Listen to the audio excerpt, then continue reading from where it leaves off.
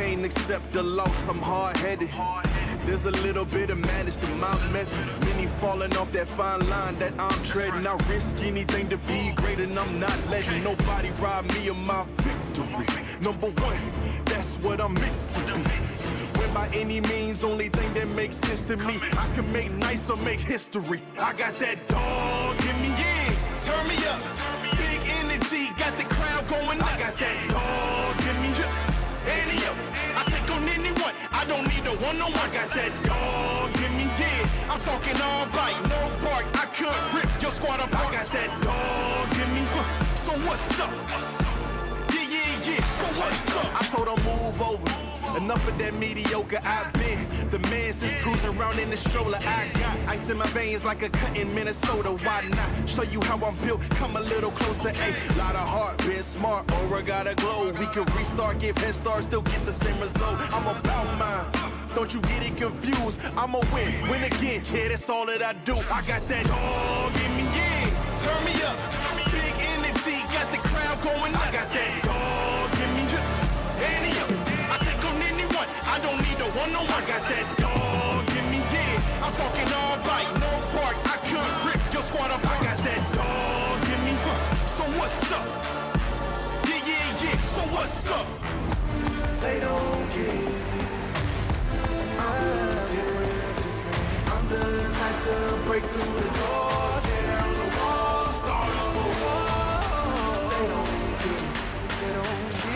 It ain't clear. I know you probably think that you might, but you never seen a bitch like me. I got that dog in me, yeah. Turn me up. Big energy, got the crowd going nuts. I got that dog in me, yeah. Any up. I take on anyone. I don't need a one-on-one. I got that dog in me, yeah. I'm talking all bite, no bark. I could rip your squad apart. I got that dog in me, so what's up? Yeah. So what's up?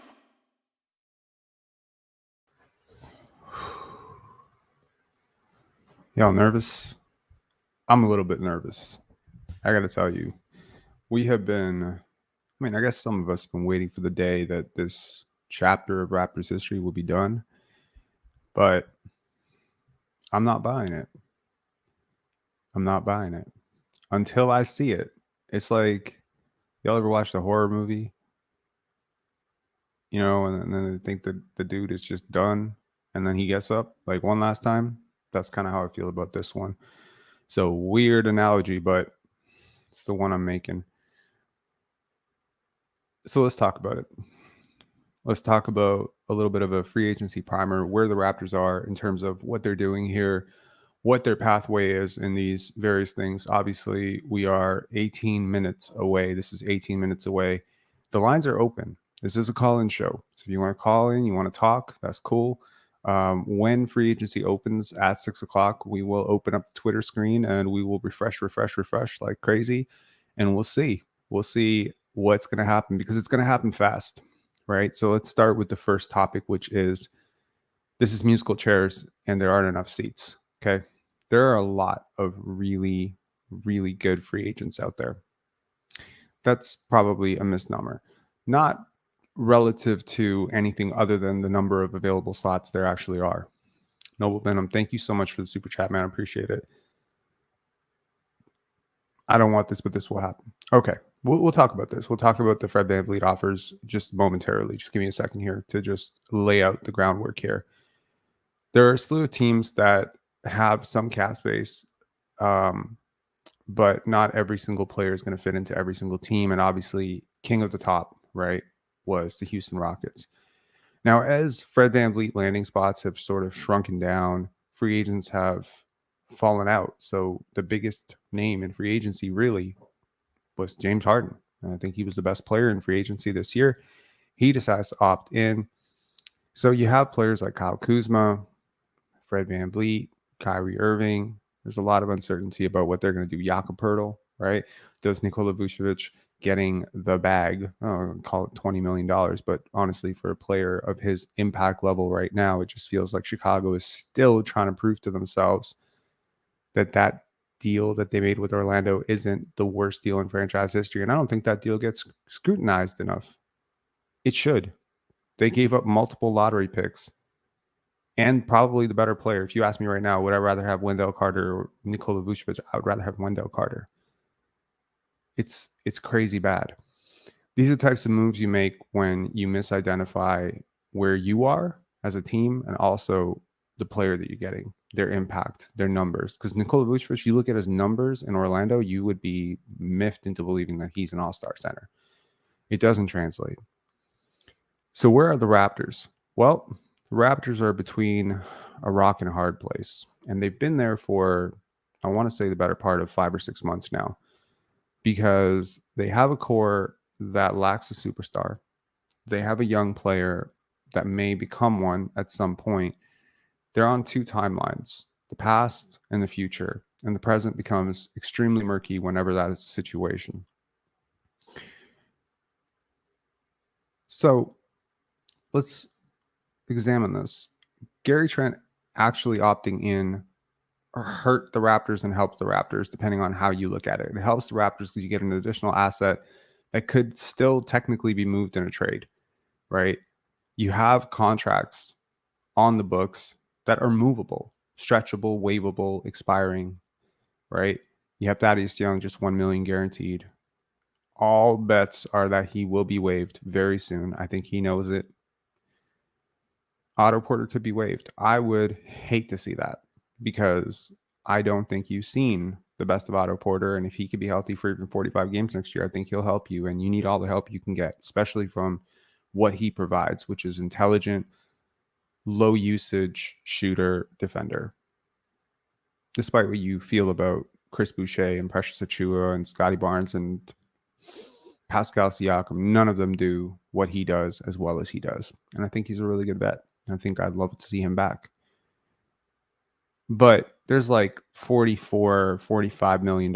And yeah, it works if Fred VanVleet signs for 120, which I do not want. And I've been very much against this idea of that fourth year. That was my big sticking point. I don't care about 3 years, 90 million. Trust me, if he signs 3 years, 90 million, retain the asset, deal with the personality stuff. Hope Darko can do something. If it doesn't work out by trade deadline, deal him for something. He'll have value. He will have value. It's better than losing the asset for nothing. But 4 years, 120, I worry about what the asset is worth because I don't think if he suffers an injury or he comes out like declining next year, that you might not be sitting on a contract that immediately turns from an asset to a liability very quickly. And it can happen so quickly. Like Bradley Beal is a much better player than Fred VanVleet on the market. I don't think he's a better player in terms of helping you win, not by much. It's relatively even. But I actually put Fred VanVleet in terms of impact closer to a guy like Danny Green. Now, I think that's pretty much hot take territory, right? People want to say it's much closer to Kyle Lowry, but I don't think it is. I think the usage and the role was much closer to Kyle Lowry, but I think the player value is closer to a Danny Green. And so I think anything over $20 million, $22 million, $25 million for Fred VanVleet is just, you're baking in a lot of assumptions there. Assumptions that he'll stay healthy, assumptions that he can refine some sort of shooting touch that he's lost. I don't necessarily think he can. And then there's all the intangible stuff. And, Willu and Samson Folk had a very interesting Raptors pod the other day, priming up for free agency and opining how the fan base really turned on Fred. And if we have some time later on, as things slow down, I'll play a little bit of a clip from that. I reached out to Samson to see if he would come on the show and talk about some of the points that he made about parasocial relationships and this fan base's views on Fred VanVleet and how unfair or fair they are, how it all came to be, how a player this good with the championship, still technically in the minds of a lot of people, especially a lot of the newer fans who came in during that championship run, how did it become so bad so quickly with Fred VanVleet? Was it just his play on the court? Was it some of his comments that rubbed people the wrong way? Have people always felt this way about him and they just tolerated certain things and then losing just exacerbated it? Was he a scapegoat? A lot of questions, but we'll talk about that and how it got there. So for the Raptors, there really is one pathway forward. that does not involve doing major things on your roster other than, outside of these guys. And that is that Fred and Jakob come back for a very reasonable deal. And I'll tell you why I think that might be a better option than you might be initially giving it credit for. Now, trust me, it doesn't matter what I think or what I believe. It just matters that this side has some validity and it's worth examining. The Sixers are about to lose James Harden for probably 25 cents on the dollar, right? Regardless of how you feel about James Harden, the person, James Harden, the teammate, James Harden, whatever, James Harden is a hell of a player. Easily the Sixers' second best player last year. And I'm not even saying a distant second. He was really good. So losing him for Terrence Mann and Norman Powell, if that's the deal that ends up getting done, I mean, the Sixers are nowhere close to what they were last year, regardless of what progress you see from Tyrese Maxey. And how soon after that does Joel Embiid start to become sour, pout, right? I don't think Nick Nurse is some sort of revolutionary head coach that's going to, change that whole thing around. And losing just brings out people for what they are.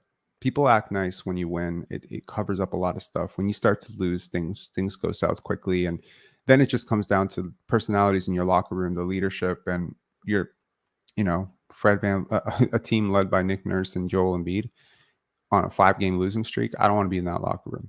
So therein lies that situation. So you take a contender out of the picture, right? That is a contender. Let's not mince words about it. They may have sucked in the playoffs, but they're a contender. Jimmy Butler, Kyle Lowry, and the Heat. How much of a progression do you expect from Tyler Hero and Bam Adebayo that are going to carry that team up? I'm sorry, I don't see it. I think the Heat could fall off a little bit. Marcus Smart, leaving a really good team in the Boston Celtics. And of course, on paper, it looks like, my God, they got so much better. But I wonder very much how much sometimes talent can be overloaded in the wrong positions and the wrong player types. Kristaps Porzingis, Jaylen Brown, a disgruntled, potentially Jaylen Brown, with even fewer shots now.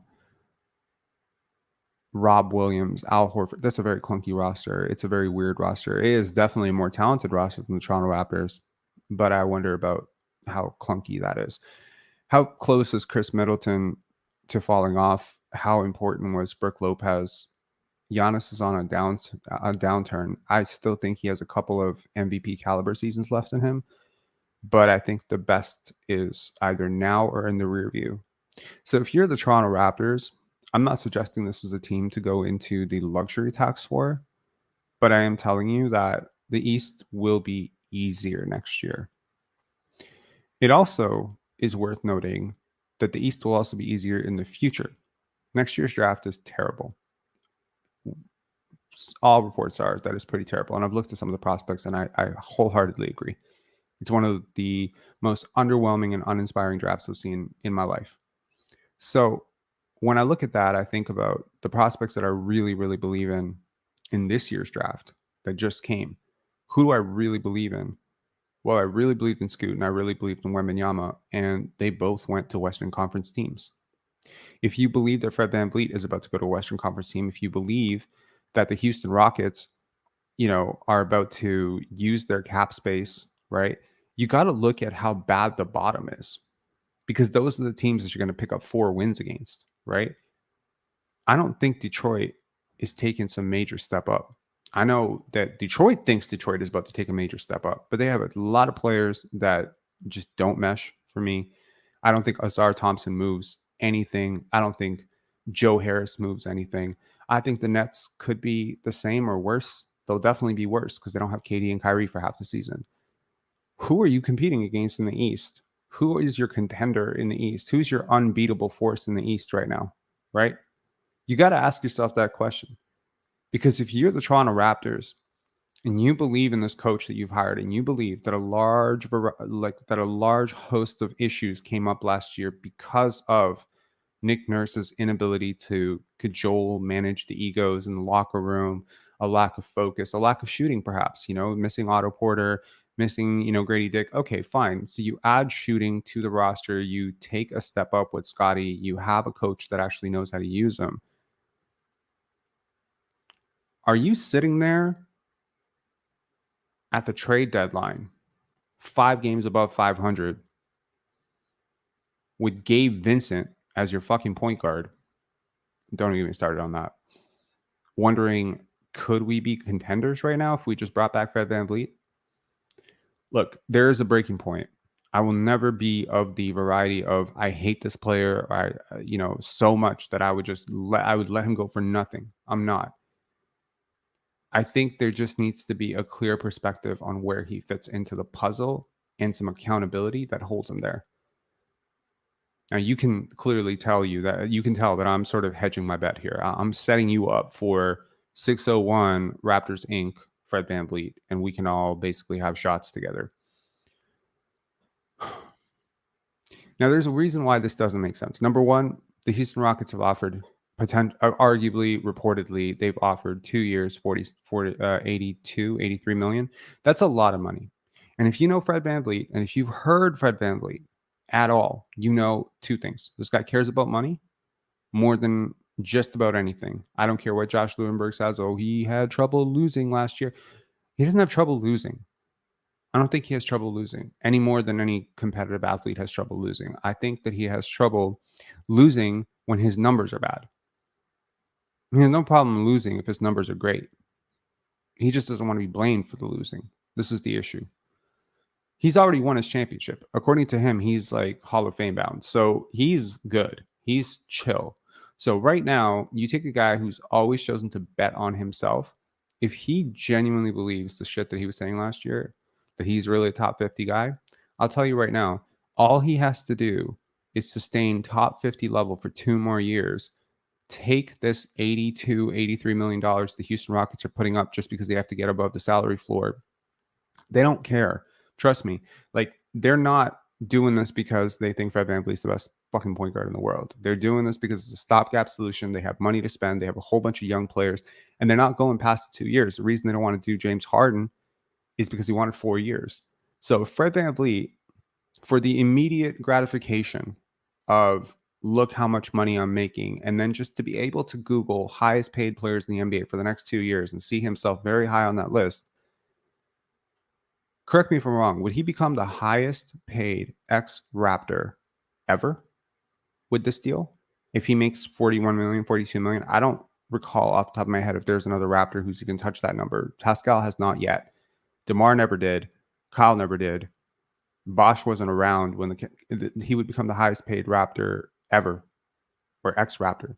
So it's a little bit, let's call it, hard to turn down for a player who has this mentality of I'm this great. And look, he could probably be looking at a situation like Houston, like, hey, I'm going to come in, Ime Udoka. If I turn that thing around, I'm a hero. Like, he validates everything. He turns that shit around. He's the hero, because those young guys are not getting any credit for it. If it sinks, he's just a poor veteran who can't help these young idiots, learn how to play basketball. And that's guaranteed the narrative that he's going to spin. So it's a really appealing situation for someone with his mental makeup. And I'll have a very difficult time understanding how he turned it down. Unless, of course, it never existed in the first place, in which case it'd be very easy to turn down because there's nothing to turn down. Now, if the Raptors initially walked in with, we want to give you 3 years, we'll give you, the contract dollar you want, but we don't want to go past 3 years because we get into really sticky territory trying to retain OG, Scotty, Precious, etc., whoever we want to keep. We don't want to commit 4 years because this could be cap hell. If they believe that, then maybe this entire Houston thing is just a means of the complete opposite, that he wants to get the security of the bag. Like, he wants to get the long thing because someone has finally broken through to him and said, dude, you are on a serious decline. You very realistically could break down as early as next year, at which point there's 2 ways this works out for him. And I'm gonna turn on Twitter in a minute. I know it's 5:58. Don't worry, I got my eye on the clock. There's only 2 ways to work out. So either he signs this big deal with Houston, he's still good, he's 31 years old, and he signs like a 3-year, 70 million type of deal. Over the 5 years, that's more money than he would make with the Raptors if he signed 4 years and then renegotiated a contract as 33 or 34. So, yeah. Can Scotty be a point guard, Robert? Yes, he can. And I'll tell you right now, regardless of whether Fred VanVleet comes back or not, Scotty will play a lot of point next year. I can tell you that with a lot of confidence and certainty. They're not seeing him as a power forward. Don't you worry. All right. Twitter, let's pull it up. Hang on. I'm nervous, man. I gotta tell you, I'm nervous. Like, I'm usually not nervous about this kind of stuff, but like, I'm legitimately nervous. Y'all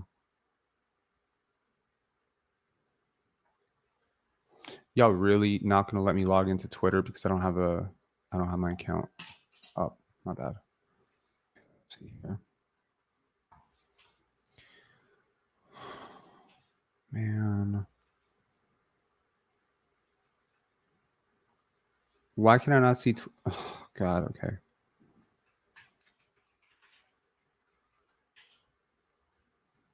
Okay. Okay. This is crazy. I can't log into Twitter. Should I have logged in before? Yes. Okay.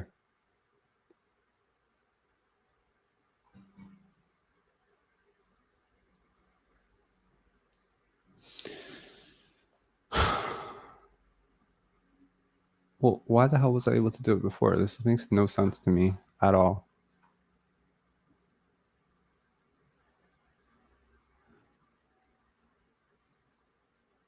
No, don't say that. Is it real?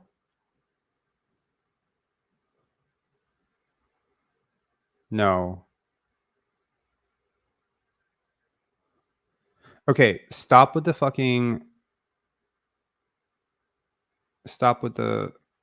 fake shit. Like, I'm done. Don't do that. Don't fake everyone out.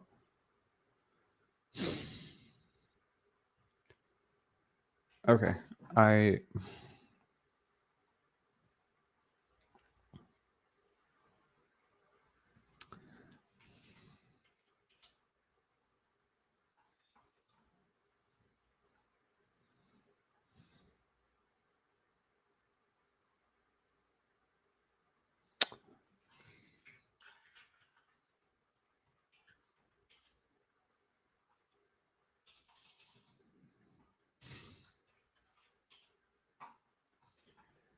This is nuts.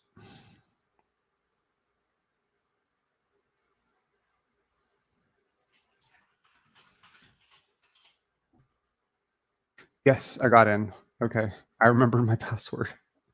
It's kind of embarrassing that I did not know my password on, but yeah. What's Grange's tweet?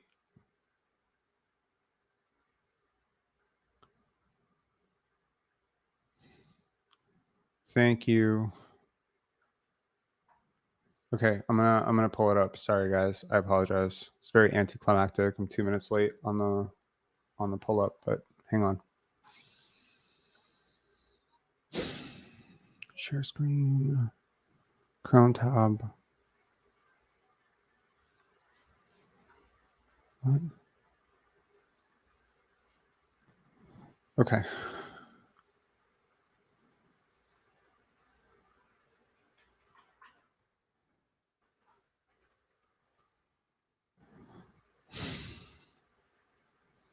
Okay. 4-year, 100 million. Please tell me that's it, right? That's it so far? I need to be browsing Shams.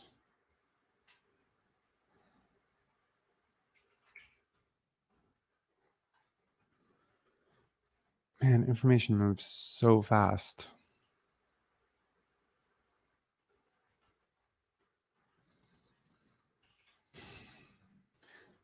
Okay.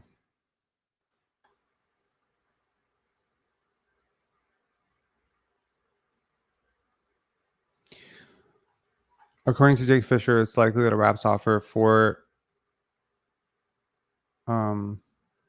okay. I mean, look, man, like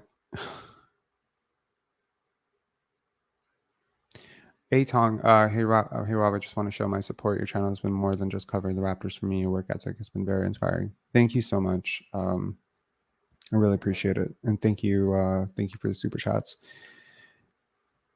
Wait, I gotta share something with y'all, which is pretty great. We just crossed 2 million. We just crossed 2 million views on this channel like 4 days ago. We're at like 2.2 now, which is pretty crazy. Oh, man, this is nerve-wracking, right? Like, okay, question for the computer inclined. What is the automatic refresh button?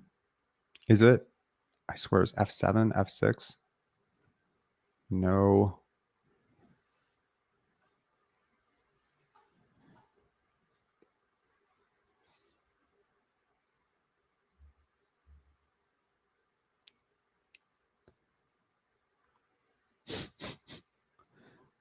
F5? Thank you. Perfect. Thank you.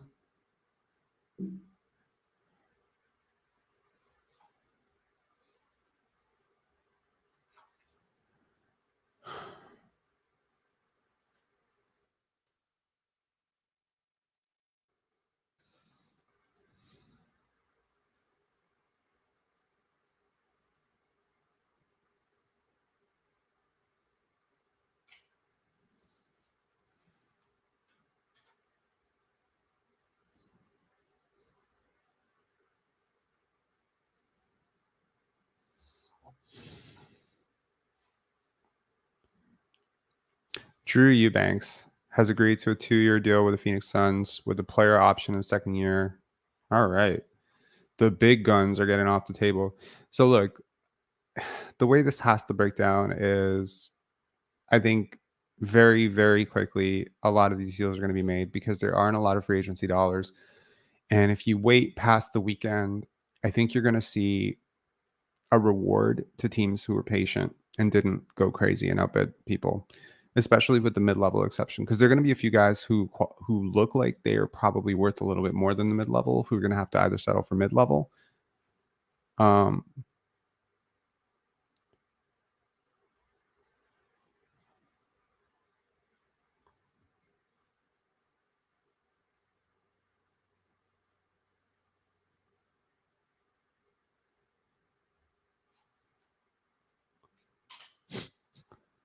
I love that you've come back, Mel. Fred out, mic drop. Is that a callback to Mamba out? You must be kidding me.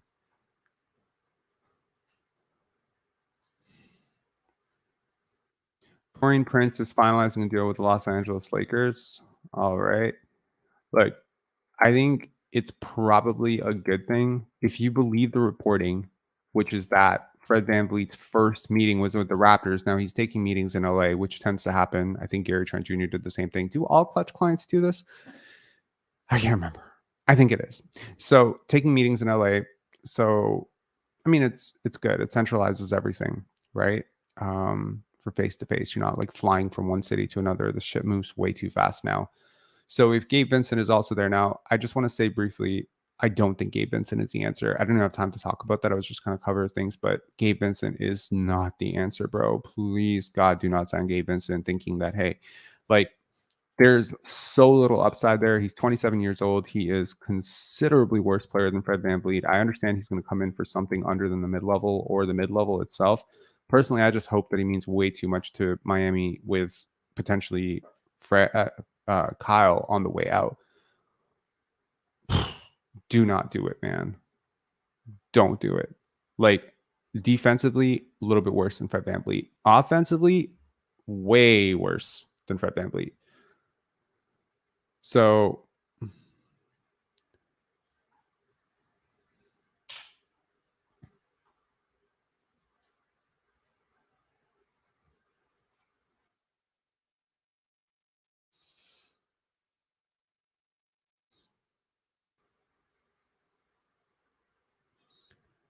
better for Scotty if we have Gabe instead of Fred VanVleet.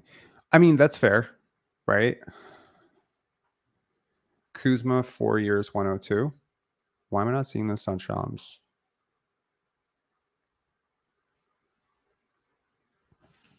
Report.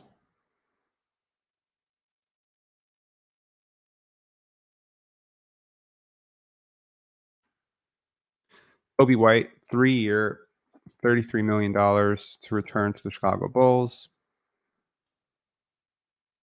Still not seeing this on Shams, so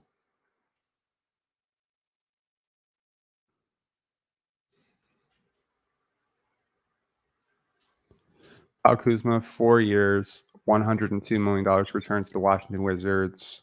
Co-head of CAA basketball, Austin Brown, tells ESPN. So Kuzma took a shorter deal with the Lakers 3 years ago and now cashes in after a career year with the Wizards. Huh. Okay. That's interesting. So the market is like quickly drying up for teams that actually have cap space. I mean, what is a Utah supposed to do? Throw the bag at okay, here was my suspicion all along, right? I had the suspicion that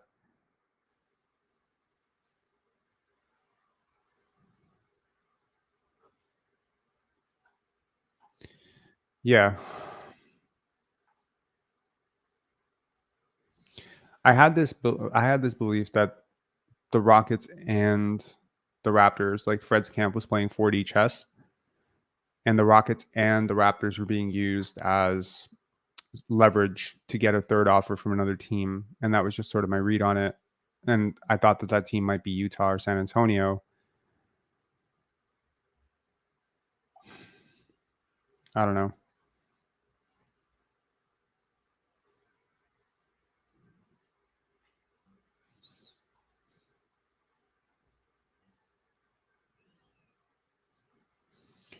Dang. Okay, Karis LeVert has agreed to a 2-year, $32 million. Wow, that's tough. Okay, Karis LeVert, 2 years, $32 million to the Cleveland Cavaliers. Okay.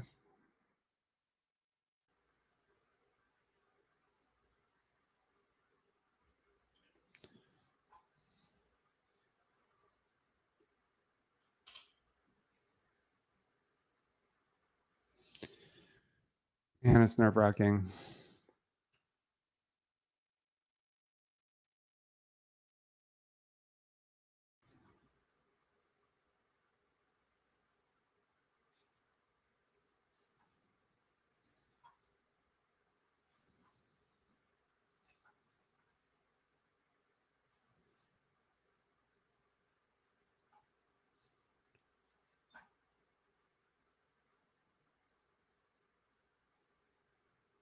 Is he gone?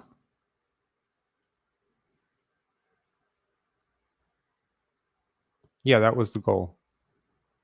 Don't worry, Shanghai Sharks still exist.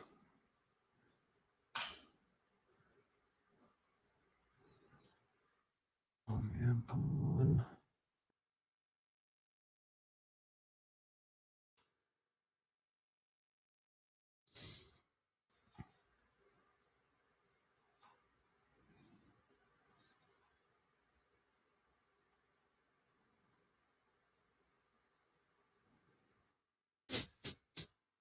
Why is this moving so slowly?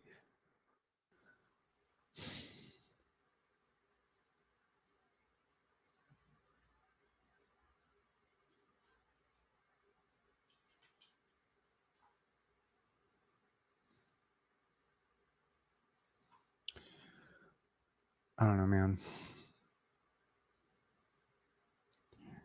Yep, that happened a while ago. Rob, reaction, please let him leave.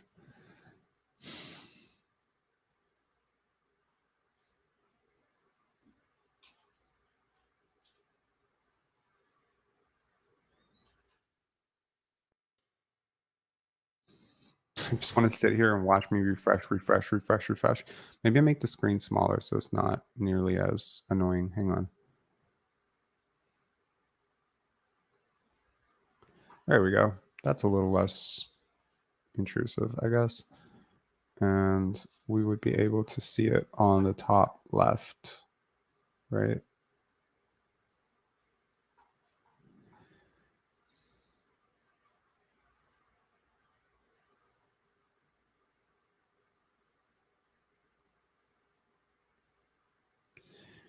Had some followers noting your Fred VanVleet take today. The office tweet was fire, by the way. Thank you. Appreciate it. Bring on Vince to keep the convo going. Yo, like, honestly, whoever wants to call in, man. Like, it will probably be a lot more interesting because I am obviously preoccupied with the refreshing. Opinion on the Levert signing. Honestly, I don't love it. I understand that they're quite desperate. If you ever did want a proof that NBA athletes don't necessarily understand basketball, Gilbert Arenas said that Imani Bates was better than any small forward on the Cavaliers and that he should start.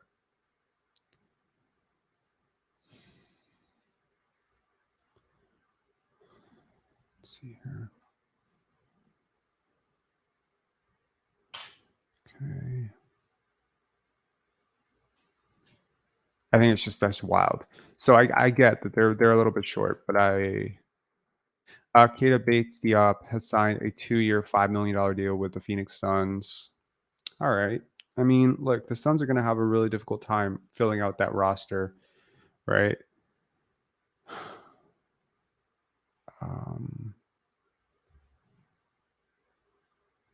And honestly, the Kobe White deal to me is that's fair. That's fair. He's gotten better. Like, pretty low on him in the first 2 years of his career, but I think he's gotten a lot better.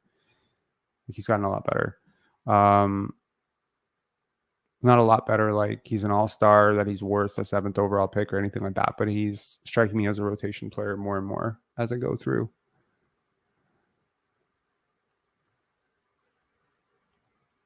Just because they play the game, they think they know everything. Yeah, I mean, that's a really fair take on that, right? Like Rob, do you know exactly how much would you pay to be the first to announce Barnes' next contract? How much would I pay? I wouldn't pay shit. I don't care about that stuff.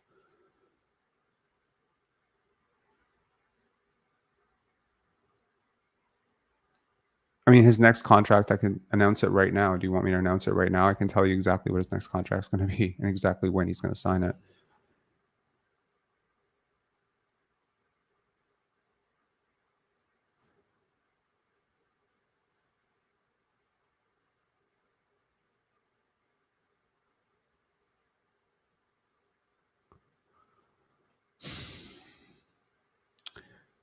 I would use post notifications on your phone. That's true. I could do that. But I don't have Twitter notifications. I'm going to be behind, aren't I? Okay, let's do this.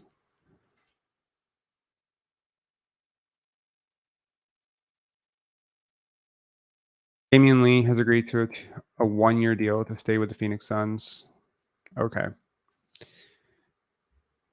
I asked our Instagram community what they felt about the cap clearing move for the Nets earlier. They traded Joe Harris and 2 second-round picks to the Detroit Pistons, thus effectively taking Detroit also out of the free agency wheel, right? Because, I mean, it's not like, I don't think people are just falling over themselves to come to Detroit. So they were gonna have a really tough time.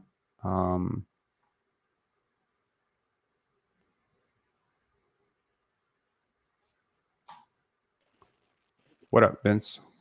What's going on, brother? Not too much. How you doing? You are you breathing? You keeping that circular breathing going? Yeah, I'm good. Wait, I pulled it off. I pulled it off the screen. Hang on. What have I done? Now I've pulled you off the screen, but you're still talking. There we go. All right, that's better.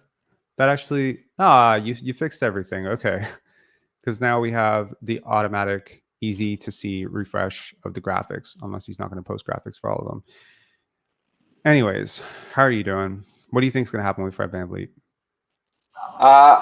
I think he's gone. I think he's gone. And I think it's probably so what's the more egregious thing in this day and age? Is it overpaying for mediocre talent, or is it just taking a little bit of a step back in order to take a step forward in the future? Right? If Um, he you can take if you can take the step forward, or sorry, you can take the step forward right now and then take a step back later, and you retain the asset. Losing him for nothing is the painful part of this, right? I mean, right, depending on if you believe the analytics, and they're a little bit noisy. They're a little bit noisy, especially when we don't factor in for role and all that stuff. And we'll get into that with the Scotty stuff. But yeah, he's still one of, at worst, your four best players on the team, and you're a team that's already lost so much talent, like through brain drain. Like I not brain drain, but like talent drain from other teams. Like you lost right. Kawhi, you've lost. So I'm a little bit inclined to say, like, from an asset management perspective, that doesn't make a hell of a lot of sense, especially if your fallback plan is Gabe fucking Vincent. Like, that's tough. And it's like, if not Gabe Vincent, then what? I get it. The free agent market is not exactly ripe with opportunities, and now Kobe White is gone too. So it's not like, you know what I mean? Yeah, I to be honest, I don't. I like. Yeah, I guess it all depends on what the dollar figure is for Gabe. I don't mind the thought of him being on the team. If it's like for the Ooh, mid level. this is big. So free agent Bruce Brown, one of the few big fish, I guess. 2 years, $45 million deal with the Indiana Pacers. His agent Ty Sullivan. All right. Wow. Well, I mean, if you believed at the if you believed at the parade that he was coming back for like a pittance, like they couldn't offer him very much. This is obviously the move here, and you knew the Pacers were going to use it on somebody, and they weren't going to use it on Fred VanVleet or Kyrie Irving. They needed a guy like this, and this is a good deal for the Pacers. I think it's a little high on the annual value, but if this is setting the market for what Fred VanVleet is worth, Fred VanVleet is worth more on the market than Bruce Brown. So, What to was the anyone, deal? pardon? 2 for 48. Two for 45. 2 for 45. Yeah, I mean, I'll take Bruce Brown over Fred for that. Wouldn't you? you would think so. I mean, he's so he's okay. He maybe he doesn't shoot threes in the same way that Fred does, and wouldn't be a high volume guy, but in the limited threes that he shoots, he's pretty good, hovering around 40. Um, Gets to the rim and can finish a little better, Right. right? I'd like to see what his actual stats are, but like I feel like overall Bruce Brown might be the more effective player. I I He's really not. don't. He's not. And I mean, it's easy to romanticize someone you don't watch like every single day, right? But like it's tough, right? Like he's Yeah. not. Trending Grant Williams. Did Grant Williams sign? Did he sign? Did he sign? Did he sign?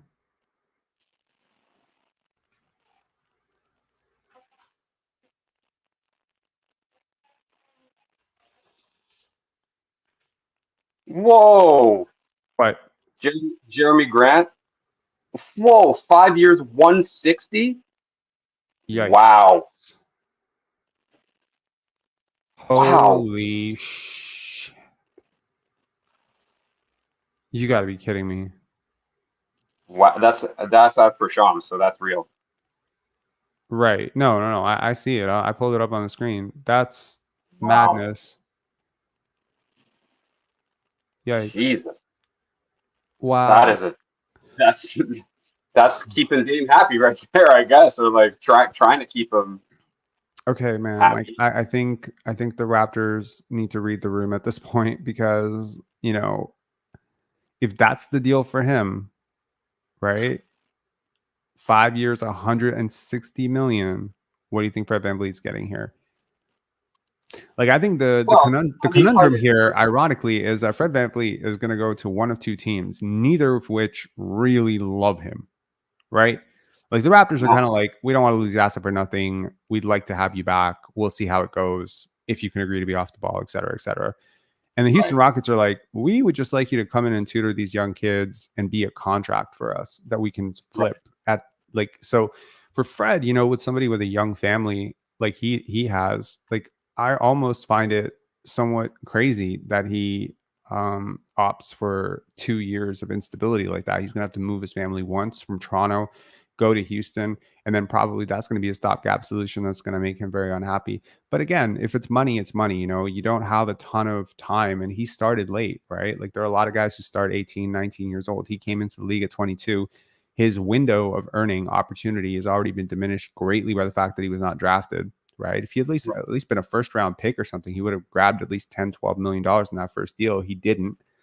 And so, you know, and you know, we can argue that he was a little bit underpaid on his last deal, right? So this is the holy grail deal, right? This is the difference between Fred VanVleet billionaire or Fred VanVleet millionaire at some point down the line. So here's my counter to that. It could be argued that the Toronto Raptors have provided just as much, if not more, for Fred's value that Fred has provided for them, right? There aren't that many other teams that would be willing to give him the shot give him the shot that they gave him, had him play such a significant role in the postseason where they won the chip, and then essentially handed the keys over to him. Right? There's not a lot of teams I feel like that are willing to do that for a guy who shoots sub 40% for a career. You know what I mean? Right. You can quibble over the fact that it's a high volume of 3-point shots, but like at a certain point, like you can't, like if you want for your franchise to keep moving in the right direction, you cannot be overpaying for mediocre talent. Right, so that's like I feel like I'll take Gabe Vincent at 12 a year. What's the mid level? 14, 15? Yeah, it's gonna be close to that. So the Heat are offering Gabe Vincent only $8 million per year. Yeah, he's not gonna take that. I mean,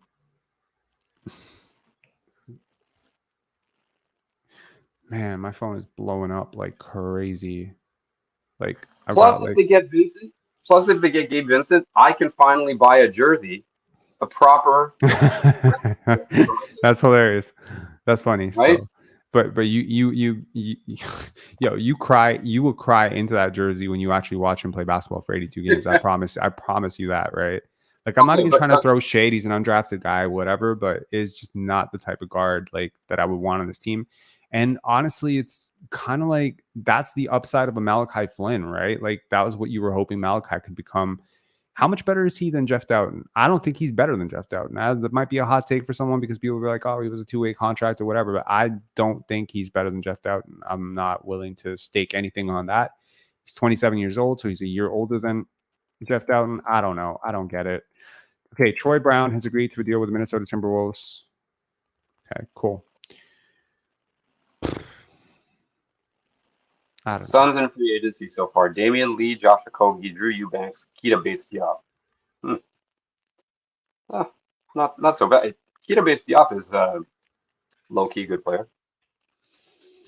Yeah, there's a lot of good players. I mean, I think you have to look at this from the perspective of the Heat. How are the Heat signing this guy for $8 million? Right? Like, why are they offering him $8 million? Like, what do they know about watching him play every single day? He was a starting point guard for them at times.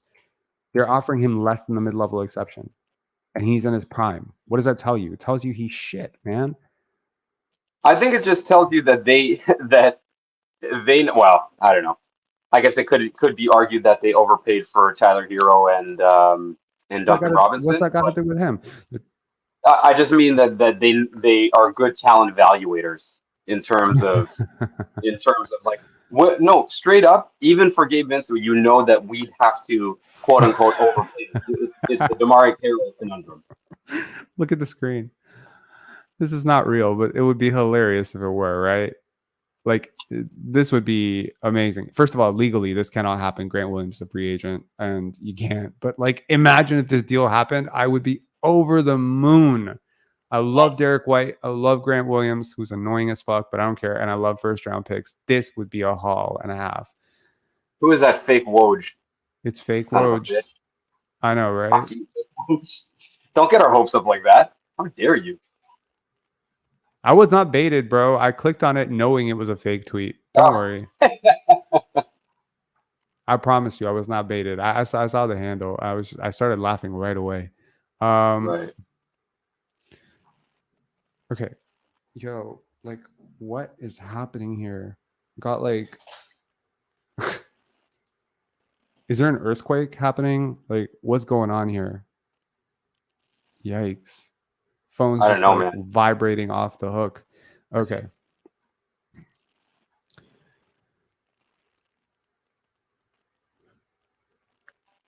Do you Nothing. think that is so?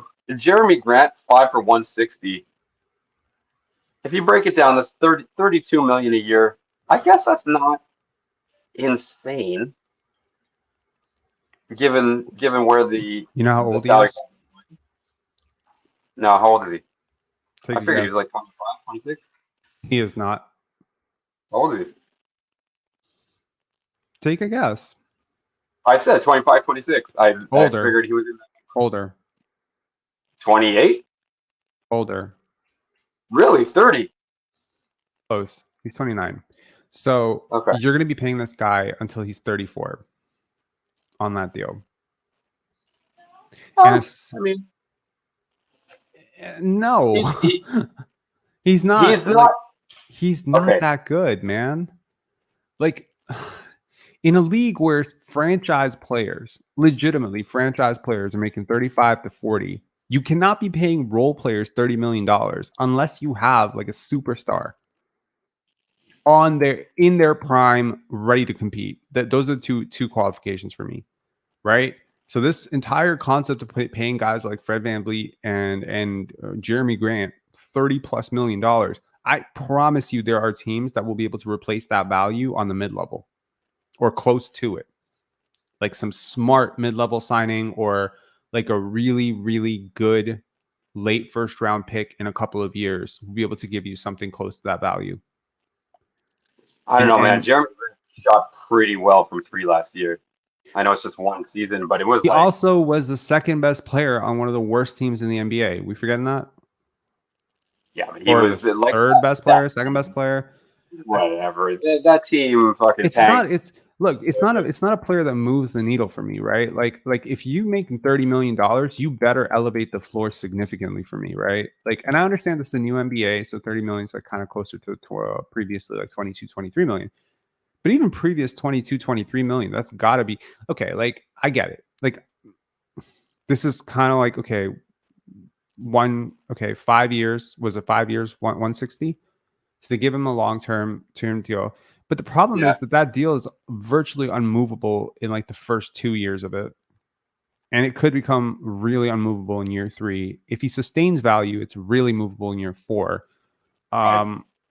I don't know. It's tough for me like to justify that valuation for him. It's not that far off. Like I would have given him 5 years, 130, What do you think OG is going to go 135. for? More than that, Yeah, so it could be argued that OG is a better overall defender insofar as he's a little bit he's a more way malleable. better overall defender than Well, Jeremy Grant. People give Jeremy I Grant mean, a lot of credit for defense because he looks like a good defender. He's a good defender. He's not all defense defender. Like he can't. he's Like one for if you put four. him on the worst defensive team in the league for their worst defender, you will become the 29th worst defensive team in the league. You know what I mean? Like you're not moving up much. I feel like him, Aaron Gordon, OG, they're kind of all in the same ballpark. I think OG is the best defender of those three, for Okay. sure. Just because he's the thickest, so he can credibly guard 1 through 5. I think a Right. lot of guys get labeled as, well, yeah, great defender 1 through 5. OG can credibly do it. Gordon can kind of do it a little less on the 1s and a little less on the 5s, right? And Grant could probably do 1 through 4 credibly, right? But Grant is Jeremy Grant guarding ones? I mean, let's see, you're not going to put him on Steph all game, but for a few possessions here and there in a switching system, then I think he could hold up, right? Maybe you wouldn't put him on Ja is probably a better example. You're not putting him on Ja all game, right? I don't think you put him on any of them, to be honest. I don't think you would put him on Steph or Ja. I don't know, man. Like I think there's like some guys who have like a reputation because they were good defenders at some point, and then their defense kind of falls off, and then people don't realize their defense fell off. I think Jeremy Grant is like one of those guys. It's honestly like he started out as a great defender.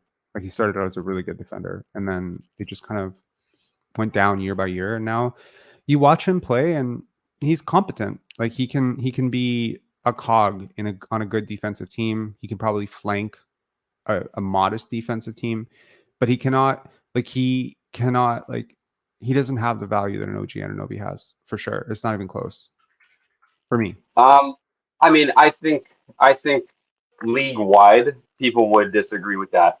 Look at Portland. Okay, Portland knows that OG is better, right? I know that OG. Why do you think they've been trying to trade for him for 2 years if they already have Jeremy Grant?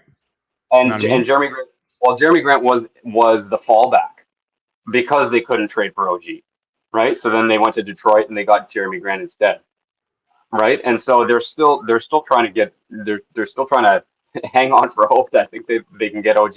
Listen, I'm not saying that Grant is better. I'm just saying for what he gives up defensively, he kind of makes up for in 3-point percentage.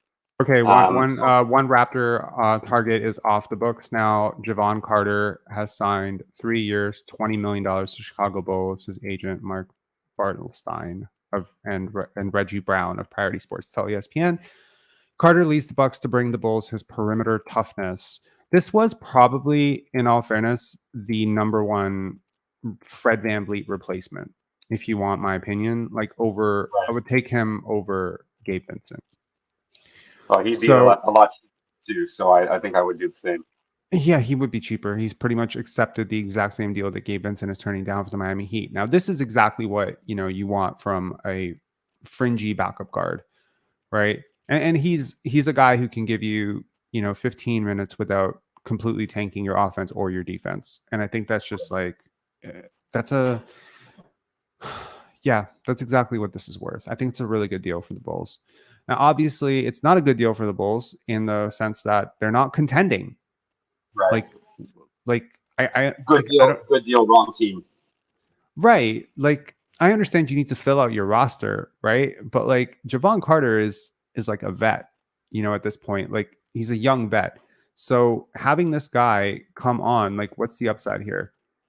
Like, I can see the logic of it. It's just they're not tanking. They're going for it, right?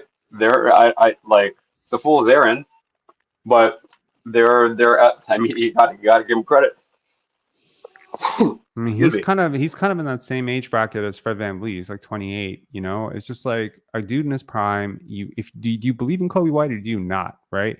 And it's like, is Kobe going to be your starter now? No, because you have Alex. You still have Ayo Dosunmu, right? You still have Alex. So are you bringing in Javon Carter on this deal to be a third string guard? I don't know.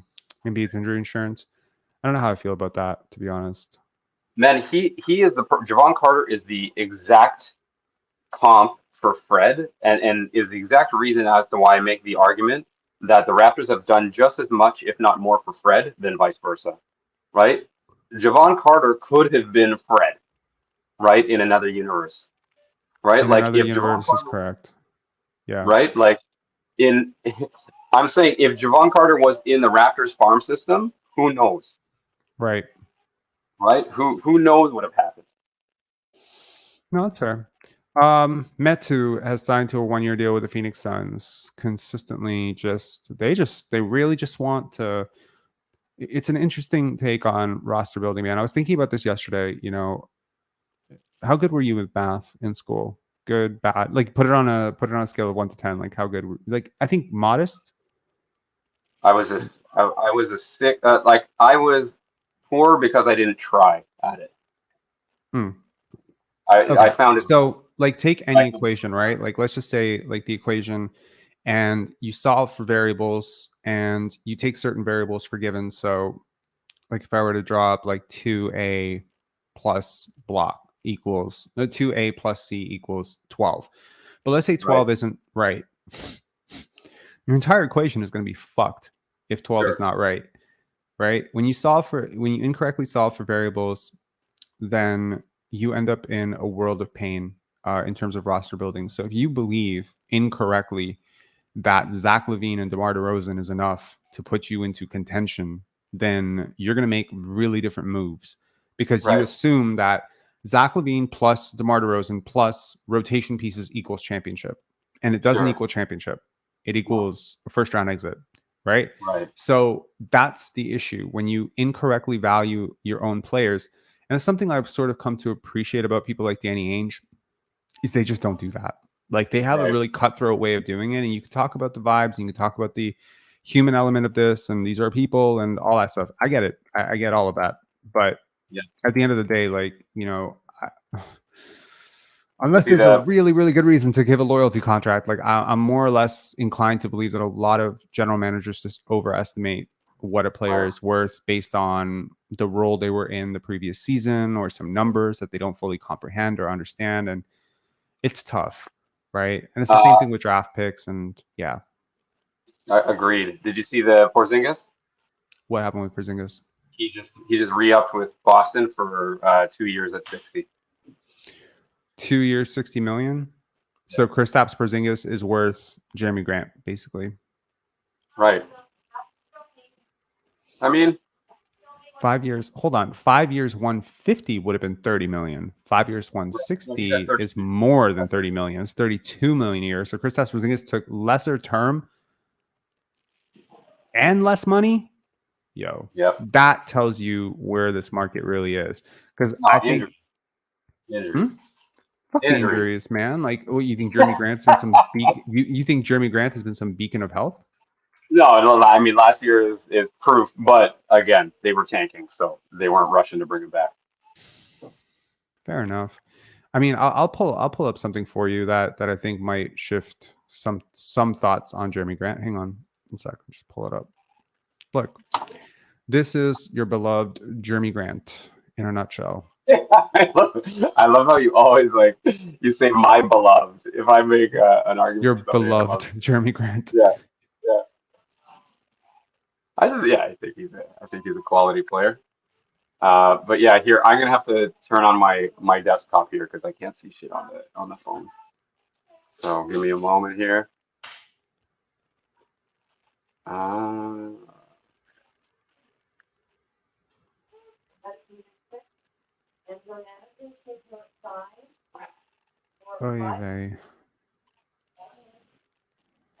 Yeah, so I mean, the defense is highly overrated. I'm gonna pull this comment off the screen for a second, but okay, I see here. Yeah, I mean, 45th percentile defender. You know, not the greatest. And in terms of just how many games he's played, the last 3 years of Jeremy Grant's career: 54 games, 47 games, 63 games. Yeah, but that's because they were tanking both years. They tanked both years. If they don't tank, he's probably playing 60-ish, 65 plus games, which is like kind of what you're looking for these days. The last time he played over 71 games was in 2018, 2019 when he was with the Thunder. So with Denver, he played 71, but he only started 24 of them. Then he became a full-time starter with Detroit for 2 years, 54 and 47. You think they were just shutting him down because they were tanking? Maybe. I think so. I mean, he's a quality player. I think they probably just fundamentally misunderstand what quality players are, dude. Like, this guy has never touched 1.3 box plus minus, not once. He's never cracked 2 value over replacement, and he's signing more money than Michael Jordan made in his whole career. And I understand inflation, but this is a maddening overrating of a player. What was his box plus minus in Denver? Negative 0.5. Oh wow, really? Yep. That is surprising. 14.4 PER. He's just not as good as he looks, man. Like, there's just certain players like this. They're not as bad as they look. They're not as good as they look, right? Fred VanVleet, he's not as bad as he looks. Jeremy Grant, he's not as good as he looks. They're just sort of it's like a middle ground with like the eye test. Okay, George Niang has signed a 3-year, $27 million contract with the Cleveland Cavaliers. Wow. What? Well, Bro. 9 million a year. I mean, like now, so 9 million is the new 4 million, right? Is that easy to say? No. Is that I think somewhat accurate? 9 million is the new 6.5 million. Okay. So, I mean, 3 years, 26 million for a guy who does not defend very well. I'm sorry. I understand shooting gets paid, but like some of these numbers, man, I tell you, they're a little bit making me a little bit queasy about Are what you? someone's going to be willing to pay for Jakob Poeltl. And I'm a little bit surprised Jakob Poeltl has not been signed yet. Are you? Yep. Me too. I thought that he would. I thought that he would come in before Fred. No, there's Um, no way he was going to do that. But like, I wonder if also like he's looking at it like, hey, like let me see what he gets first, and then I can get it. Because if they're not signing Fred, there may be a sort of wink wink deal with him that he's going to get a little bit more, and he might be comfortable with that. So his deal being leaked first is never going to happen. Fred's the priority here. right. But yeah, in terms of Niang, you know, shot quality is elite, 3-point attempt rate is elite, he's super efficient, doesn't do anything else on the basketball court. He is like a one-way specialist.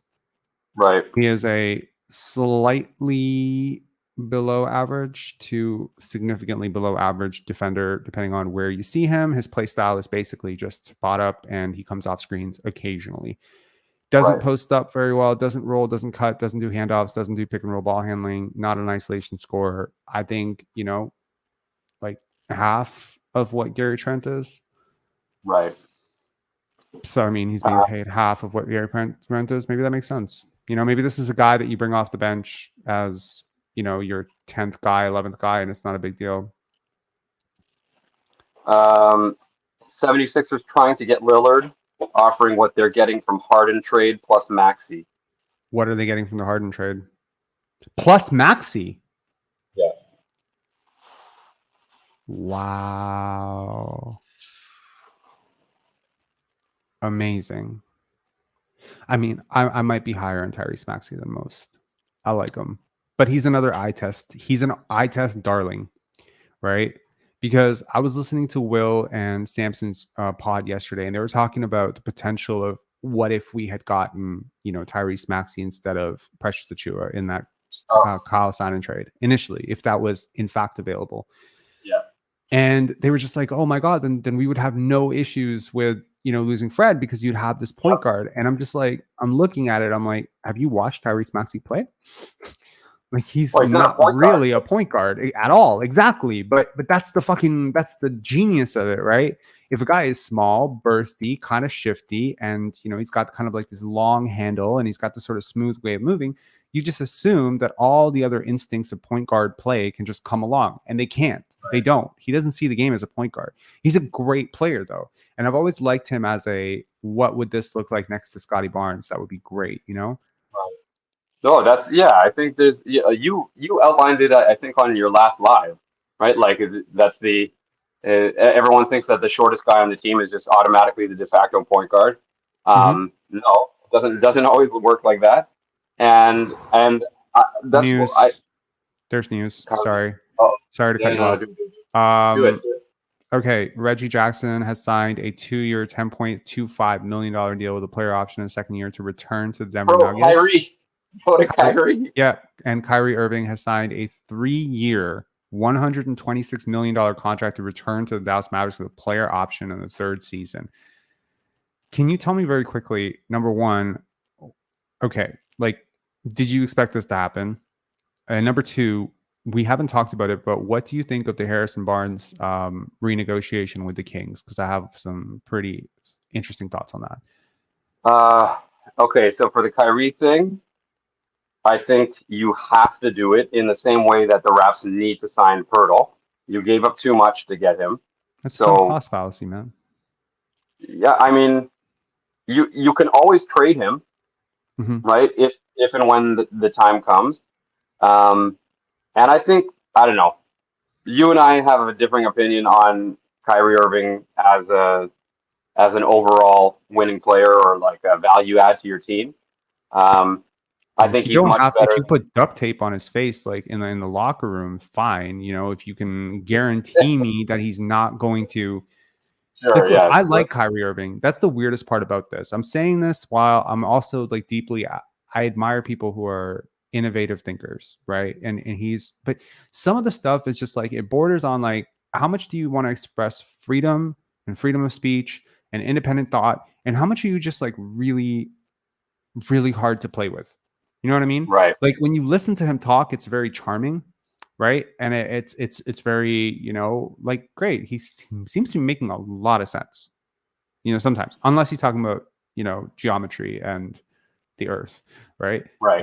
And his favorite documentaries. But I think, like, generally speaking, like some of the stuff he said has made a lot of sense to me, right? But it's like, how does that vibe with the team setting? I didn't love like how things happen and that's and I just don't know if winning is his priority. And I just want to know that if I sign a player for $35 to $40 million, that winning is their priority. And if winning is Right. not their priority, but his teammates love him, you know, for the most part, most of the people who've played with him adore him. They don't have a bad thing to say about him. So, you know, maybe he's just a really, really good guy, but sometimes misguided in his approach to impulse control. And I can relate to that. I don't know. I think he's going to be fine. I think the rest of the team is what matters there. Like I think with Kyrie and Luca, you need defenders. You need guys who can shoot threes, you know, and you need a real center, Yeah. right? Stop Middleton fucking is going back to the Bucks. Oh yeah, nice. 3 years. 3-year, $102 million to stay with the Milwaukee Bucks. His agent Mike Lindman said, and Middleton keeps the franchise a championship contender with his return. I think he has a player option on the 3rd year. Okay. I mean, look, he opted out of $40 million to sign this deal. Probably a good idea, right? Yeah. He wanted the longer term security. If he had opted into that deal, he would be going into next year's free agency class, which is a much deeper free agency class, in my opinion. As 1 year older player, it would be tough. It'd be a tougher sell for him, in my opinion, right? So it's a little bit. I like this deal for both him and the team. I mean, yeah, you know, you can call almost all of these contracts overpays because there will be some massive underpays coming up over the weekend, I'm sure. But you look at a deal like this and you're like, look, you have Giannis. He's definitely underpaid, right? You might be bringing back Brook Lopez. We'll see what happens with that. Oh, breaking. Jakob Poeltl has agreed to a 4-year, $80 million contract to stay with the Toronto Raptors.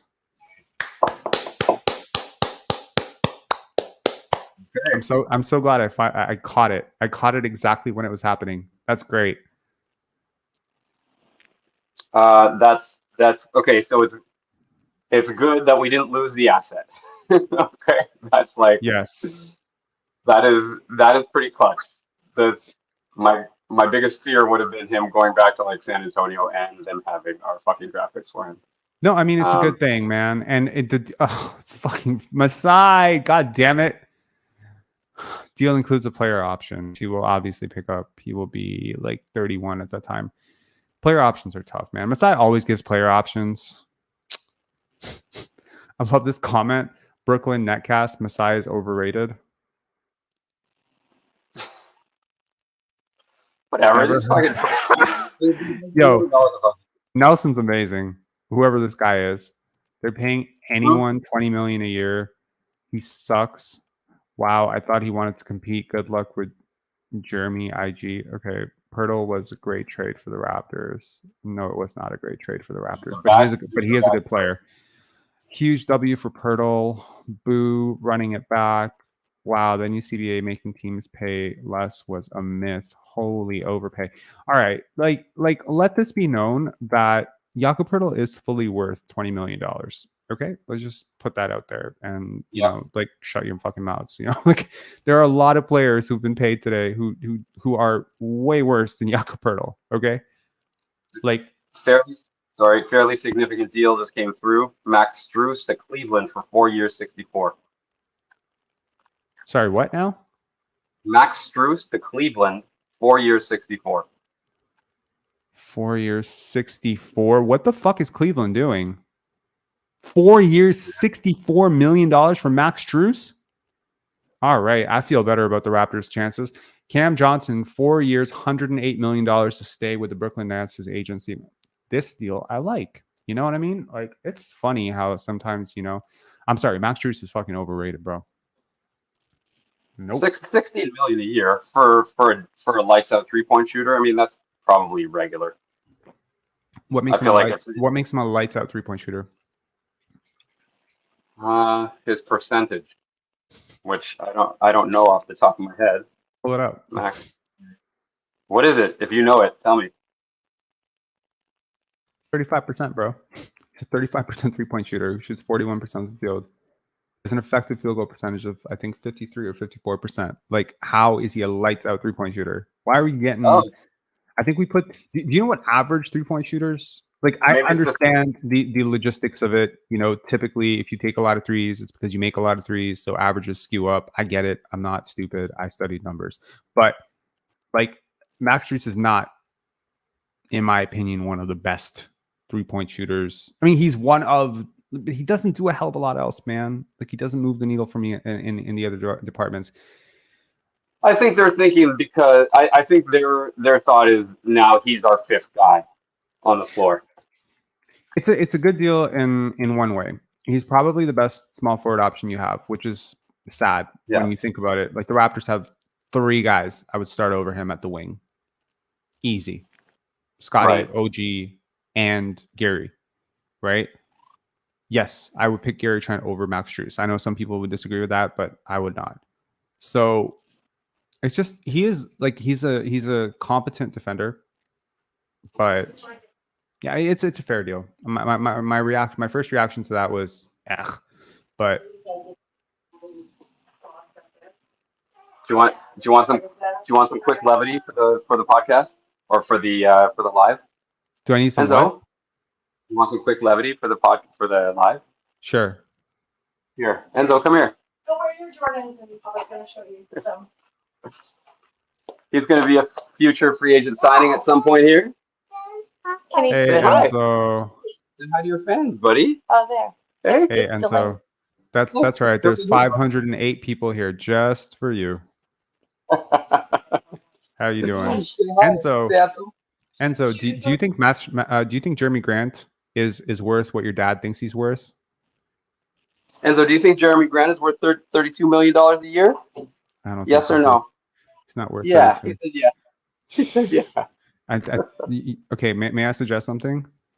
Enzo's going to need some math tutoring very soon. Oh yeah, he's going to need a math tutor real soon. I'm going to send him to you for math tutoring because I'm definitely not the guy. Yeah, the first thing we're going to do is break down Jeremy Grant's contract and explain to him how wins are calculated, and it's going to be a fantastic thing for Enzo. He's going to learn all about it. Joe Ingles to Orlando. That's apparently a thing now. What the hell?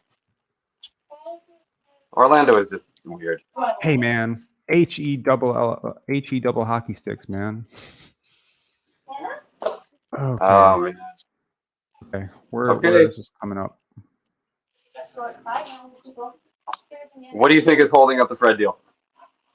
I think what's holding it up is the 4th year.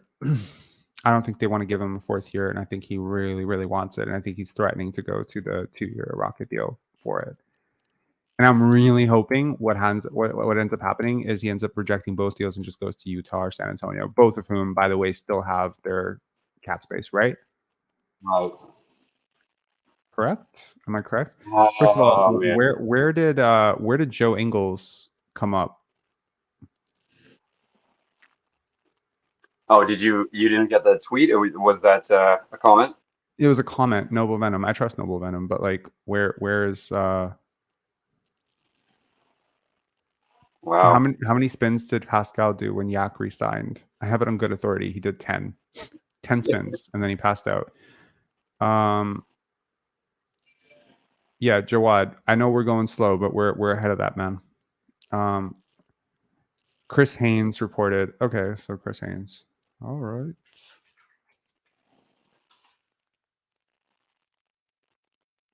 Lakers are waving Mo Bamba.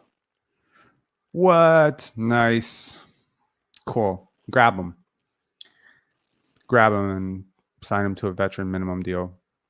What do you? Okay, so the question I asked earlier, Harrison Barnes. What do you think of that deal? Because effectively, the thought process here is you're going to take Harrison Barnes, that contract, and then extend Domantas Sabonis, and you can renegotiate his contract because he outperformed it so badly last year. I think he's on like $22-23 million. And so, it's never easy to, like, all teams tamper. I'm convinced of it. Like most teams tamper. So Joe Ingles is expected to reach an agreement with the Orlando Magic. Okay. Joe Ingles is a good player. I don't know how much he has left in the tank, but he's a pretty good player. So, I mean, and that team desperately needs shooting. I'm actually surprised Max Strus didn't go to Orlando. But again, to the point of like, hey, like what the fuck is happening with the... Sorry, your son's not still there, right? I'm not just saying F word. No. He's not, but I curse in front of him all the time anyway. Okay. Thank you. And I'm on headphones, so he would have heard it regardless. Okay. Yeah, so I think it's difficult to gauge like what a team could have done when they're not a destination team like Toronto or Sacramento, et cetera, right? Teams that don't typically grab a lot of free agents anyway. So that's... I like the deal again for both team and player. Like I think it's a reasonable, like 3-and-D guys like that. And Harrison Barnes, I feel like is even a little bit more than 3-and-D. I feel like that's a better deal than Jeremy Grant. Even though I still think Jeremy Grant deal isn't outside the realm of reasonability.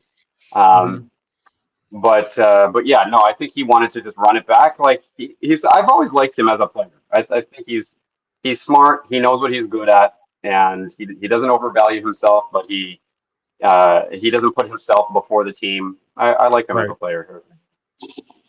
I remember wanting him in the draft, and then we ended up taking, or like he went right before us, I believe. Yep. We took. Was that the year that Golden State lost? Golden State lost what?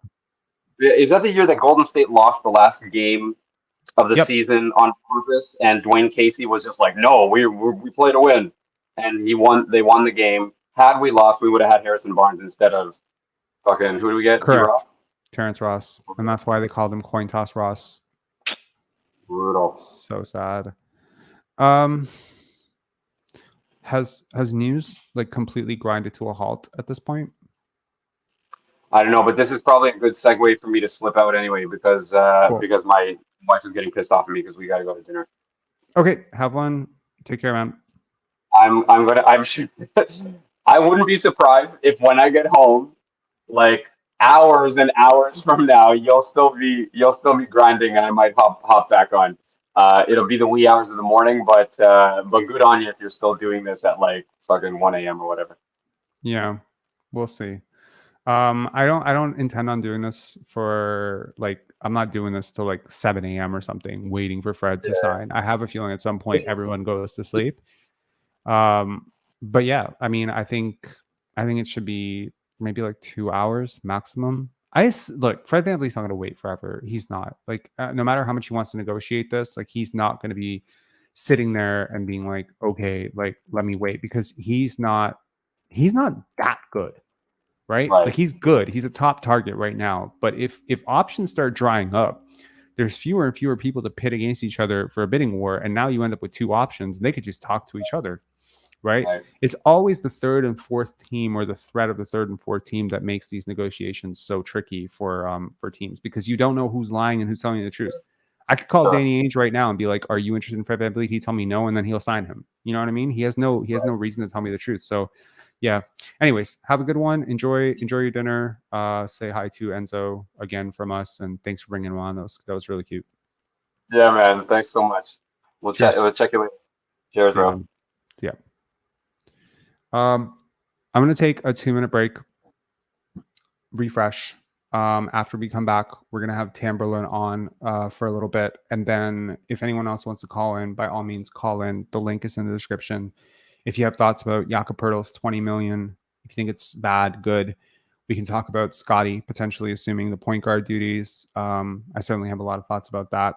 And I don't think it's nearly as bleak as some people think it is, but it's also not as proven as some people think it is. So, there's some wiggle room and some room in the gray. Yeah. Okay. Refresh with a bong hit. I mean, I just hope he doesn't re-sign like literally while I'm away for 5 minutes. But yeah, it's gonna be like 3 minutes. I just need to take a breath. This room's kind of hot. So okay, I'll be back. Y'all want music? Don't want music? Let's put on some music.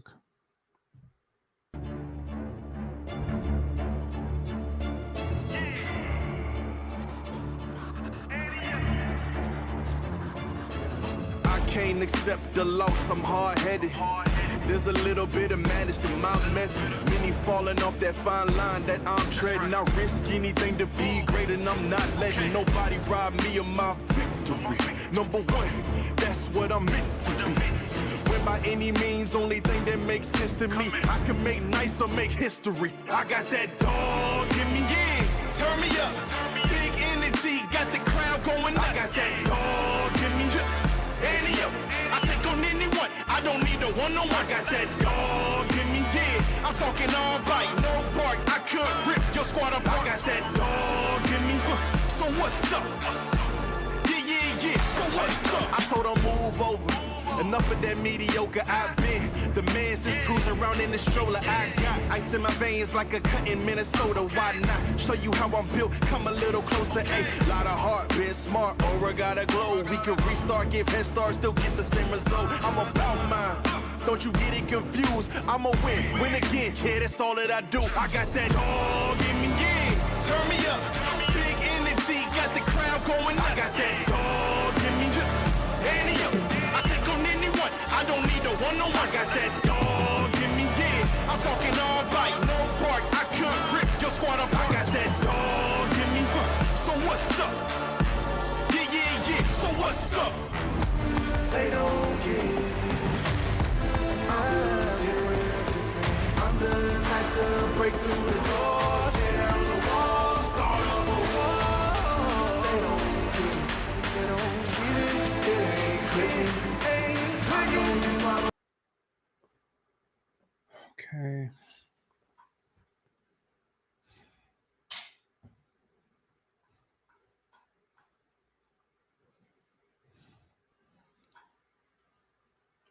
Hey, Tamberlin, what's up? Hey there. How's it going? Not much.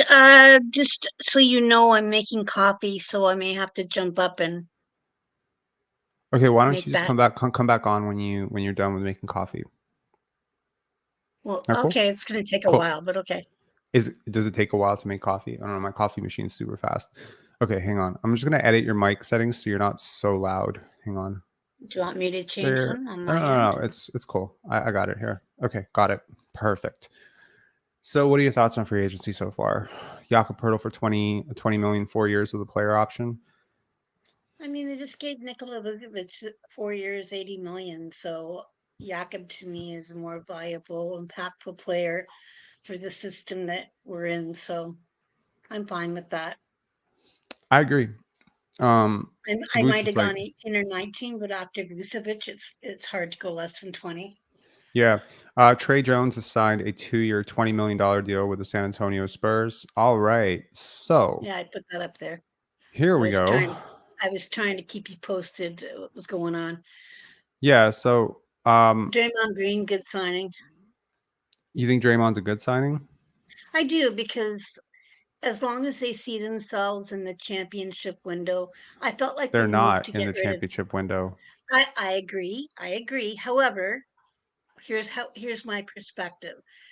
Jordan Poole, that situation with Draymond last year, not only was an issue all year, it didn't allow Draymond to play his typical role. And if you saw the last game of the season, the playoff game, Draymond went over to speak to Poole and he like shrugged him off. It felt like Poole got his bag and I don't know. I've heard like Poole's he's got a lot of bravado. He's very cocky, likes to trash talk, and he's got talent. But it didn't seem like he invested in improving the way that Seth did, for example, every summer.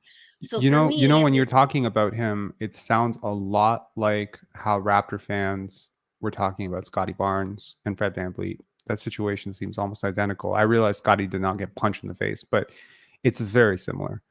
You have a yeah, but veteran who thinks he's way better than he actually is and way more important than he actually is. And Draymond's like one of the best defenders in the NBA. Don't get me wrong, but yeah, yeah, that to me is the difference. If I look at Draymond, he's one of the best defensive talents of the past decade.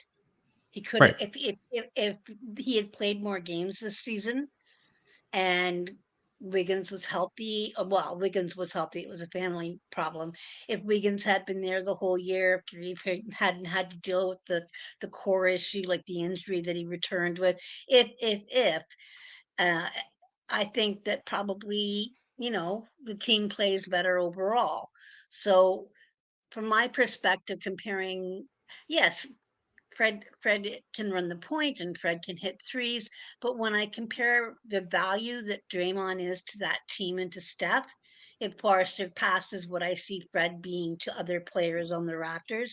And from my perspective, Jordan is an offensive talent, but he still makes a ton of boneheaded plays and he can't defend. Scotty is an all-around talent, and you see him putting the work in. Yeah, but I mean, Jordan Poole wasn't a top 4 pick, right? He was a second round pick who got a huge bag. I mean, Mm-hmm, when we question people's work ethic, it's really difficult for me to get to a point where someone becomes talented enough to do what he's done at the NBA level, scoring 30, 40 points, whatever he's done. To become that level of scorer takes a crazy amount of work. sure, sure. And I to mean, do be you see him more like a Tyler Hero? No, because Tyler Hero is a better passer. He's more of an all-around player. He's not a good defender, fine, but Like, Draymond's not what a did good you see shooter. that he improved this year? Because I can look at Scotty, even if this, like, let's forget stats, just on the eye test. Like There was still tons I can talk about Scotty improving this past season, even if the stats for the whole season don't bear that out. With right. Jordan, I have a hard time seeing what he improved. And maybe the punch threw him off. Maybe that's why it all happened. And I agree, Draymond has a very strong opinion of himself, but I also feel he is, to me, Boston will suffer from losing Smart, just like Golden State would have suffered if they lost Draymond. Right. Am I correct in saying that Shams Charania has not tweeted in the last 24 minutes? Let me just see. I'll double check for you. Well, they're doing that stadium show, so they might be talking, right?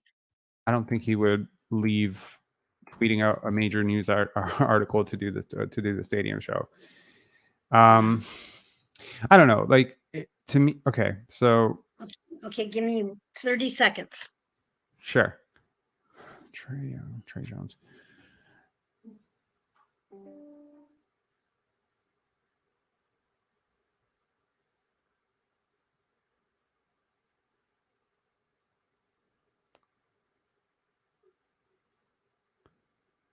Called Fred VanVleet to the Rockets. Tough.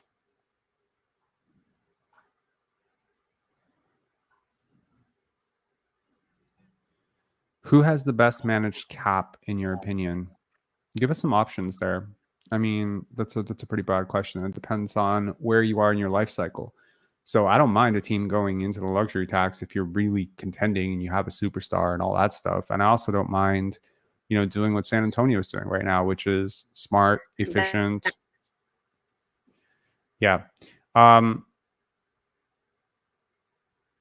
Yeah. Poole was a first round pick. Was he? Was he a late first round pick? I thought he was a second round pick. He wasn't a high first round pick, I'll tell you that. 28th overall pick. Okay, my bad. Yeah, you're right.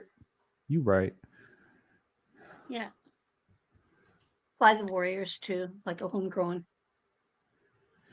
But I he mean, he played in was the he was league. not very good in those first 2 years, right? And I mean, he kind of grew into that, and it reminds me a little bit of DeJounte, and with the Spurs, not quite as good as DeJounte, but DeJounte was a bit of a two-way talent. Here's a question for you. I sent this back to Eric today when Eric was saying if Fred didn't sign, and he was listing some options and suggested some of the Wizards guys like Monty Morris and um, DeLon and Jevon, who already signed. And I asked him, what about, because the Hawks, it seems like Trey and DeJounte never really meshed. What about if Fred didn't come back, or if he asked for a sign and trade about doing a deal for DeJounte? Wouldn't he fit better in the new scheme with the Raptors? Because him and Trey aren't meshing anyway. I don't know about the new CBA allowing you to sign DeJounte. Like, it would be tough. The Boston He's 1 Celtics year have left met on his with. deal. Yes, I understand that, but you're limited in how much you can offer him on an extension, right? So you would have to basically extend. You would accept him as a rental, and then he'd become an unrestricted free agent, if I'm not mistaken, and then you have a chance to sign him. I think you'd have his bird rights if You would signed have him. his bird rights, but And he's making a 17.8, I think, this year. That's the cap hold on him. what would be the maximum 18, offer 18. that the Raptors can offer him, though?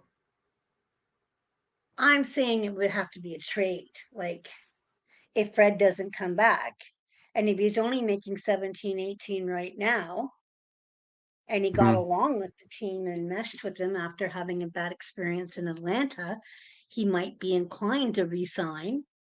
And he's not going to be asking for what the ransom that Fred's trying to pull off right now. So Dropping I'm Dimes also just wondering said with Fred Harden leaving, VanVleet if to Houston is still on, barring any last-minute changes.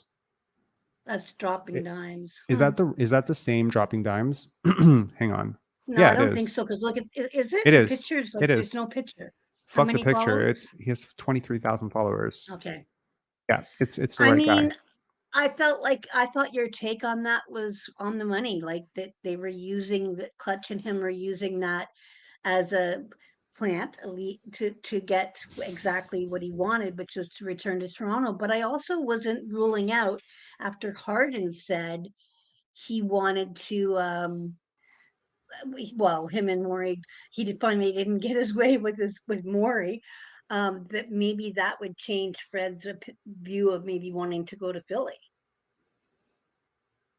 What Because can isn't he Philly? going to want to win?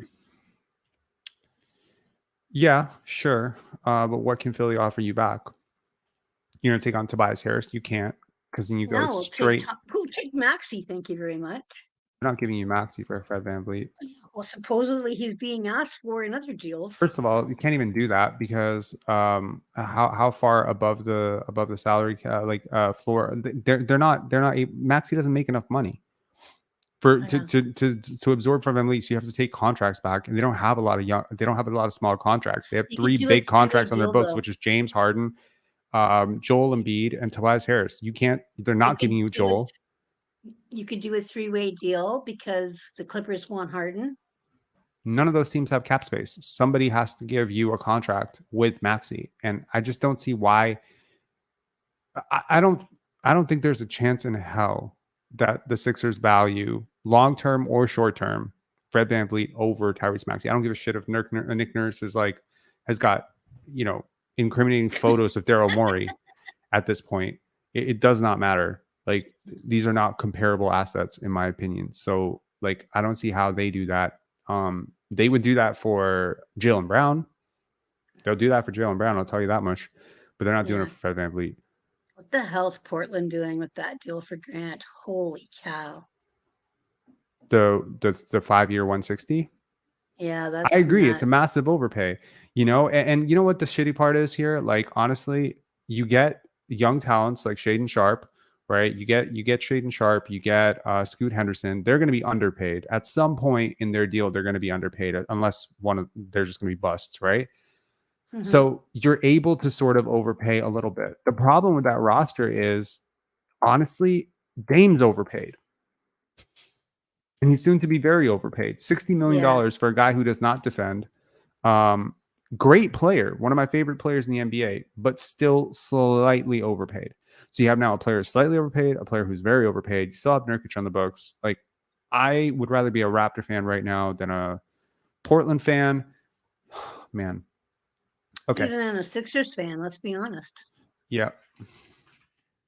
Here, I'm going to take a detour from Twitter for a second because it's just getting nauseating, just refreshing. I'm sure the chat will let us know if something happens. So, do you not have notifications on your laptop? No. When you do Twitter, like when you add a person on Twitter or you follow someone on Twitter, you can click to receive notifications from that person. So if you don't want to do it and get a ton of things on your phone or on your laptop, just do a couple. Like I have you on there, I have Woj on there, I've got Shams. That's some pretty elite company there. That's funny. Yeah. It's like one of these things is not like this. You should feel really honored, Rob. Yeah, one of those things is not like the others. Okay, so I'm just turn on notifications for Shams and Woj and Chris Haynes. Yeah. Can I have to follow him first? Okay. All right. You don't have to turn me on. I'm just joking with you. So how often do you tweet? I'm turning all these notifications off right after this, right? You understand?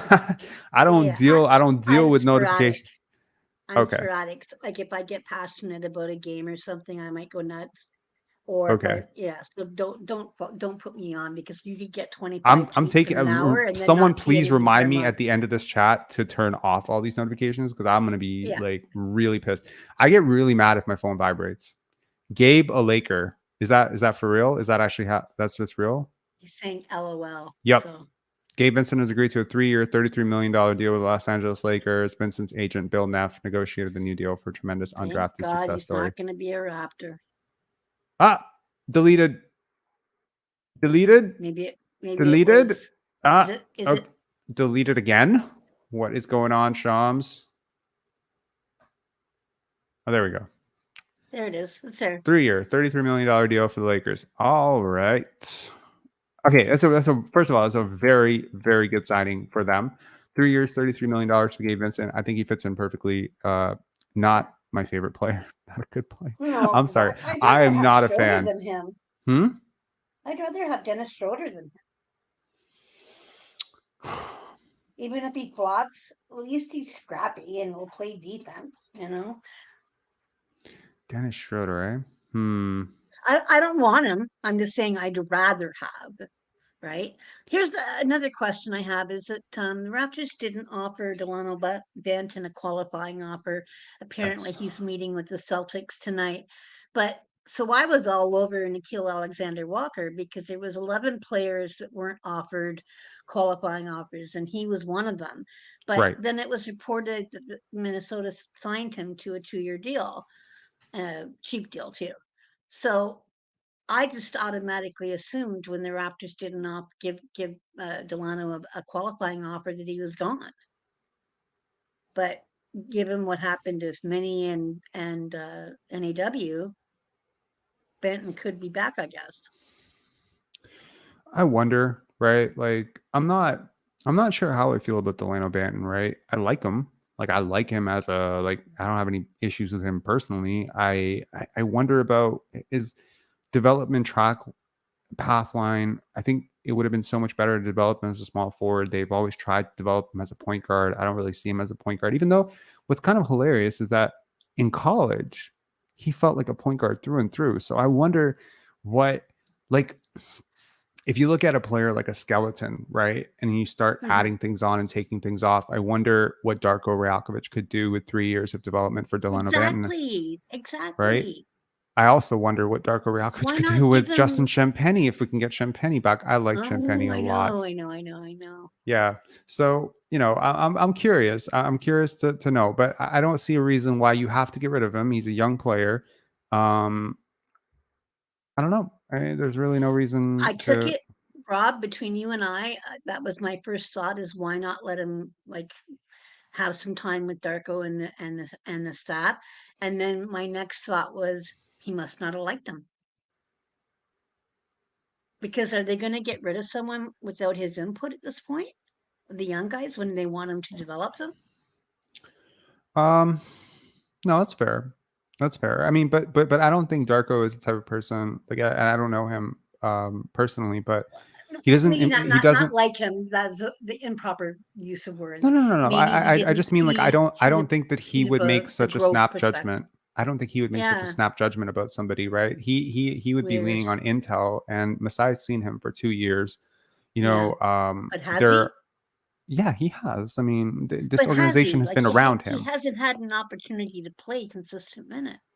Fair. He hasn't had an opportunity to play consistent minutes in the NBA. He's had plenty of opportunity to run an offense 2 years in the summer league. He's had, G 2 League. He was opportunities good though in in the the G G League. League. I thought he was The good there. shooting was He had his moments. abysmal. The shooting was He had his, abysmal, right? yeah. And for a guy, I mean, he's one of the fastest players in the league, end to end. He's got interesting promise as a defender. He's an interesting player. Like there's really nothing objectively an issue with him, but I don't know. I wonder how long this Fred VanVleet deal is going to take. I mean, we're already almost 90 minutes into free agency. It has not broken. I wonder Do what you this think he's means. only talking to Houston and Toronto though? It doesn't make sense to me. Has Utah signed anyone yet? Someone said that Ainge isn't interested in him at all. I think it was I doubt it. either Windhurst or Zach Lowe. One of them was really keen for Utah to look at Fred VanVleet. They felt he was the type of player that could really cement and forge that young core together. Now that they've added John Collins, and they felt Fred was the perfect ad, and who I don't know if it was Lowe or Windhurst, but one of them said that Danny Ainge has no desire, no interest in VanVleet. That should tell you something. Interesting, eh? Yeah. I don't trust that. They need a point guard. Either. Jordan Clarkson is not a point guard. They need someone to sort of stabilize that offense. Fred VanVleet actually fits with that roster. Now, I don't know how Danny Ainge sees it. Maybe he doesn't see that, but I think he does. Opt in? Hang on. I don't think he did.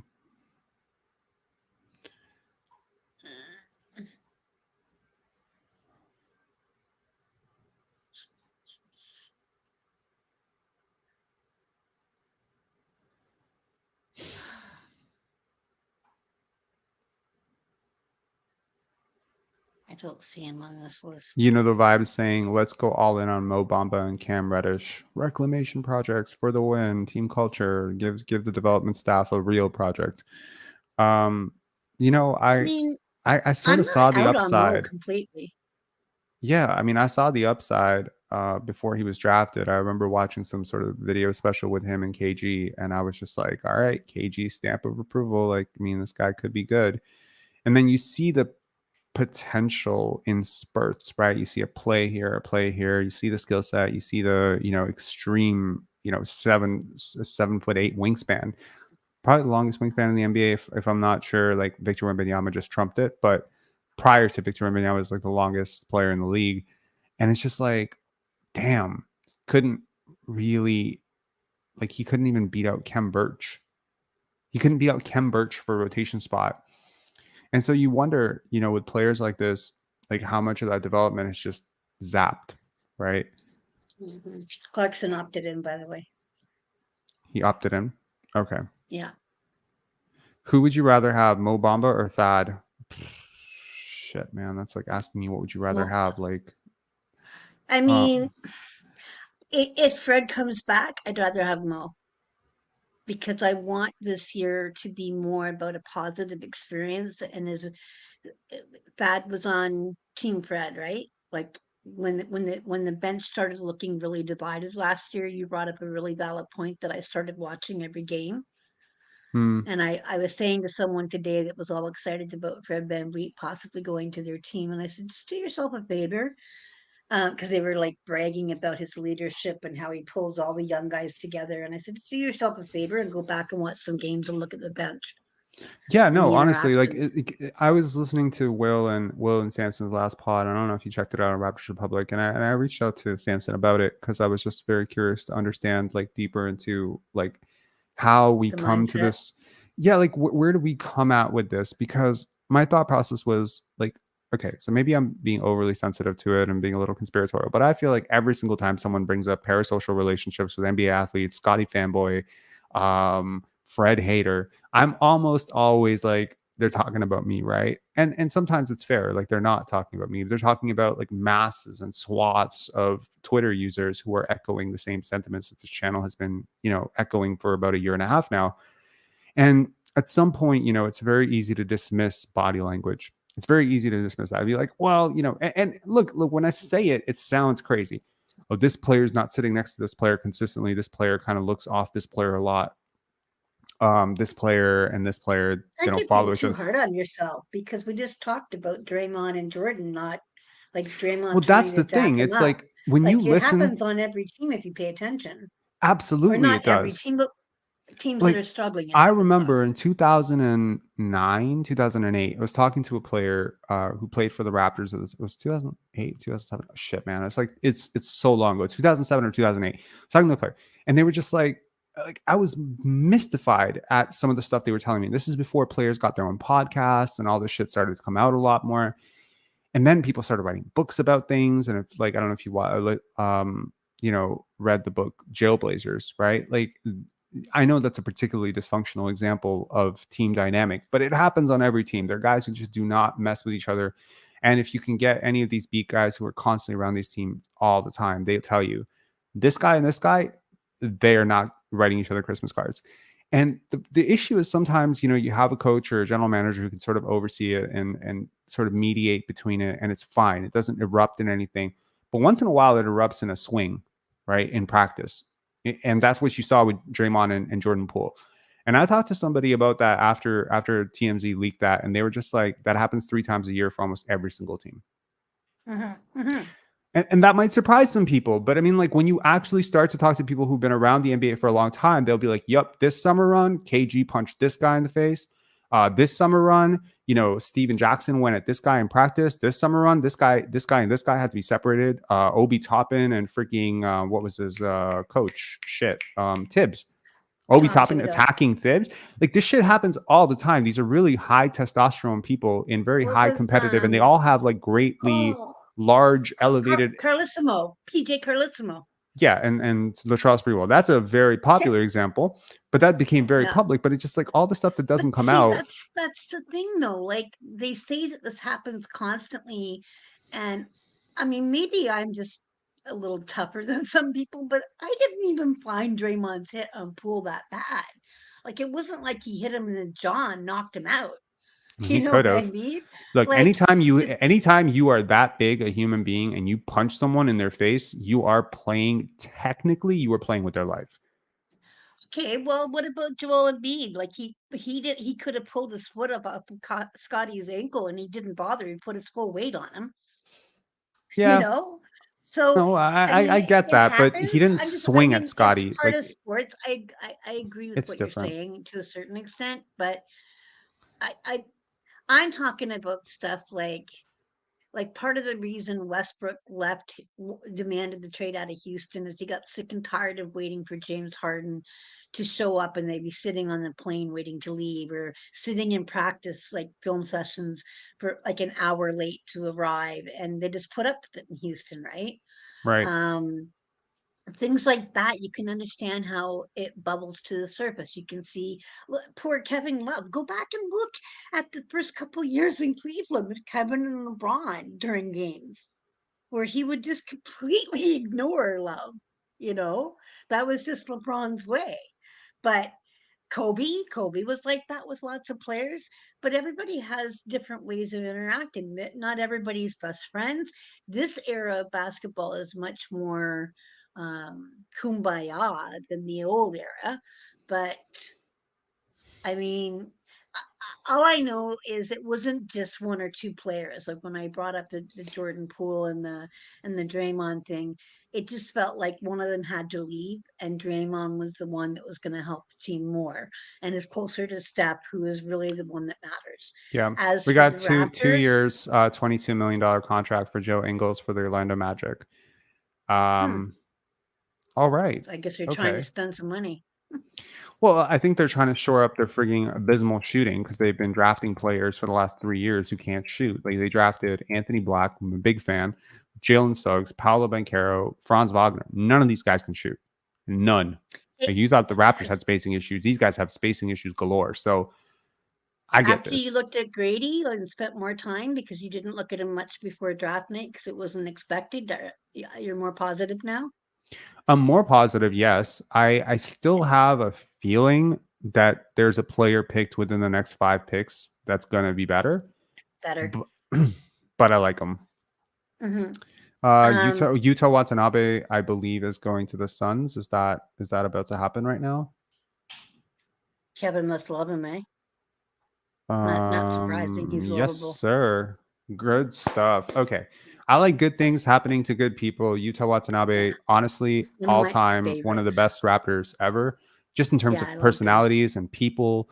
And I'd heard some really, really interesting stories about him a couple of years ago, just the type of teammate he was, and things that he would do. And Always genuinely, really, smiling, really, yeah, I mean, you can tell. Let's just put it that way. You don't worked need to hear. hard.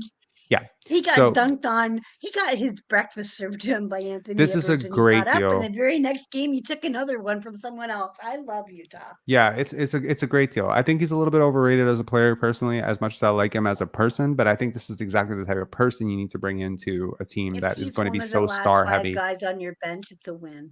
I think. Exactly, and the amount of attention that those other guys draw. If he's your 5th guy, the way that he cuts, the way that he can shoot, Mhm. he's an okay Effort. defender. Again, he's a Jeremy Grant in the sense that he looks like he's a better defender than he actually is. He's an okay defender.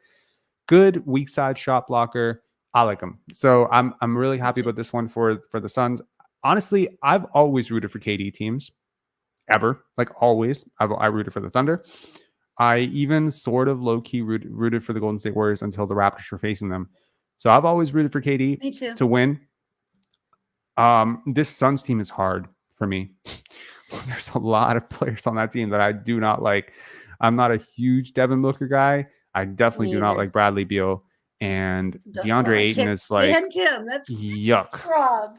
DeAndre Ayton is like one of my all-time, like maybe not all-time, but like I can't stand that dude. So like to me, it's like this is a really tough team for me to root for.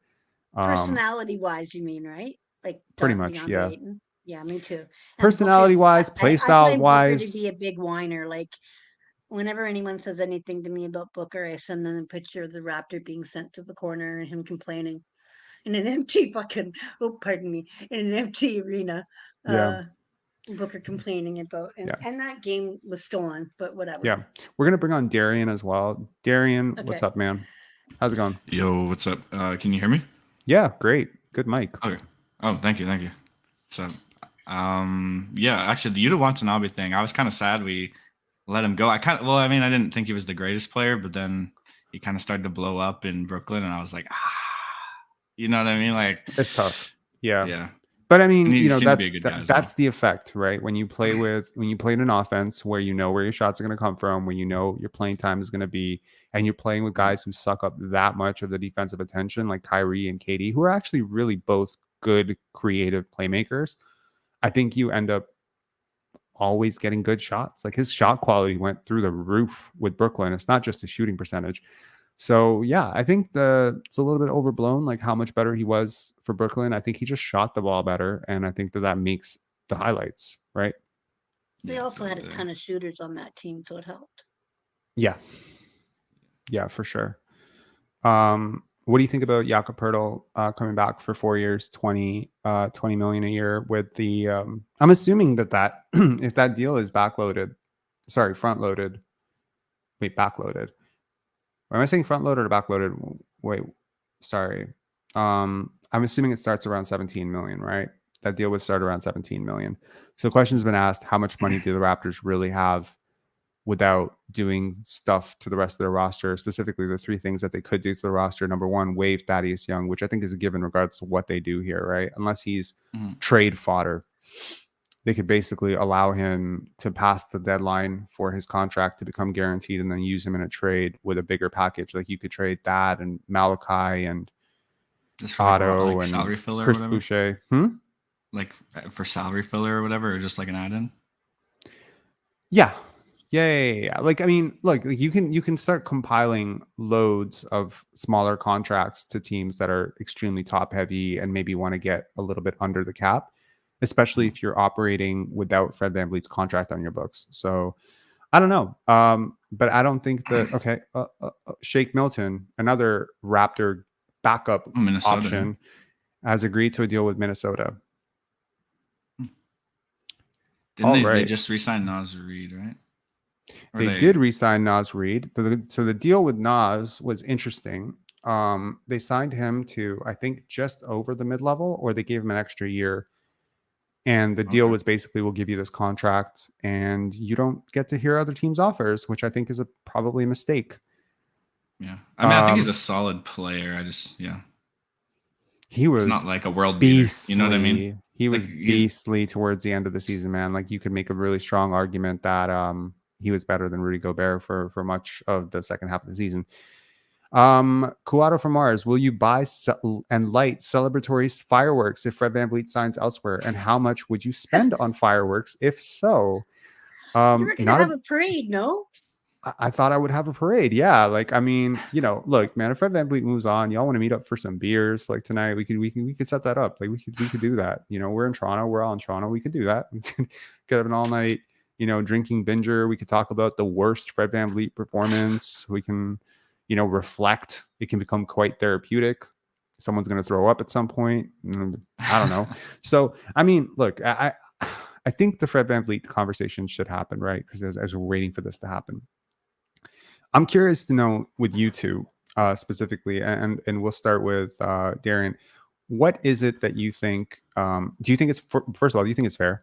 And do you think that, like, where do you think this comes from? Do you think it's this play on the court? Do you think it's the comments off the court? Do you think it's just deranged Scotty Barnes fans saying, like, he's in the way? Or, you know, what do you think it is?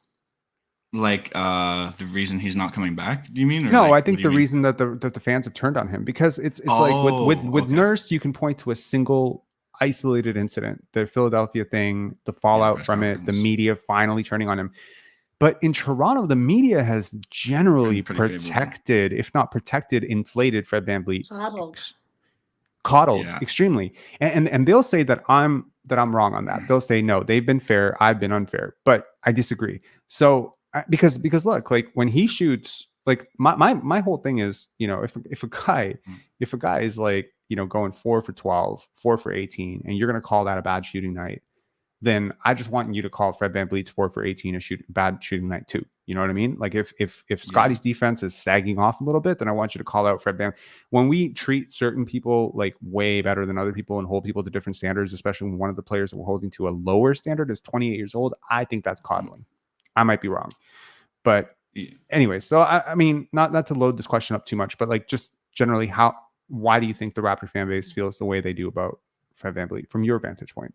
Me personally, the reason I kind of feel that way about him, and, like, I can talk for my friend group too, because we talked about this a bit. I would say personally, it's the play on the court, and that's also what I voted in your little poll on Instagram. Okay. Because, like, I mean, there's games where, like, he's taking good shots, but he'll miss them, right? And, like, obviously you can be like, oh, he didn't hit the shots, but they're good shots, rather than, like, some games he starts off the game and he'll shoot, like, 3 that he doesn't need to shoot, right?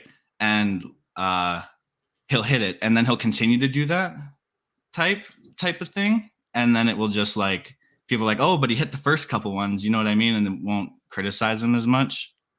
Where from my vantage point, I'm like, you just don't need to be chucking bad shots. Like, let it come within the flow of the offense. Right.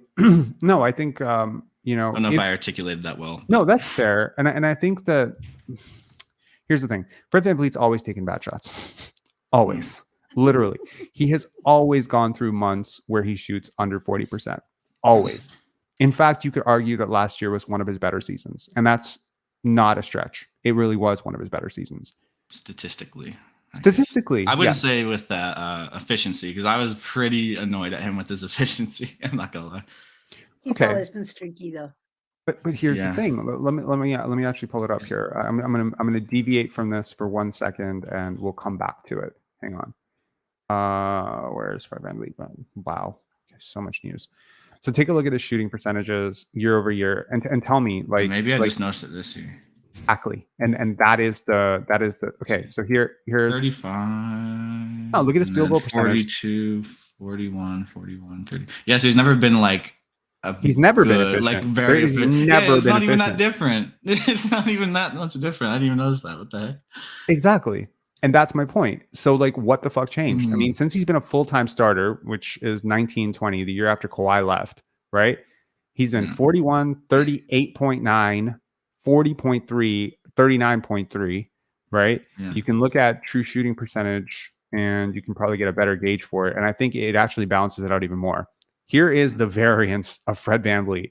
He's gone from, let me round it to the closest decimal.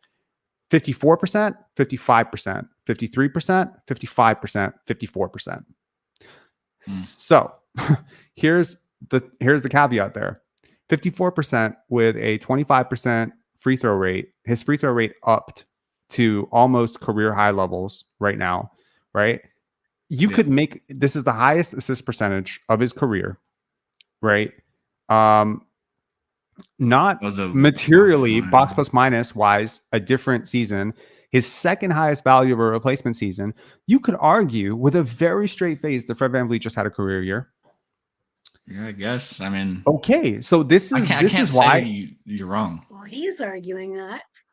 Well, that's my my point. problem But with my point is, how did this happen? How did we get to this point? And it's like, I think what happened is we It's like started Trump. looking at him a little bit differently than we used to. And I think when you start looking at a person differently, like let's say, for instance, and I think that this is honestly, this should be the subject of a book, right? It really should be at some point. It really should be, because this is the last type of person that this fan base typically would turn against. Undersized, underdog, champion. Worked his butt off to get where he was. Worked his ass off to get where he was. Great example, good community guy, by all accounts, good family guy, keeps his nose clean, not entrenched in, scandal. It's really baffling, right? Like when you really think about everything that I've just said to you, that he had pretty much a career year, or at least his second best year ever right now. He is, by the analytics, the best or second best player on the Raptors, and I would argue the best. He's, tried to be a really big professional about things. It's really interesting to see how this fan base currently is rooting for this guy not to be back. And I think that that's what the divide here is. That when someone like Samson or Will or Blake or Doug Smith, you name them, all the way down, Josh Lewinberg, Aaron Rose, all of these people that have been such staunch supporters of wait till you see what this team's without him, or he's so much better than you guys think, I don't get the hate. That's what they're looking at. And I think we are all, but I think people who are more or less ready to let go of him are looking at him a little bit differently. And so I'm very curious to know how that happened. Well, because I don't think it's a play on the court. Don't you think part of it with the media is when you're a beat writer, or you're someone that is around the players all the time, you develop a rapport with them. And Fair. Fred was here like for the title run. We went through the birth of his first son, and him coming out of that shooting slump. There's a lot of euphoric moments that are tied to Fred during that period in 2018, 2019, even 2020.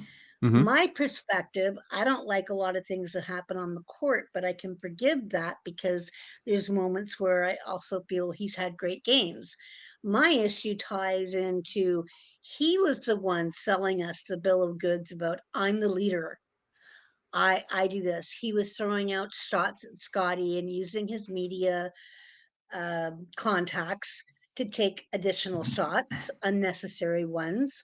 And from my perspective, I compare it to Kyle.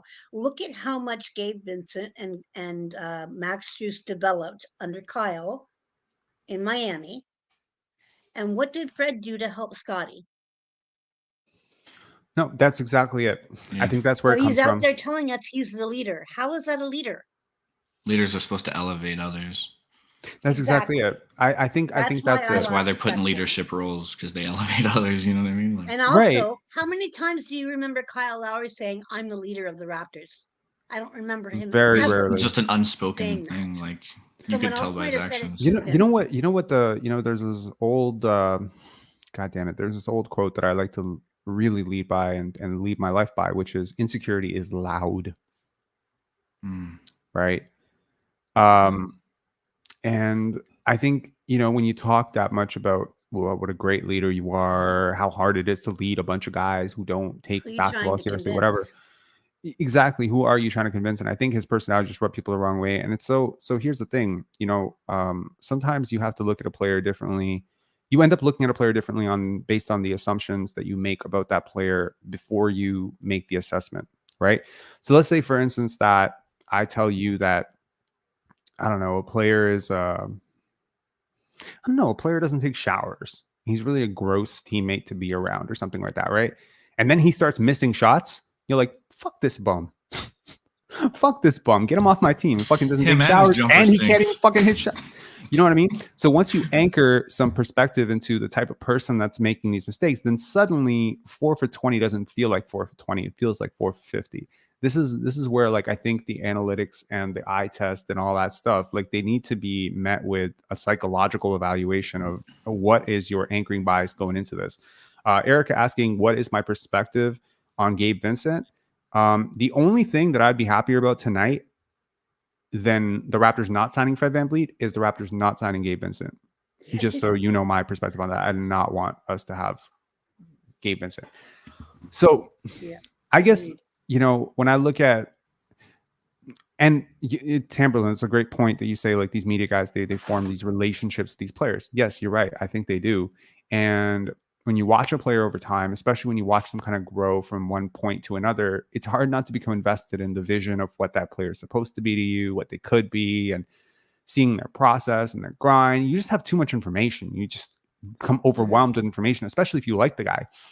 And so I feel like very similarly about Scotty as probably these guys do about Fred VanVleet, which is that I've sort of seen this guy evolve from where he was in AAU to college, to the pros, to winning Rookie of the Year, to being universally clowned on for 4th overall pick and stuff. And it's sort of like you got to see it through. So every once in a while, I gotta just step back and say, okay, if I didn't have all of that EYBL tape, if I hadn't seen Scotty at Montverde, if I hadn't seen Scotty, if I didn't know this person and that person and that person and have this information, that information, if I didn't have any of that, and I just turned on a game.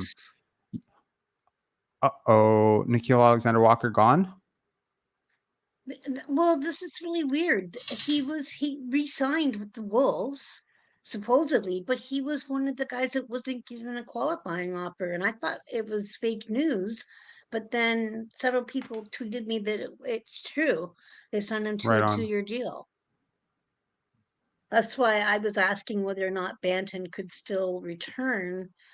Because to me, when you tell someone I'm not giving you a qualifying offer, it's basically saying F you, you're done. But Yeah, maybe, I mean, it wasn't like they gave him a big bag. right. I was keen to get him, to be honest with you.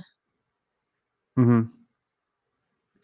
I mean, the thing with Fred is, like we're saying, they've developed this rapport with the writers and stuff, but there was some mean-spirited stuff that happened, and it's one thing for him to be constantly claiming he's the leader, but I don't remember these same writers out there defending Pascal when he was unfairly attacked after Orlando and the Right. bubble. Like, people were giving him death threats. It was Jeez. ridiculous.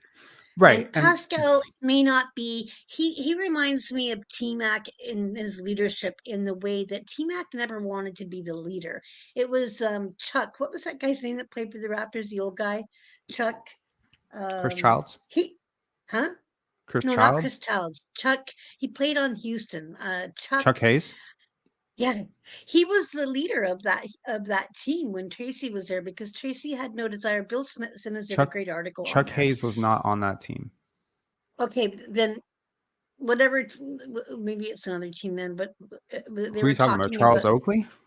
no, I'm talking, it was a Houston team and Chuck Oh, the Hayes was the lead. Houston team. Yes, yes. Chuck Yeah. Hayes. Chuck Hayes was Yeah, on that yeah, team. My yeah. bad. I thought you were Yeah. talking about the So Raptors. Bill My Simmons bad. wrote, no. Bill Simmons wrote this great article about Jason McGrady and how he had no desire to be a vocal leader because they kept bringing up, you do everything so well, you excel at this, and this, you're a clutch player, but you don't lead in the locker room. And Tracy said, I have no desire to do that. I'll lead by example. And to me, Pascal is kind of like that. Like he's supportive of the players and things, but he's not a guy that wants to be a vocal leader. And maybe that's why he was so easily aligned with Fred, because they both came up at the same time. They were both on the bench mob with Jakob and DeLon and Norm, and they won the title together. So maybe for Pascal, he could just sit back and because Fred wanted to be seen as the leader, it's fine. But I don't know. I don't think It's so. I why think I that usually say I don't mind if Pascal stays more than Fred, because I think that Pascal will be fine and let Scotty take over and lead. Whereas if Fred's here, I feel there's going to be a power struggle. yeah, I don't know. I think they both kind of saw, okay, like here's my take on it.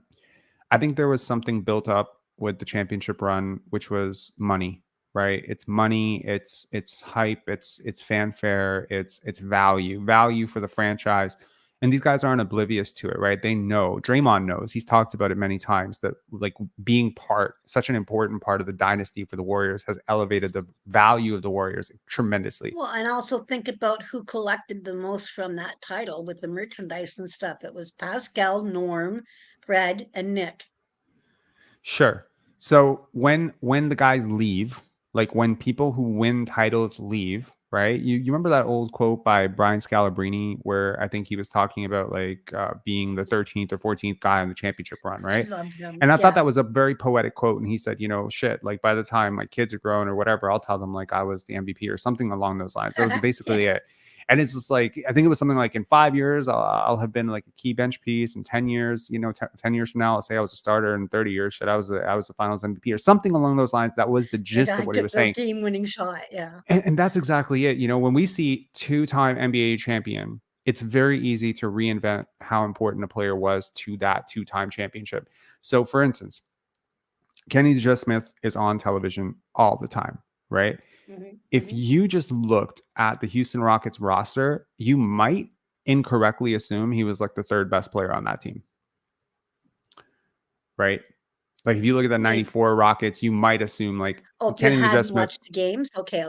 Sure. Right.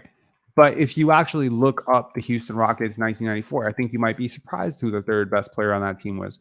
And it's just, it kind of happens that way a lot, right? Like it just does, where, you know, you have the accolade and now you need the story. And so the story became, okay, well, Kawhi's gone. So he's not milking anything from this championship anymore other than his own legacy.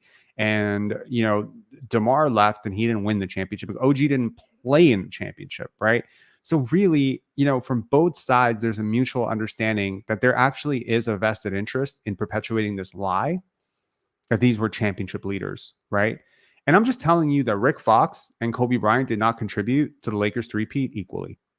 And if you had signed Agreed. Rick Fox to your team or Derek Fisher to your team, and I think Derek Fisher was a much bigger part of the Lakers three-peat than Fred was to the Raptors championship. I know some people might disagree with that, but I don't. I thought he So was good in a half series and a half series.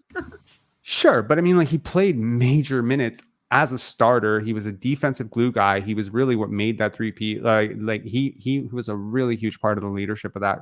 You know, he was I think he was the president of the NBA Players Association at one point. So Derek Fisher, super underrated. Little Rock, Arkansas, right? So my point is, you take Derek Fisher and you put him on your team. You're getting experience. Yes, he's going to elevate some things. Yes, but it's not fair to say, okay, it's like getting Kobe or Shaq. There's such a difference in that. And it's the same thing with Chris Bosh, you know, in Miami. There's guys who carry, you know, championship load. There's a guy who, you know, sort of is just there. You know, he's there. He participates. It's a participation medal. But then who were your three off of Houston, by the way? Was it Vernon Maxwell joining? Well, obviously Hakeem, but was it Vernon Maxwell and Mario Elie or Robert Ory? Well, let's see. In terms of playoff box plus minus, Robert Ory was by far the third best player on that team. Okay. Kenny I the Jet love Smith Vernon was Maxwell, Mad Max. Okay, Vernon Maxwell was one of the worst players on that team But I with loved a his negative personality. with his negative 20.3 box plus minus, which I didn't even know was possible until I just saw this stat. He had a negative 5.3 PER, which I also didn't know was possible. He shot 20% true shooting. But because his name is big, you would, without looking at it, you would say Vernon Maxwell is probably the fourth or fifth best player on that team, and he wasn't, right? No. In terms Mario of, Ali had the kiss, that shot. yeah, And then you had Sam Cassell and Kenny kind of each. They were kind of like Miami this year, alternating games where they were good, like Strus and Vincent. right. Oh my God, Scott Brooks played on that team. I don't remember him, the coach. Right.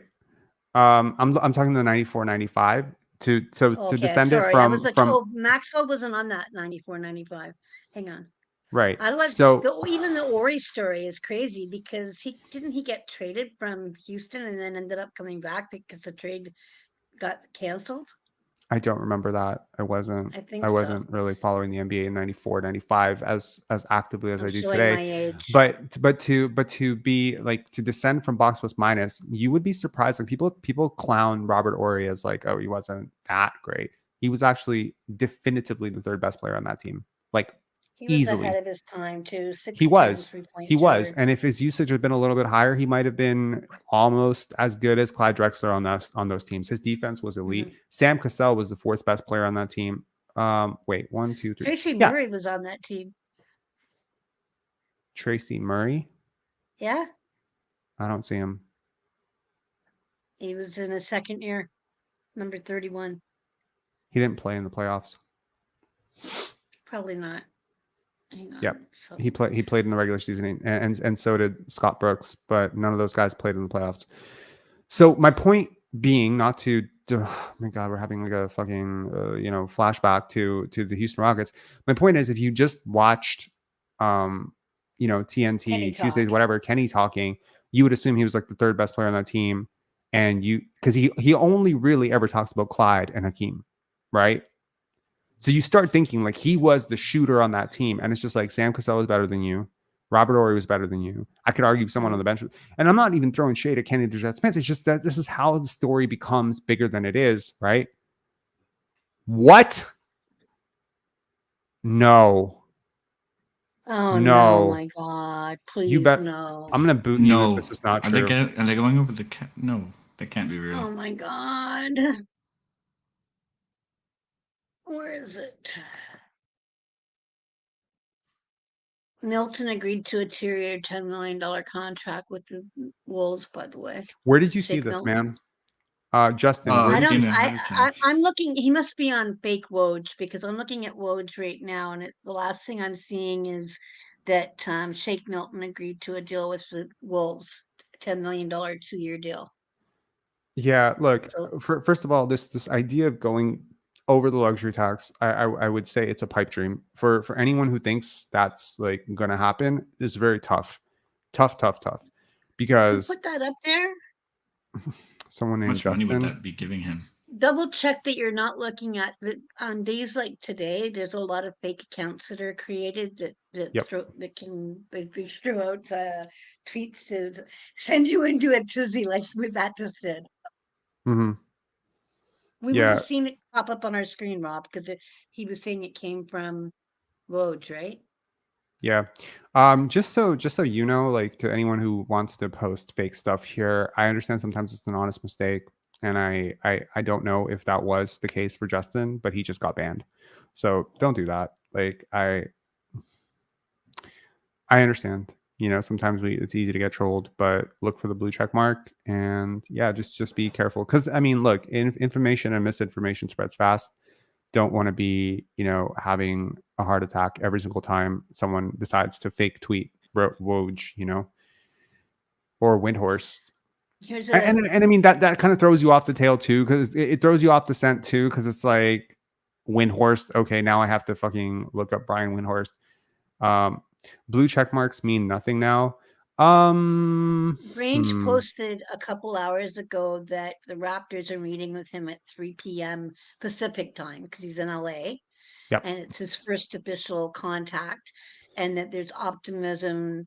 The fourth year at Right. 40 People million. went nuts over that. And let me just say, like, that's nothing. Like, if you've done this, if you've done the beat reporting stuff, you know that what he just did was he created two things that were absolutely known, that VanVleet would meet with the Raptors, obviously, and that, you know, this offer of 4 years and 120 is at least in the realm of possibilities of what they're going to offer, and then added the word optimistic to it, and it becomes a league alert. And it's not news, man. Yes, they are optimistic. I am also optimistic that, you know, I was optimistic for much of my life that Rihanna would eventually open my DMs, you know, but it never happened. It never happened. You know, I tried. I gave up. I moved Herb on. Jones, 4 years, 54 million. Yeah, that happened a while ago. Oh, well, he just posted it now. Who posted it now? Adrian Really? Wojnarowski. Yeah. Because he opted out of his deal, right? So that he can sign So along. why the hell did I hear about this morning? I knew he was going to resign, but I didn't know he signed a 4-year, $54 million deal. And Eric Corrine had the tweet of the day. Fred VanVleet boldly killing his shot at the Magic Johnson Award for player who best combines excellent play with excellence of the media by daring to drag his decision into the third hour of free agency.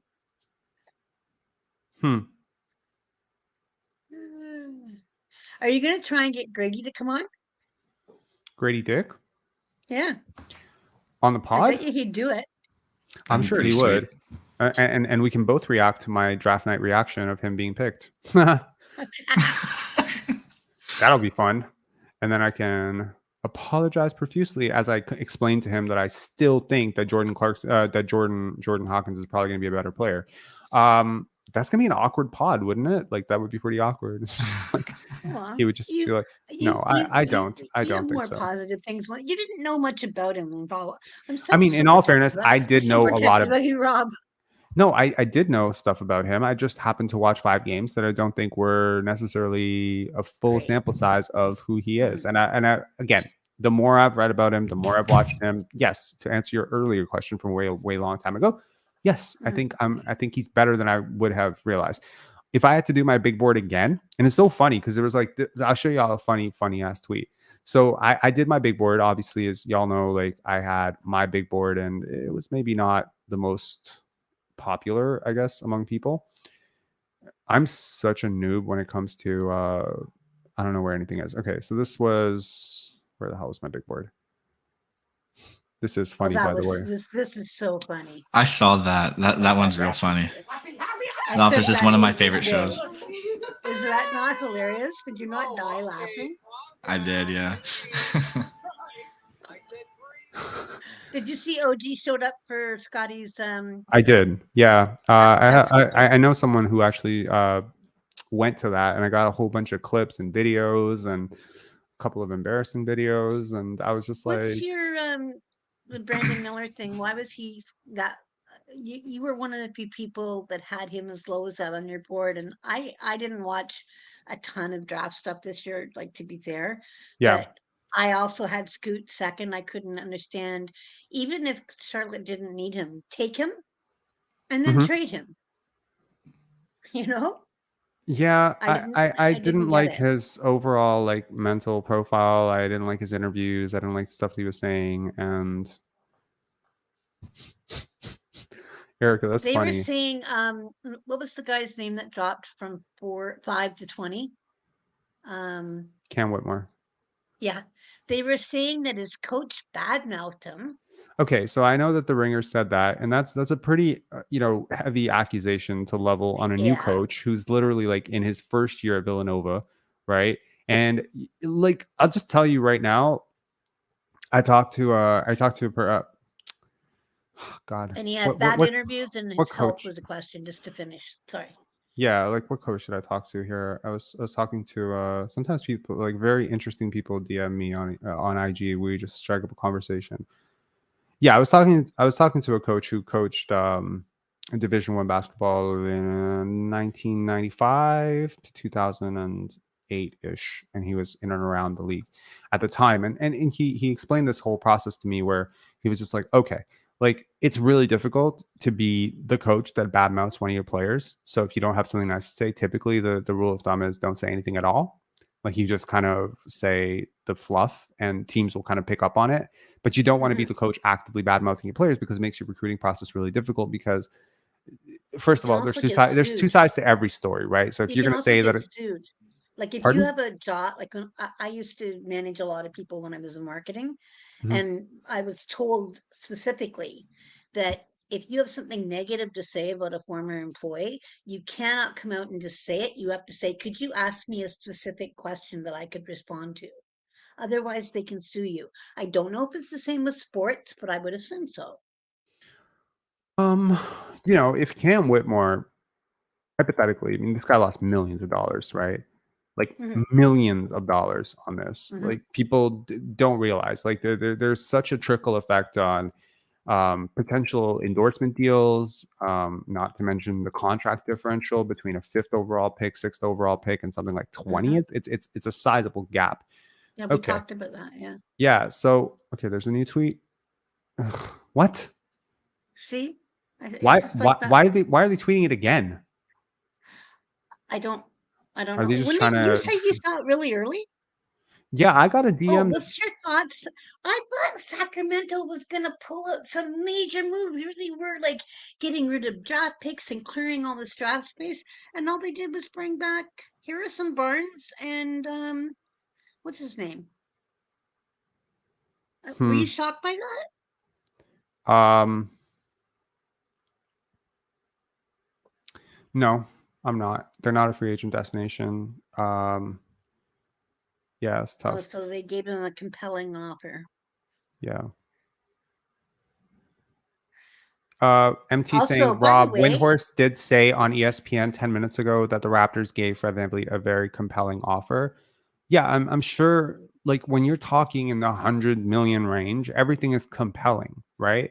But like, what's okay? Okay, I just want to put this out there. Just please understand that I'm not coming at this from animosity towards Brian Windhorst or Adrian Wojnarowski or anyone. You guys are mouthpieces. Your entire role is mediaries between agents and fans, and that's what we're doing right now. You have me fucking refreshing a page over and over like a mental patient, okay? But please understand this. If the Raptors had given Fred a low ball, you would never hear about it. You wouldn't hear about it. One, because the only people who would benefit from that would be the Raptors and they're leaking it. Fred's camp would never leak a low ball because it would completely ruin his leverage with the other team. The other team would be like, oh, they're not interested in you. Let me rethink my offer here. So just use common sense here. This is not rocket science, right? It's just not. Like, obviously, everyone's in demand right now. Oh, someone wants to pay Dylan Brooks $80 million. Yeah, there's also someone out there who values him so little that they wouldn't be willing to bring him on for a minimum. But that is not going to get reported because his agent is not an idiot. All of these people work on a commission. They're all trying to get their client paid because they want the maximum commission check. So Fred's agent is no different. There's nothing, necessarily egregious or bad about this. But at some point, like, we have to understand that like 95% of what's being said here is spin. So that's just my take on it. Like, just chill. Yeah, I agree. Plants and leaks. And the thing is that if you stop long enough to consider the fact, because there was a beat writer in Houston I was talking to today that had put out the thing of that he talked to VanVleet's people who said that they couldn't confirm that the deal, because the deal that was being said is that Houston had offered two years at $80 million. And the point that was made was they can't talk about money and years before free agency starts. But they all do. They all do. I get that, but they can also be fined for tampering like they were last year in Houston. The tampering fines have been so limited. And I'll tell you why. They're going to come down harder, they said, though, now. Wasn't that one of Silver's major if everyone's doing it, it's not tampering. Principles? That's the problem. So the whole point of tampering, right, is like, and honestly, look, it's the league has created this.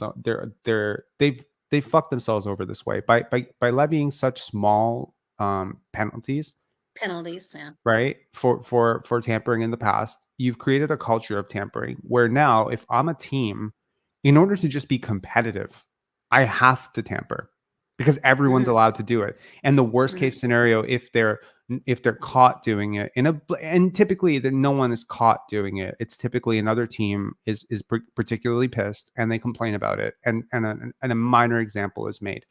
But you will never create a big example out of a team, right? You never will. Well, that's not necessarily true when it comes to the new CBA and salary.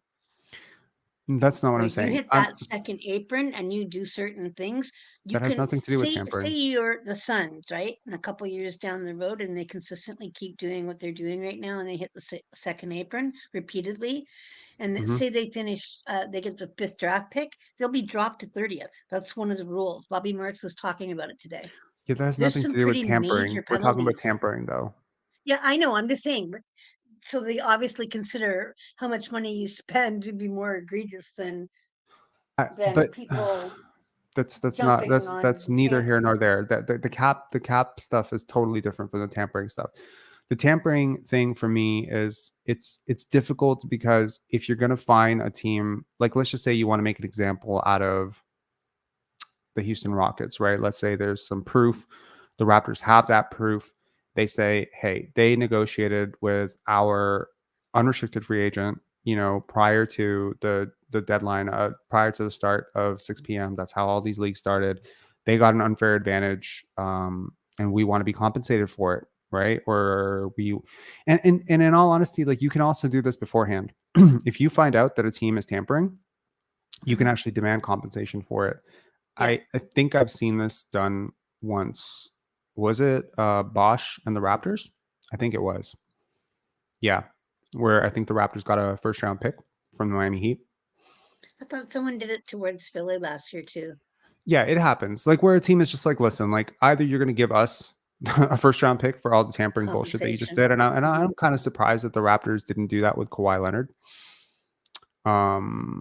Maybe Kawhi's camp just didn't play ball because for sure the Clippers tampered with Kawhi. So we were camped out at the facility. There was always an official at every game. For sure. Yeah, they sent their general manager, like Lawrence Frank was at games, like fully at games. Like they were just letting him know and hanging out with the uncle. Yeah. So anyway, so I just think that if you make a major example out of tampering, like if let's say for instance you find the Rockets like 3 first round picks or something crazy like that, like let's just say you make a major example like that, well now everyone is going to blow the whistle, right? Because they'd be like, well, we are getting fucking docked 3 first round picks, like we're getting docked the way the Minnesota Timberwolves got docked for negotiating underneath the table with Josh Joe Richardson, Smith. 2 years to Miami. Sorry. Josh Richardson, 2 years to Miami. 2 years to Miami Heat. Where he's okay. There we go. 21 seconds. Nice. Josh Richardson, Miami Heat. 2 years. I'll wait on the term, but I mean that's interesting. Do you like it?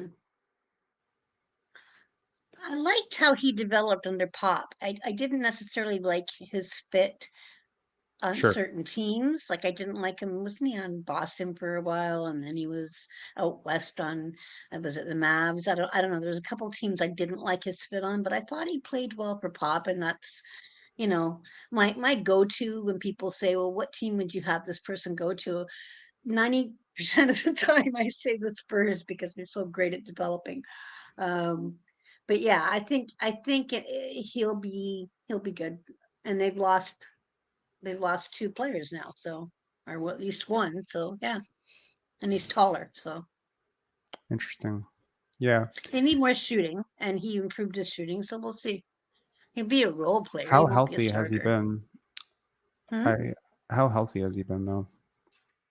Hang on, and I'll tell you.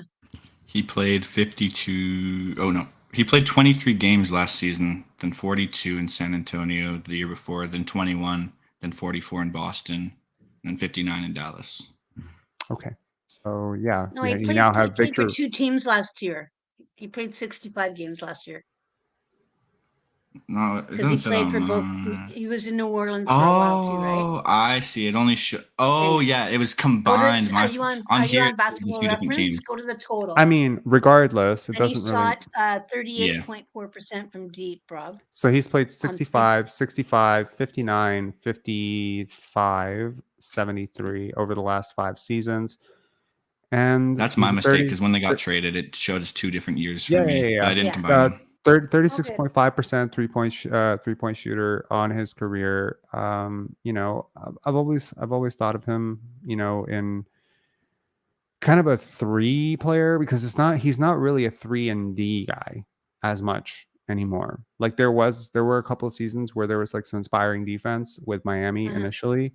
So maybe he can refine that. But yeah, he did spend the first 4 years of his career with the Miami Heat. That's sort of where he came up. I think you could make an argument that his 4th year with the Heat before going to Philly was probably his best year, if not maybe 17, 18. They know him. I mean, Then no to your issues. point, we need to see how much the deal is. So in all fairness, before I start saying that's a good deal, I want to see what the term is. You know, there's a What? I'm dying, yo. Okay, so a friend of mine who does not like Fred VanVleet particular much. I wonder if I even have clearance with him to share this. Okay, so he said, y'all, you remember how they sent the helicopter after Kawhi? They're not even sending a paddle boat after Fred. It's just something about the visual image of a paddle boat just going Yep. and trying to Him go just down, rowing. just rowing past and just trying to go. Yeah. Bro, nobody cares. It's not news right now. There's like 397 people in this entire place who care, and they're all here. Oh my I'm not god. even gonna lie. If Scotty's starting point guard next year and Fred's not back, I might have to book a flight to Toronto and go to a game. Where do you live? Well, originally I'm from Kelowna, BC, but right now I'm in the Calgary area in Alberta. What part of Calgary? Well, I'm 2 hours out of Calgary in Lethbridge, but My around that sister area. lived in Red Deer for a long time. Oh, nice. Yeah. Yeah, it's pretty cold up there. Yeah. I remember going there and realizing that even when you shave your legs, the hair on your legs can stand up. It was so cold. Helicopter after Kawhi. I didn't know this story. You didn't know this story? It was like the OJ Simpson thing, man. It was fucking weird. They were sending like choppers after the guy and trying to figure out like, oh, his plane just landed in Toronto. Like it was a big deal. Big enough deal. All right, 2 new notifications. Okay. Herb Jones. Same Herb Jones news. Oh, really excited about Herb Jones, eh? And it's funny because I thought this was already out because I got a DM this morning saying he got 4 years, $54 million. That's. Hey, you just got the plug for all the because information, I guess.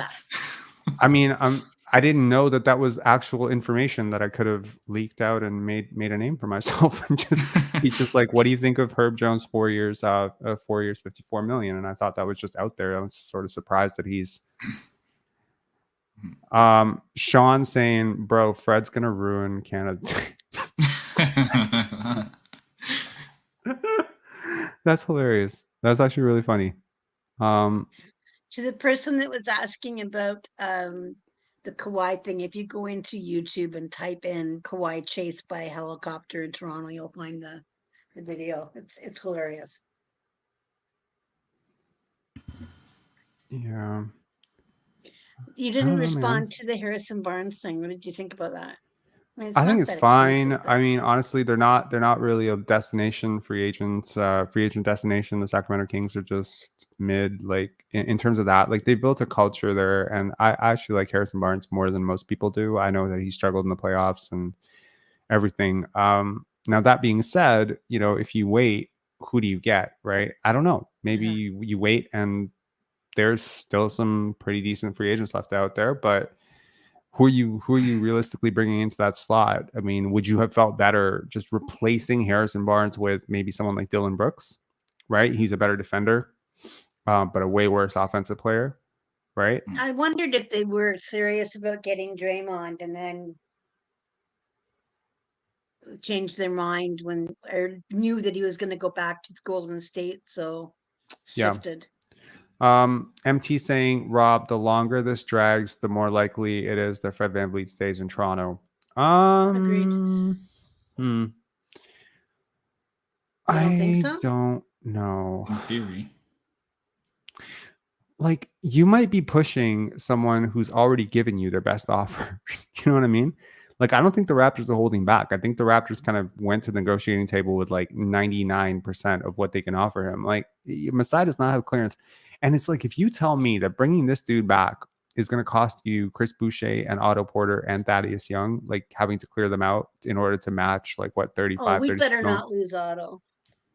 Yeah, I would be really upset about that too, because I'll he's be a pissed. really reasonable contract on a guy that, you know, if he's healthy, could be really good. I like Bruce Brown going to the Pacers because I was worried that I wrote today that sometimes the grass isn't always greener on the other side. And I know that he's only made $15.1 million through 5 years of a career, and he was going to make a lot more just on this deal. But he'd even, in the heat of the moment, said that money isn't everything. But I was Right. worried because part of the reason he fits so well with Denver was the way that he cuts, a great defender, but also because he thrived because they allowed him to play point again like he did in college. So I don't know if he'll be allowed to do much of that because Pacers are pretty guard heavy, but they did get rid of Duarte, right? They did. Yeah, they they got rid of traded Duarte, him. yeah. I think was it the Kings or Pels? Yep. He's to Yeah. the Kings. Yeah. So Yep. there was space created for that. I thought the Pacers all have just they've been making some great moves late. Yeah. Someone saying, did Otto play this year? Yes, he played 8 games. It was not, but he played well. He played really well Played in all those right 8 in these games. games, yeah. Otto probably would have been starting it, or not starting, but I don't think the necessarily, but he would have been politics I think he would have would been not playing in clutch time. the politics would not have let him start. But Yeah. You don't think he would have been on the floor in clutch time? Then again, we're talking about Nick Nurse, so forget I said that. I think Nick Nurse is not stupid, and Nurse probably would have played him in clutch time. I actually do. So did Nurse have anything to do, do you think, with this Harden thing? Because it seems like Harden got ticked that he didn't get his way, and that's why he opted in. And Morey and him have been like Nurse and Fred. Yeah. No, I see that, and I think they'll assist him. The unfortunate thing is that, oh my god, okay. Wait a second. Do I know anyone who could possibly be giving me the news? Oh no. What? Okay. What? Please Getting no. private messages? Yeah.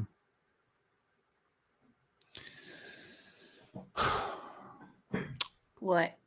You look sad. Odds moving towards Fred VanVleet coming back. Are you surprised? Not really. I mean, I actually I started this show out with a sobering reminder that this is definitely a way that this night could turn out, but yeah. Again, I don't know what's spin, what's not, what's. I got to see the numbers. Yeah. I still think that was a plant to make sure that he could come back, and I don't believe that was the offer. I can't imagine Houston offering him $40 million a year. Like, so is Gary going back to the bench then, or something? Like that just if he doesn't comes make. back? That's the thing; it doesn't make sense, and you know, it's just. To me, it's like everything that Trent Sr. was saying was about Gary getting more of an opportunity. And I mean, he could still get a great opportunity off the bench. And, you know, he wouldn't be the first guy who could elevate his play off the bench and be a really good 6th man. And then maybe that's just a career role that he kind of carves out for himself. But I think, one of my big hopes this year was that Gary could become more of a playmaker with Darko. And, you know, he's doing 3-a-days or 2-a-days down in, he's in Florida right now. Gary's in Florida, and he's doing like a lot of work. So he's optimistic, you know, that next year is going to be like a big year for Gary Trent Jr. And I wouldn't bet against him. So I think he's going to make at least a bit of a jump. You know what I mean? 24 especially to if he's 25 especially is, if he has an expanded role. bingo. Hey, listen, with him and Grady coming off the bench together, presumably, they could light it up on the wings. Yeah, that'd be a pretty good shooting combo. Yeah. And if The- Kyle is getting waived, I mean, what's to say, Rob? Here, let me give you some levity. What's to say if Fred really did hold the Raptors hostage to get what he wanted in terms of term and price? What's to say the Raptors don't just sign him to make sure they can trade him? there's a term limit on how quickly you can trade him. I know the poison Right. pill and all that. It's like whatever, but I'm just saying. Yeah. Could they trade him at the deadline? No, it'd have to be July next year. Yeah, How but long it would he really have? does depend on whether you have that fourth year or not. I just don't think with the uncertainty of the cap and how teams are navigating, and I promise you, there's certain teams that navigate the cap very well, and then certain teams don't. There are certain teams that have owners that are extremely cap conscious. They've put people in front office positions who read every page of that 658 god awful document, and some people don't. They kind of they I don't know. I think it's just like with life and anything else. Certain people just read I the gotta fine see the details. numbers before I make a final Look, the cap is definitely going up. assessment. There's estimates that it could balloon crazy. So, you I thought might it was actually, 135 this year. yeah. Okay. We're gonna bring on a few I more mean, the thing people. is, like we have to see the numbers and the term, and we have to know, like, clearly they couldn't afford to lose both Poeltl and Fred, and they got Poeltl back. But they also really didn't want to lose Poeltl or Fred for nothing, because Right. that would not look good on Masai. So if he's holding them hostage to make sure that he gets what he wants, if you're Masai and he's done that, and Masai came out and talked about the selfish players last year, and we know he was referring to Fred. We know that. Well, according to Aaron Rose, he was not referring to Fred, and Aaron went as Whatever. far as to say that Masai told him directly. So I don't I know. don't believe it. I don't see why Aaron would lie, but I also don't know why Masai would tell him that. So it's just a very weird thing where I'm just not sure who to believe. And honestly, like, this is my problem. I don't like when people lie. It really confuses the hell out of me. I don't lie, and it just generally bothers me. I like to call things what they are. So if I have an issue with a particular podcaster, a particular media member, I'm just going to say them. I'm just going to say Mike this is the Dunleavy person. said that they were bringing back Jordan Poole and he wasn't going anywhere, and 4 days later they traded him. Well, yeah, that's maximum leverage. He didn't look stoked when he said it. If you want my take on that, but yeah, the new point guard. Anyway, I want to see what the deal is, and I think Masai's the kind of guy that if Fred is playing games and Clutch is playing games with him, then I think I could see them doing what they have to do to get him back, but then trading him like whenever the term is that he could do it, or the timeline, without having to pay a penalty.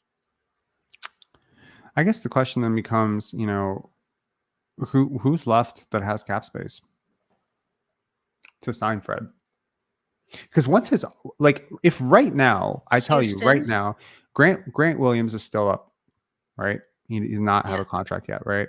Dylan Brooks has not signed a contract yet, right? There are a few names out there. If you start seeing Houston signing guys, they haven't signed anyone.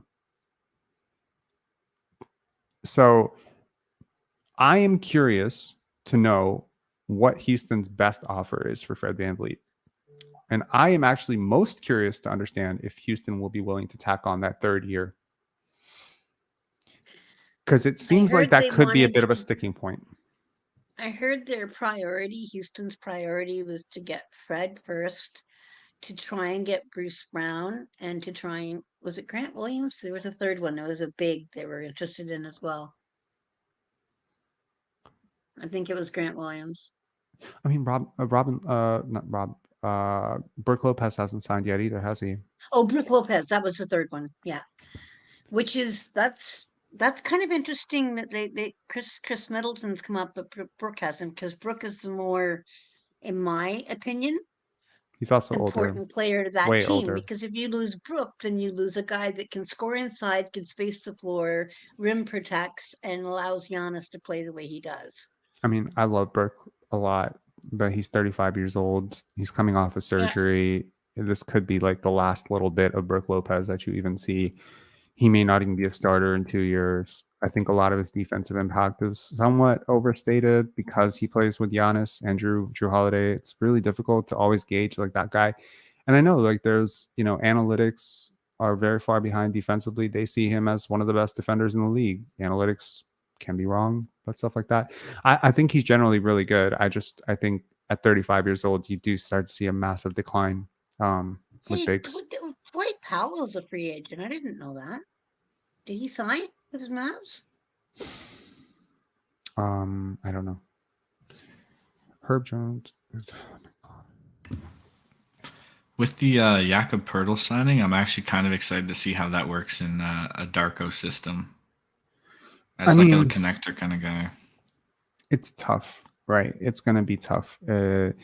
The connector stuff is great. The paint finishing is great. He's still a decent defender, although his rim percentage went down a little bit last year. It started in San Antonio, continued in Toronto. I think the 4 years is a little much for me. I would have massively preferred 3 years. How old is he? Like 28, 9? He's 27, I think. Oh, okay. Yeah, Who? Yeah, so he'll be 31-ish, Jakob? 32 by the end of his contract. Okay. Is he 27 or is he 28? 28. 28. He just turned 28? I don't know. I'm just looking at on Hoopswire. He's born in 1995. Also a free agent. Bring He's him not back to 28. Toronto. He's born October 15th, 1995. It's weird. This is, I think, the first NBA draft that has players that are drafted that are younger than me. And it's really weird. Like to think like people in my age are in the NBA type thing, you know what I mean? Hey man, like I was literally talking about this with my girlfriend yesterday. It was like when I was younger, like the players I was looking up to were like 15, 25, 30 years older than me, right?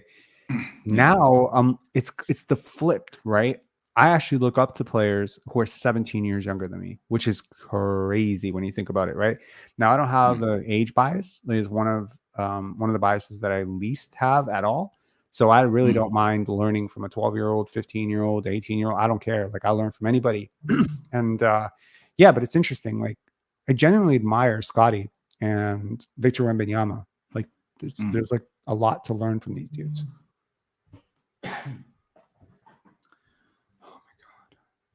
Yeah, Scotty's one of the guys who's like around my age, and I like his personality. Like I feel like if he wasn't an NBA player and he was a dude I just knew, I'd want to be around him. Like he seems like just a cool guy. He is, and a cool I feel guy. like that shows up in the locker room. It does, yeah, and yeah, I think this whole like how will Scotty become a point guard or bridge this gap of point guard? If you watch some of his high school tape. If you watch them even high school highlights, if you don't have access to the tape, the EYBL stuff, you can see very clearly how he would become a point guard. I think his handle is better than people think it is. And, people always say like, well, Fred VanVleet led the team with drives and Scotty was a distant third and, he was close to OG in terms of drives. And how can you just make up for that? Well, you see that big dude that they just signed, Jakob Poeltl, he can free up just about anybody for a drive.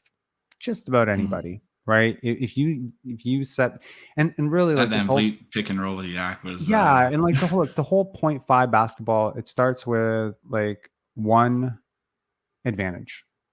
You just need to create one advantage, but you can create that advantage in so many different ways. And this is where I don't understand why people approach the Scotty as point guard thing as so difficult to understand. Scotty creates so many transition opportunities, which are fast. Like he will pass the ball up ahead. He won't hog it. Like he doesn't need to be the guy. He'll push it up to Gary and he'll trust Gary. He'll even guide Gary with his eyes. Like, yo, Precious is open. You have a better angle. And he'll scream it out. And that way you don't even have to enter half court offenses often when Scotty's initiating the offense. Number one. Now let's say you do enter the half court offense. And people always cite the example of how he did when Pascal was injured first. They're like, hey, he got a lot of on-ball reps. He was kind of the first option, featured guy. He really struggled, right? Do we remember he was coming off of 2 separate ankle sprains? One was 3 weeks before training camp and 3 weeks before preseason. And then the other one was in game 5 of the season, I believe, against Miami. Oh no. Oh, what happened? Rui Hachimura, 3 years, 51 million. Oh, which team? Lakers. He's fast enough. Resign. Yep. Oh yeah, because he was a restricted. Yeah. That is a bad deal. Yep. It's a really How bad much deal. is that a year? Oh, that's a decent amount of money. Did you just divide it? You just divided 51 by 3. Yeah, basically. I mean, regardless, But $51 million for Rui Hachimura, a player that the Wizards could not even get a second round pick for. Yo, let me tell you, trash franchises be trash franchises. Like, it's always this way. You know, it's such a common thing for teams to feature guys that are on the block. Like, you put them in runs where they're able to put up big numbers. And you can argue they did feature him. Maybe they didn't do enough for him or whatever, but he was a completely different player in the Los Angeles Lakers. And so you wonder, like, which Rui he's playing Hachimura? 24 minutes a game. Okay, but he's playing 24 minutes a game with LeBron and AD. 22. But okay. There's an impact of playing with really good players. And, you know, I think there's a really good impact. There's a big impact of playing with guys like LeBron, especially guys like LeBron. When they just put you in positions that other teams cannot mimic. And it's surprising to me how often like Cam someone Reddish will, to the Lakers, oh boy, 2 years. Sorry, Cam to the Lakers, 2 years. 2 Yeah, years. I have a feeling these deals kind of break like this, right? Because some deals are tandem deals, so you don't even know, right? Like, okay, Yeah. for instance, let me put it this way. Let's just say that Fred VanVleet and Dylan Brooks, both guys who are still available right now, right? They are both negotiating with the Rockets, and let's just say the Raptors offer is still on the table, but let's just say it's like a secondary offer at this point, and it's just meant to drum up the offer from the Rockets. What if, right? What if the holdup isn't Fred VanVleet? What if the holdup is the second guy? Right? What if the holdup is the second guy and the third guy? Because I don't know what Dylan Brooks is worth, but maybe the third guy is Brook Lopez because he hasn't signed either. So what if this whole like, oh my God, the Houston Rockets suck? Because let's be real here. Ime Udoka coming onto that team changes a lot of things for that team. Yeah. Right. Scheme. You're gonna wanna Scheme focus on related, defense. priority related, and maybe Rules on the they're court, yeah. and look, like Raphael Stone, he's kind of burned out a lot of good graces with that owner, Tillman Fertitta, right? Who is an interesting lad. That's putting it lightly. Yeah, I've heard some stuff. Anyways, so Wait, who's the owner? Fertitta? Yeah, like the Fertitta He brothers owns a with the lot of- UFC. No, I think he owns a lot of fast food companies. No, isn't he, Rob? Or because I know Dana Like, White when they had were a in thing the with bubble, the wasn't it all his food? I'm not sure. He's a television personality. Oh, okay. Yeah, because I know Dana White and the two Fertitta brothers bought the UFC or something like that. I don't remember. I just thought it was funny because he probably has money and maybe bought a team or something. Yeah, Sole he's owner and CEO of Fertitta Entertainment. Owns the restaurant giant Landry's Inc. I don't know. Sure. I'm not from the States. Does anyone know what Landry's is? I don't know. I'm not in the States either. It's a seafood restaurant. Okay. Yeah, and then he has hotels, casinos, entertainment. He's just he's one of those people. 600 properties in Oh, 36 sorry, I'm just a states UFC and nerd. 13 Okay, yeah. There's another deal. Julian Champagny is finalizing a new deal with the San Antonio Spurs. Congratulations, Julian. Yeah, the twin. Justin, come home. Yeah. For real. And Cam Reddish 2-year deal where we talked about that with the Lakers. Yeah. So I don't know. Maybe the holdup on Fred's deal is the second guy, because maybe if the second guy isn't, like, again, I don't know this, but like, let's just say that the second guy is holding things up and they might need to give a little bit more. I mean, maybe they need to take like $1 million off of Fred's deal or whatever. They don't want to report the wrong numbers initially or whatever. Because I mean, once these things are shaken on, generally speaking, the agreed upon rule is they're done. Austin Reeves hasn't signed yet either, right? That's another thing. Yeah, I wonder who's in the market for him. Utah? San Antonio, I Houston. would say San Antonio for sure. Utah, Pacers if they probably still have money, right? Right. Detroit, because Pacers they do need not shooting. have the money for Magic Austin needs Reeves. shooting. Like Neither of Reeves those will teams get have. a lot of looks. Yo, none of those teams that you just mentioned have money. Like at least the last two. Like the What? the Magic do not have money after they just signed Joe Ingles to 11 million. They didn't have that much money to Okay. begin with. So Okay. I don't Still think ain't got Fred VanVleet money anymore, I huh? thought the Pacers had money. the Pacers did have money, but they already signed somebody. They already signed Bruce Brown.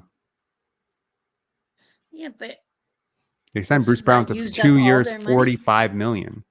Oh yeah, okay. didn't That's like a 21 million starting. Hang on, let me just type something in here. They don't have enough money for Austin Reeves.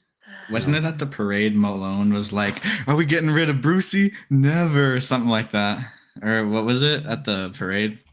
I think I saw. Yeah, something yeah, like I remember that. I remember that. And he's like, he's Yeah. coming back, right? And you could see Bruce Brown's face was like, Yeah, yo, just a little fuck smile. it, get the fuck out of here.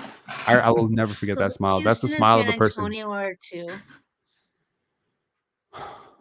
That's Right. like the yeah, Indiana I was smile. number 2 until Bruce. Okay. If you had to choose three, like out of the remaining free agents, what would be your top 3 to come to the Raptors, Rob? Right now, Yeah, I guess I mean like, yeah, it's hard to keep track, but I wonder who's available. There's a new notification. Oh no! Yes! wait, What? Fred VanVleet. Yes! Let's go! I told you! Scotty for point. Scotty for point. Yes! Parade? Fireworks? Oh man, I'm so happy. I told you he was haggling for that third year. I'm your good luck charm. I told you he was haggling for that third year. Damn. Yeah. Woo! Oh, I feel like that Ric makes Flair me right now, happy. man. All right. I wish I had some alcohol, bro. Like this is. I feel bad because he is a good player, but like I'm happy he's not on the Raptors anymore. I'd rather him Bro, I am just so interested to see this team without this guy on it. Like, it's more from a morbid curiosity perspective.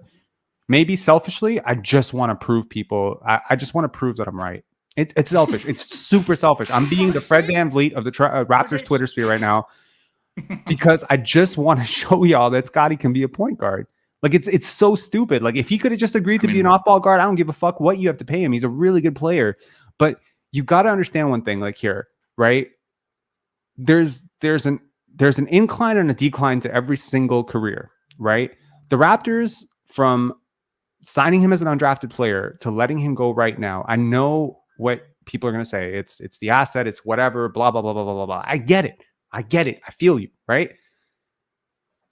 I promise you he's not going to be worse. Of the summer. Huh? He got a max contract. It's the first max contract of the summer, he just said.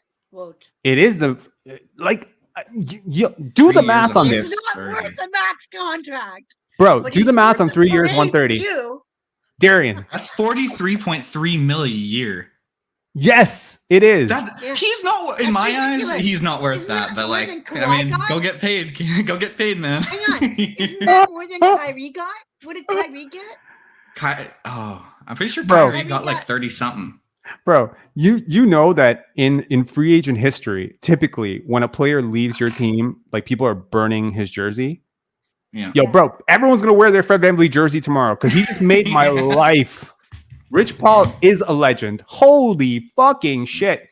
Fred VanVleet just became the most over fucking paid player Yeah, it's a in unbelievable NBA contract, history. isn't that? Hey? Like, I'm gonna have to honestly, start this liking reminds Rich me of Paul now. Jawan Howard, like way back when he was with the Wizards. And I was like, how the fuck, how does he make that kind of money?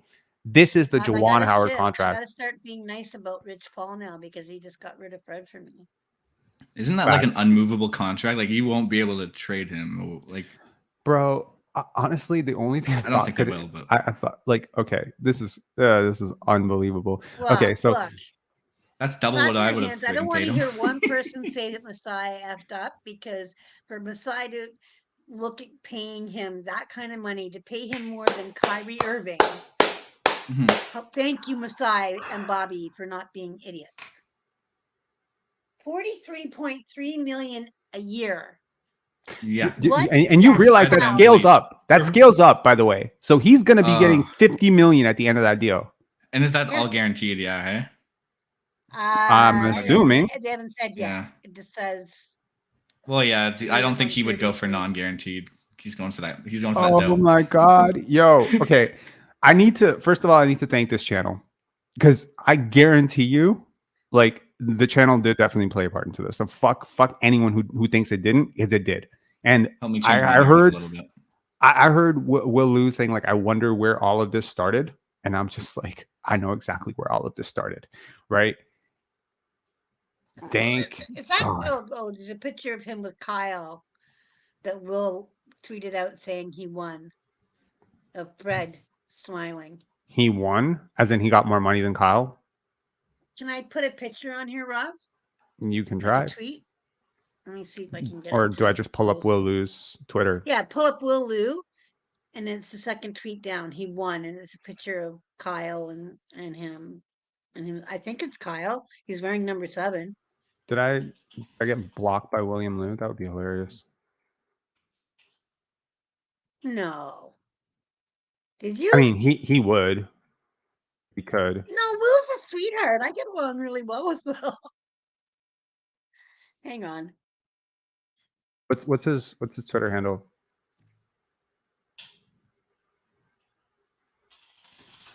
Can you just link on that? What I just posted to you? All right. Hang on one sec. I got to pull something up because I would be so remiss if I did not at least. It's at William_Lou. 43 plus a million a year is crazy for Fred VanVleet. And it just says he won. Fuck it. I don't care what Lulu says. Okay. Okay. I feel like Eric could play clutch. Love it. Okay. I gotta retweet this. What I gotta say. What am I gonna say? Life is good. I don't know. I have no idea. I wonder if there'll be fans that will be angry at him. Let's go. Or like not Bro, doing I don't give a funny shit. trade. Like you understand I like don't how much either. shit I've had to hear about myself. I've had to hear Life's like good. such crazy ass Life's shit. good. But I stood my ground. I don't care. Like I'm like I don't care how many DMs I'm gonna get from people telling me like, oh my God, you gotta finally got your find wish. You another did this, whatever. I office, don't care. clip to I guess post. I'm going to a Raptors game next season. Yep. I think we're gonna have to like start a what do you call it? What's that thing where you put money and collect money? The what? Sorry. Where people piggy bank? people donate money. What's it called? That Oh, that like a app? GoFundMe thing. GoFundMe. We'll have to start a GoFundMe for Rob's parade and Yeah. Oddly enough, Fred's thank you for the gone, super hell chat. yeah. Fred's gone, hell yeah. Fred expose video coming soon. Honestly, man, No, good riddance. Good I am luck. I'm very lucky that I survived with what I have already said. I'll consider it. I'll think about it, but I don't know. Oh my God. I want to see what Scotty's doing right now, right this moment. What Scotty's doing. I think some of that Yes. stuff's overblown. Like Scotty does not hate anybody. Just No, I'm not understand that, saying he right? hates Like, anyone, but I think he would be happy thinking this will be an opportunity for him. And there's bound to be some players in that locker room, whether it's Malachi, whoever it is, that will be very happy that, like, now there's an opportunity for him and Scotty and Grady Dick and different people to take over and turn this Yeah, into yeah, a exactly. positive atmosphere. Like, I'm looking forward. I put the other day after I saw the Grady Dick interview and just saw some of his things that posted and how he was talking so positively and how Darko was talking so positively. I'm Yeah. looking forward to seeing joy on the Yeah. court again. Me too. I miss Like that. this video if you're happy that Fred VanVleet is gone. Just let's do a poll. Okay, let's just bump the fucking like numbers. Just like it. All right. Okay, let me go Oh, like I gotta it. like it. I hadn't Yeah. done that yet. There we go. Geez, man. Look, I'm not saying that this is addition by subtraction. I am, however, saying this is one of those situations where you change something and, like, you never know what comes out of it, right? Life is unpredictable. Basketball's a little unpredictable, right? I think you're going to see more on-ball reps with Scotty. I think that was going to be the case no matter what. I think and also look, there are people who staunch defenders of this dude, right? Who are like Josh Bloomberg, who are like, I don't know if Fred's going to go to Houston. He showed you exactly who he is here, and I don't even fucking Will's blame on him. the opposite end of the spectrum to you. If I was him, I'd take the money and run. Poor Will's on the opposite end of the spectrum. I think he was really close with Fred. He said there's going to be such a He's rush not to close with answer Fred. what's next. But we just He's not lost close one with of Fred the at all. best success stories in franchise history and a key figure of the 2019 title. Really will have nothing but respect for Fred. Yeah, I'll have nothing, but I wish you well, but I'm glad you're not back. I don't fucking care. Like, I mean, honestly, like it's overblown. I'm tired of it. I've listened to this bullshit for like 3 fucking years. I've listened to his people talk about how much they want him gone. You're gone. Now you're gone. Enjoy Houston. Enjoy your losses. Enjoy, Raphael Stone and the moron that he is. Enjoy a young locker room full of guys who do not respect you and they do not rate you like that, bro. Like, that's the thing. He's been coddled here. He doesn't get that. He doesn't get that. Like, he has been held up. He gets it. Okay, You don't think so? I don't think he gets it. If you believe the rumors that are out there about something to do with him off the court, we'll talk about it off. Here's a little prediction. Over the next, you realize how many things people have said about Nick Nurse now that he's gone. Oh my God, things were so bad. Blah blah blah blah blah. Wait till the Fred VanVleet shit comes out. I give it 3 weeks, 3 weeks to 4 weeks. That's about a news cycle, right? Wait till people start talking about like what it was like in the locker room, who he didn't get along with, who got along with him, whatever. And I'm not saying he's a bad dude. He's a fine dude, whatever. I'm sure in another life we might have been friends or something. He's a narcissist. I'm not a psychologist. I'm not diagnosing anybody like that. But my perspective on it would be simple. Like, when on a basketball team, players know if you're good. You don't have to tell them. So if I'm hooping, like I just tell you from my perspective as a person who never played pro, I'm never freezing out my best player. Like, ever. What? It says Jose Calderon liked your tweet. Is that your tweet? Life's yeah, good? Yeah. I'm pretty sure that's not the real Jose Calderon, but yeah. Anyways, it's cool. Like, whatever. He probably doesn't understand what it really means.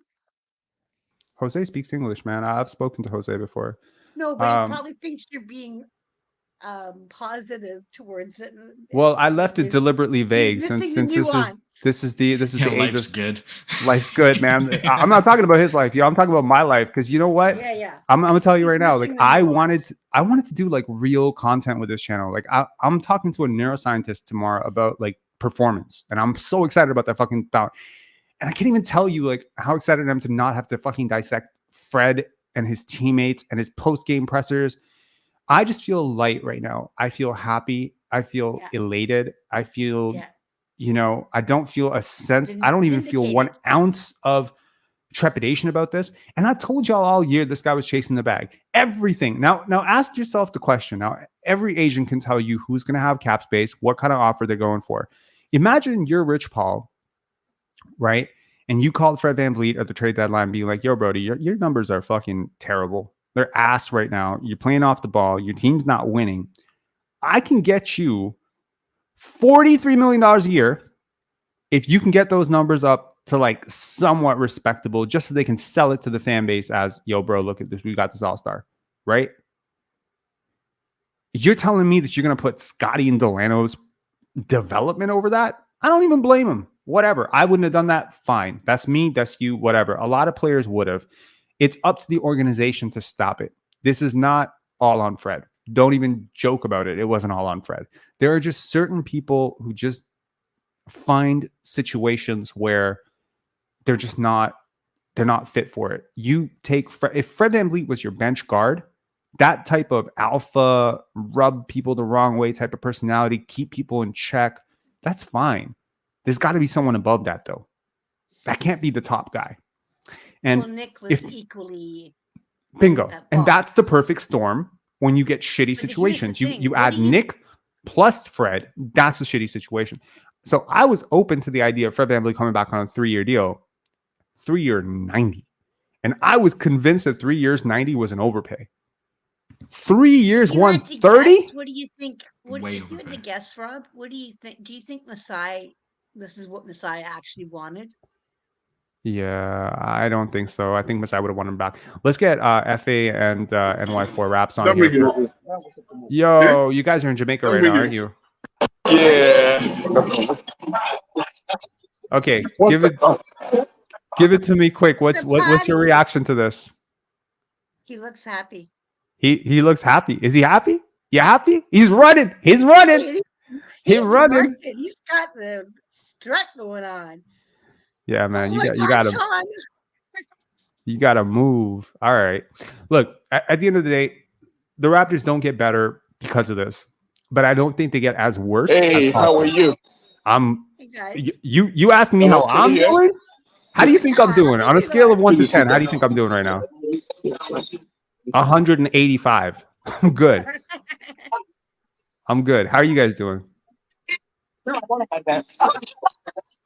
Rob was fading, and then that tweet came out, and it was like life surged through his body. Hello? Hey, how you guys doing? Can you hear me? Yeah. I don't know if they can hear. Can you guys hear us? I'm gonna pull you off and pull you back on. Hang on. Oh, good. We can hear Yeah? you now. We can hear you. Yeah? How you feeling? Oh. Oh my God.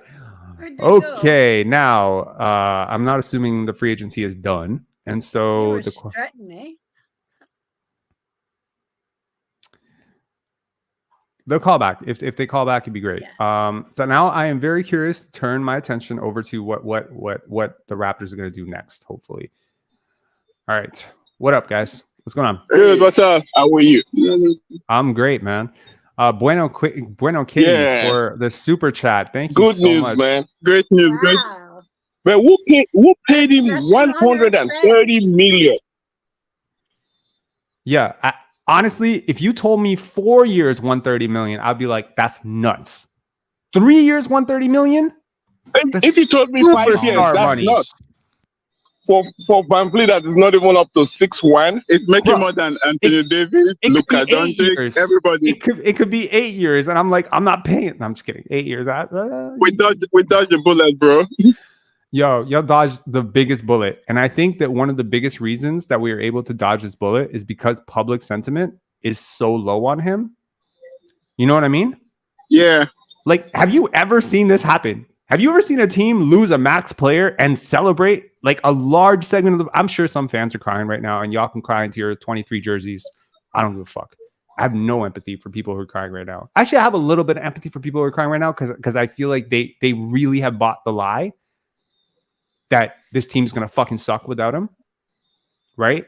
And I just don't think they're not gonna suck without him. I promise you. Pull this clip. Exactly. Show me this clip in 6 months and tell me if I was wrong. So you're telling me I'll eat Fred's it. If making I'm more wrong, than Luka and Anthony Davis? is he making more than LeBron? Bro, is he making more than LeBron? No, LeBron's 47 mil right Thank now. God. But like it says VanVleet, at least this year will be 40.8. Okay. So here's the thing. Not only do you chase the bag, not only do you go to the worst team in the NBA or the second worst team in the NBA, you go to a team that genuinely has no chance of competing, and then you take every ounce of cap space they could possibly take, because why the fuck not? Because you don't want them to get help for you, right? Look, I am not one of those people who think that players should take discounts. I don't fucking care. Like, whatever. You know, take your money, make your money, whatever. But at some point, I can't think of any player who's actually about winning the way this guy's told you for years. What the fuck has he told you for years? He's been telling you, I'm all about winning, bro. I can't stand not winning. Now you know. It's always been about the money. Facade. It's always about bet on yourself. It's always been about the money. And I don't even fucking blame him. I don't care. Whatever, yo. You're not going to get this opportunity ever again in your life. And honestly, kudos to him. $4 Shade million more than Kyrie. That's fucking nuts, man. That's so so ridiculous. That 43 million a year for VanVleet. Yeah. Dame's But making please- 45 million. 45 million. What's Wow. everybody's thoughts on the? Do you think that Kevin Porter Jr. and Jalen Green. Jalen, what's his last name? Jalen Green. Yep. Very bold, man. Are they gonna stay quiet if Fred pulls that stuff there? Oh, he's getting decked. Like I swear to I God. know Like they won't put up I with know, it. I know, I know a few of those guys, like their mental makeup and shit. He's not gonna get away with this. Like the Raptors, And genuinely, the even worst thing is Ume. the Raptors had a lot of soft guys. I'm just being straight up. Like there's a lot of guys on this roster that are kind of soft, right? They're not like they're not hard. Like they're not like you couldn't do this to Serge. As what I'm saying. No. You couldn't do this to Serge. Or Like there's some Kyle. guys who are kind of soft spoken, they're very timid, not weak, but they're not disruptive. Bring back Kyle now. They're more agreeable. Yeah. in a way. Agreeable is the word, Darren. I'm saying soft, but agreeable is the word. So now I'm just like, all right, like you take a guy, and that's what I'm saying. It's the perfect roster for a player like this to really hijack a season, right? You have a coach who enables him, believes in him. You have a front office that is just blinded by him, and you have younger players around him and veterans who are not able to confront him. He had a stranglehold on this roster, and it was always It's always about VanVleet. it's always been this way. Yo, even the last time he approached free agency, he made it clear if the Raptors pay him what another team is paying him, he's leaving. There's not loyalty here, and I don't even care. Like I'm evoking this thought about loyalty, and I honestly don't even fucking care. It's a job. So Rob, what do you think about Pascal? I think you gotta give Pascal. Pascal is so loyal. So imagine Pascal said, "I'm not going nowhere." So loyalty is key. That's not loyalty. That's something else. What I don't is know. it? Tell me. Then what is it then? Fear of change. Supermax, 5-year. He wants it. Now you don't have Fred on your books, so now there's like a clearer pathway to being able to overpay Pascal, because there was always this idea of like, okay, how are you going to pay OG, Pascal, and Fred? Well, now Fred gets paid by Houston. Now you have a clear pathway to pay Pascal $50 million, right? It's comfort zone, is what TR Mike is saying. It's comfort zone. Look, at the end of the day, like, look, I don't have any issues with this. I think removing Fred from this team makes Pascal like 100 times just more likable for me, because it's not a package deal anymore. And I think that maybe we'll find leadership qualities in Pascal that we didn't know he had, but hopefully he has them. He wants to follow, so he said he was a leader. He said he was a leader. Honestly, I liked Pascal infinitely more with Jakob back on the team. Something about his impact on Pascal, those two players. If you run out the following lineup next year, I guarantee you will be a playoff team. Now, this is a hot take. Scotty at the point, Gary at the 2, OG at the 3, Pascal at the 4, Jakob at the 5, whatever you get for the mid-level, plus Otto, plus Boucher, plus Grady off the bench, plus Jeff Doughton. What? And Koloko, Precious Achua, like shit, man. You go 12 deep here, right? So now Scotty Barnes is gonna be our starting point guard. Yes. Hopefully, Been waiting for this. Did you bring back Kyle? Yeah, I would love to bring back Kyle. Great. I would love to bring Kyle. Yeah, Kalari. Yeah. Scotty run like to me, help him learn. How great would it be if he came back and he worked with the young guys? Seriously. Yeah, Kalari. Have him because he wants to retire a Raptor, right? Exactly. And waived him, so come on, do it. Yeah, man. Honestly, yeah, this has been. I'm telling you, this has been such an emotional journey. Words, I bet you it'll take less than 3 months for hot takes to come out of Houston with the young players calling out Fred. I can just see it, or Udoka and Fred getting into it.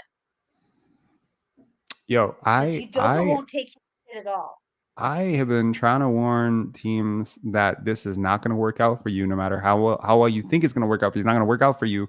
Offering him this type of money, and this is crazy money. This is silly money. This is nuts. We were saying nuts 4 years, 80. We were saying was crazy. They were like, no. That's not even crazy enough. We're going to show you how crazy it is.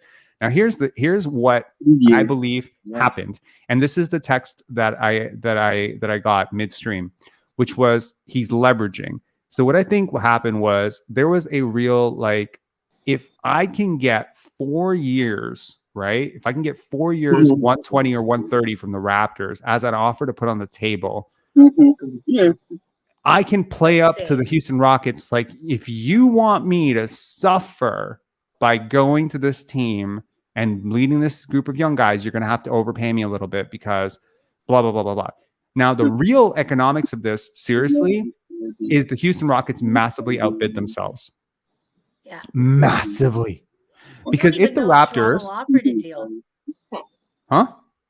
We don't even know if Toronto offered more than 30 and for 3. I have a Like feeling they 30 times offered. 3. I think they offered 33. I think if I'm to understand the tea leaves, I think they were willing to offer, and this might make some people sick. 4 years, 125. 4 years, 125, or 4 years, 130 was probably their maximum offer for him. Now he just signed for 3 years, 130. Which means basically he used Toronto to leverage up the Houston Rockets offer from what their initial offer was, which I believe was 2 years, 85 million, and he got it up to 3 years, 130. He wanted that third year. I don't know if he has a player option on that deal. That would be like, it's completely stupid if he has a player option. There's no way he's declining that player option. He could become MVP. He's not declining that player option. No one giving him this money ever again. So it doesn't matter. At the end of the day, he got his bag. He got the money. As long as that deal is fully guaranteed, he's good. Like, this is the final payday. He made up for every dollar of value he's given the Raptors. He's getting it back from the Houston Rockets. Now, here's some free fucking advice for the Houston Rockets. Y'all outbid yourselves. This is not even advice. I tried to give you advice yesterday to not bring this guy in. But the honest truth is you've outbid yourself massively, because if the Raptors offer was 430, if we're to believe that, 125 would have been 31 million, and it You would got a have free been year 1 right million there. less, 1 million less, but an extra year than what yeah, for sure. So, yo, okay, He I basically need just gained a to year. know what Rocket fans are feeling right now. I need to know. Okay, They're hold on. happy. They're very happy. No, they're not. They They're are. happy. Yeah, they're happy. No, fuck out of Yeah. here. In the newspaper, the Houston Star, I think the writer was talking about how they're having a all-star to their team that's going to help them grow. Okay, were they saying that before they paid him LeBron money or after? Before. Okay. Well, they can't. They can't announce it. So hang on. Where would I go? Toronto Raptors is going to bring back. They're trying to bring back Terrence Davis. Interesting. Who are I'm you, assuming Raptors? Fred has to be the number one option on that team if you're going to pay him like that much money, right? Yeah. Yeah. Yeah. I think Terrence Davis is an interesting pickup as long as it's not for anything close to the mid-level exception. Like, that's great. But if you spend your entire mid-level exception on a guy that you basically sent out for nothing for a second rounder, oh my God. Breaking news. Fred VanVleet signing with the Houston Rockets. All right. Y'all better make that fucking reel that I posted yesterday with him going to the Rockets go viral. Yeah. Good party. All right, guys. We'll join you guys back again. All right, man. Take All right, care. have a good Have a one. good one. Enjoy. Yeah, all right, man. Everyone Yeah. go and retweet Rob's post from yesterday. Oh shit! Like, The did we play it? We didn't play it at all since You the gotta signing, play right? that. Please play that. Oh, Okay. yeah, the office. Yeah. Let's do it. I'm gonna get demonetized for this. I don't even care. Let's do it. It's from Twitter. Oh no, because of the office. I got you. I wish I had some party poppers or whatever they're called, the ones that like shoot the confetti. This is like the best thing I've seen on Twitter in so long. I can't even tell you. Oh, okay. Calm down. Breathe. Restart it, Rob. There we go. Yes, I told That's everyone. amazing. Right back at you. Happy. Oh, okay. Calm down. Breathe. I'm trying. I said breathe. I'm trying. Wait a second. Are you listening to music? Music? Fine. Just go crazy for a little while. Oh, shit. All right, man. Honestly, And your yeah. and your tweet. Tell them what your tweet said. What did my tweet say? It said, "Hang on." Raptors fans tomorrow night when they hear that Fred VanVleet is signing with the Houston Rockets. It's been real, Fred. Best of luck in H-Town. We'll be fine. Hashtag Raptors, hashtag The Office, hashtag We the North, hashtag NBA, hashtag Free Agency, hashtag Rockets. Did I hashtag the Rockets twice? Just for emphasis. No, Raptors and Rockets Okay. on Siege. It's Oh latest. man, this feels good. Like this feels great. Like I obviously I'm thrilled. I'm elated. I'm a happy person right now. I couldn't Let's tell get you. Kyle back. How much cap room do the Raptors have right now? Then They don't have any cap room. no, no. I think they Nope. have this might increase the mid-level they have though, right? They just have the mid-level. It's But I yeah. think it increases it. Hang on. Wait, but oh wait, never I mind. My head saw just got. something on it. I'm just dumb. I mean, look, it's just you're paying this guy because you have a whole bunch of young assets. And those young assets, by the way, I mean, maybe you've paid him just enough now that he can finally do something good. And what's hilarious to me is the Rockets were always going to get better. Ime Udoka is a considerable upgrade over Steven Silas as a coach, right? Yeah. So, I mean, could the Rockets be loosely competitive next year? I mean, competitive for what? Play-in, maybe, right? But that would be a win for their roster. Like that would be a huge win for their roster. Getting that team to the play-in, getting some winning, etc. But I'm positive that the Rockets outbid themselves. I didn't complete that thought. So my thought was, if the Rockets really, really wanted him, I think they could have had him for $1 more than the Raptors were offering. I think they could have had him for $10 less than the Raptors were offering because there's no state tax in Houston. I don't think that's being factored in properly here. Like the Rockets basically offered twice what the Raptors were offering. So like, who were you outbidding? And all of this was on the assumption that A, he wanted to come back to Toronto, which I generally suspect he did not. And that was my read. And why do I feel this way? Because of everything that people around him have been saying to me for the last 2 years. That was my read. All the DMs I've gotten, all of the wait till you see, all of those, messages that I've received, it's always led me to believe that the grander plan was to get out of here. So, which is what made all of the hijacking the offense last year for his number stuff at the expense of Scotty's development just pissed me off even more, because it was just like, you're gonna get your numbers, you're gonna go somewhere else, you're gonna get the bag, you're gonna leave, and now we're gonna be with a player who's a year behind in his development because you don't do that. So look, I mean, we never have to talk about this again. That's the beautiful part about this. Fred VanVleet's gone. I'm excited for next year. I'm excited too, man. Like honestly, people have started to associate this channel with like negative vibes and stuff about that. I hope I never have to make another low light video ever in my life. That would be great. I just make highlight videos like everybody else. I just make highlight videos. It's going to be great, man. I am fucking relieved. Like, it'll just be a better product on court, like to watch too. 100%. Like, I feel like I would rather, like, I 100% say this, I would rather, and this is going to make some people probably polarize some people, but I would rather make the play-in next year, lose in the play-in game one, again, do the exact same thing, right? Fuck that. No. I would rather miss the play-in, surrender a top 10 pick to the San Antonio Spurs with a roster that does not have a Fred VanVleet and genuinely developed, and Grady and Scotty are getting better, and OG's got the role and he's not upset, and Gary's, developing as a playmaker, and the vibes are good, and you can tell the guys actually care for each other and they're playing the right way. Pascal's happy with Jakob, all that stuff. I would rather that roster that just narrowly misses the play-in, because trust me, anyone who thinks this team's going to bottom out with this team, you're insane. Like, you're very vastly overvaluing what Fred VanVleet is bringing. I would not be surprised. Okay, let me finish my thought here. I would rather that team than a team that goes to the conference finals with Fred VanVleet. That's how big the gap is for me. Because what's the upside there? I go to the conference finals with Fred VanVleet. I know he's not going to perform well in the playoffs. I've seen it 4 or 5 years, right? I know Pascal's not going to perform well in the playoffs. I've seen that too. The only chance this team has to relevance in a championship in the next 5 years is Scotty, right? Getting better. And I mean, the jury's still out on that. I can say he will. You can say he won't. And we'll both have to say we'll see, right? But at some point, you're going to have to try it. I know it's scary, because some of y'all swear that he's a fucking autistic, power forward. Yes, I've seen the fucking Twitter threads about that. That's so sad. That makes me so pissed. Like, it really does. Some of the stuff that the people say about him. But anyways, my point is that at some point you're going to have to give it a run, and you're going to have to sink or swim with it. And you know what? If Scotty running point leads you to a 10-game losing streak, at least now you know. Now you know it doesn't work, and you're going to have to shift.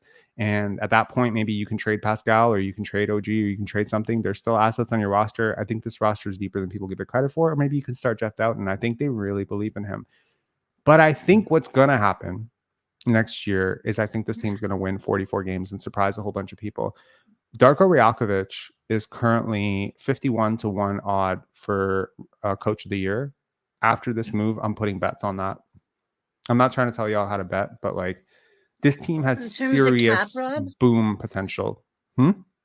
Blake posted, just for people that are wondering about cap space, Blake Murphy posted that the Raptors don't have cap space to replace VanVleet, but they have more breathing room now under the tax to use the mid-level exception, the biannual exception, and of course can make trades. Okay. Yeah. Look, I genuinely... I say get Kyle. I want us to start like some sort of the same way that you made people understand what was going on about Fred. It'd be great to like start some sort of Twitter campaign or something, Instagram campaign to get Kyle back. I think it would be great. Yeah, I mean, Scotty would flourish under him. I think this is a pretty seamless and natural fit for Kyle, honestly. Yeah. All right. I mean, it's yeah. You know what? Screw it. Hoop dreams. Okay. Anyone who's ever picked up a basketball has dreamed of doing what Fred VanVleet did today. Okay. That's just being real. Anyone who has ever picked up a basketball and tried to play competitive basketball, AAU, high school, college, whatever, had a dream, built in My 2K player, whatever, however you grew up. And, imagine one day, like, who the hell wouldn't want to be able to take care of your family's family? Like, he knew he was going to get the bag so hard. He had custom headphones made yesterday from this jeweler, and they're so stupidly expensive, and they have jackpots on them and money on. You posted that on Instagram, didn't you? Yeah, the culture is just wafting off this guy. But he knew he was getting paid. This was going to be the biggest day of his life, and this is the biggest day of his life. And to anyone who thought he was coming back to the Raptors or whatever, once that Houston third year that got put on the table, and I have a feeling that the only reason this deal was not announced at 601 is because Houston was balking on that third year. That's what I feel. I think Houston came to What are the odds that Houston was actually betting against itself and didn't know it? They weren't bidding. Okay, that's the thing. So if he genuinely did not want to come back to the Raptors, which I think there's some serious, thing there, like he might not have wanted to. Or the Raptors maybe didn't offer what he wanted, is the other option. Well, of course they didn't offer what he wanted. Didn't even come close, is what I'm saying. Yeah, I mean, this is a guy where it was leaked initially. I mean, you consider the curse of Nick Nurse, right? Consider this. If his numbers had stayed where they were at the All-Star break, and if they don't trade Jakob Poeltl, he never gets these numbers to justify this contract. I mean, he doesn't even have the numbers to justify this contract, but let's just say he wouldn't even come close. But instead, what we saw was Jakob Poeltl. So you not only fuck up your draft pick, that is a trade that just never stops taking. There's certain trades that just never stop giving, like the trade for Kevin Garnett and Paul Pierce for the Boston Celtics. It's like a trade that just never stopped giving. It was just like, wait, we still have more value to extract from that trade. What a stupid trade. The Jakob Poeltl trade, which I'm glad they re-signed him, but that trade has just never stopped taking away, in my opinion. Not only do you draft way lower than you should have, not only do you not have a draft pick next year, which kind of fucks you over, but then having Fred VanVleet have this perfect pick and roll partner, it is a weak draft class, but still. Raphael Stone is the real MVP. Does V stand for vapid? Because if it does, yes, he is absolutely vapid. I have listened to 5 press conferences of that guy. I can't believe he has a job in the NBA. Wow. Just anyways. John Hollinger reported. Hey, can we put it? Is this trade going to be worse than the Rudy Gobert trade? Or the Rudy Gobert? Is this signing going to be worse than what Minnie did with Rudy Gobert? No, it won't be anywhere near as bad because not only does Minnesota pay Rudy Gobert, they also extracted first-round draft picks for him for multiple years. Not only that, but they also gave him the runner-up to Rookie of the Year, Walker Kessler. Anush Poor Kiani, Şengün. I love Şengün, the poor guy. yeah, and Jabari Smith, like they're all drinking right now too. They're just like shit. Okay, You think they okay, know yeah, already okay, that he's wait. I want to bring this back to something. Okay, hold on. I'm just gonna pull this up. I gotta pull it up real quick. It's funny, it's hilarious, but I want to tell you what's not happening in Houston right now.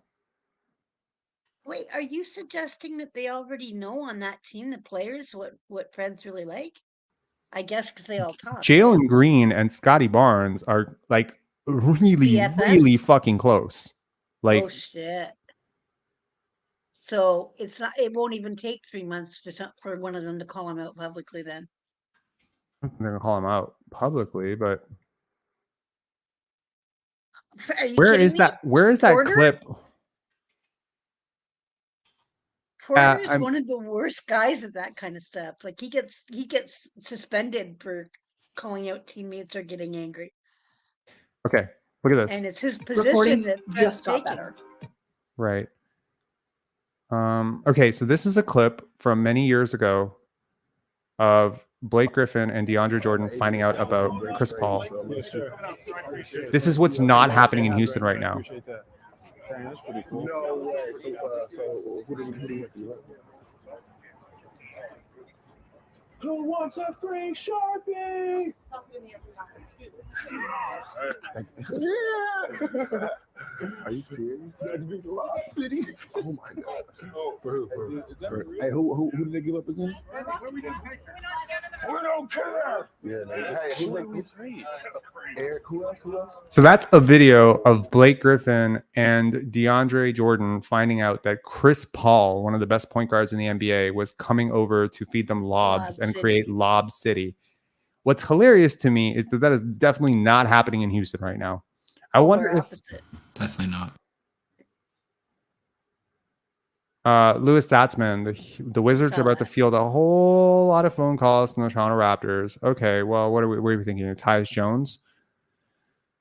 I think they're thinking, either Tyus or DeLon, bring back DeLon and reconnect him with Jakob and Pascal. That would be great. No, I love DeLon because he's a great defensive, and his 3-pointers improved too. Or the other one could be Monty Morris, right? Yeah. I want Kyle. Otto Porter Jr. is not Otto Porter Jr. Kevin Porter Jr. is not going to be thrilled about this at all. Oh my God. Quiet. Oh my God. Oh my God. Boards actually thinks Fred VanVleet's max still left him a bit underpaid, but that's partly fueled by goofy high minutes estimate courtesy of his former coach. What?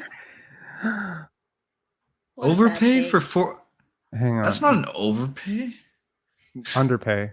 Oh, sorry, underpay. Sorry, that's my bad. Yeah, it's definitely an overpay. Sorry. So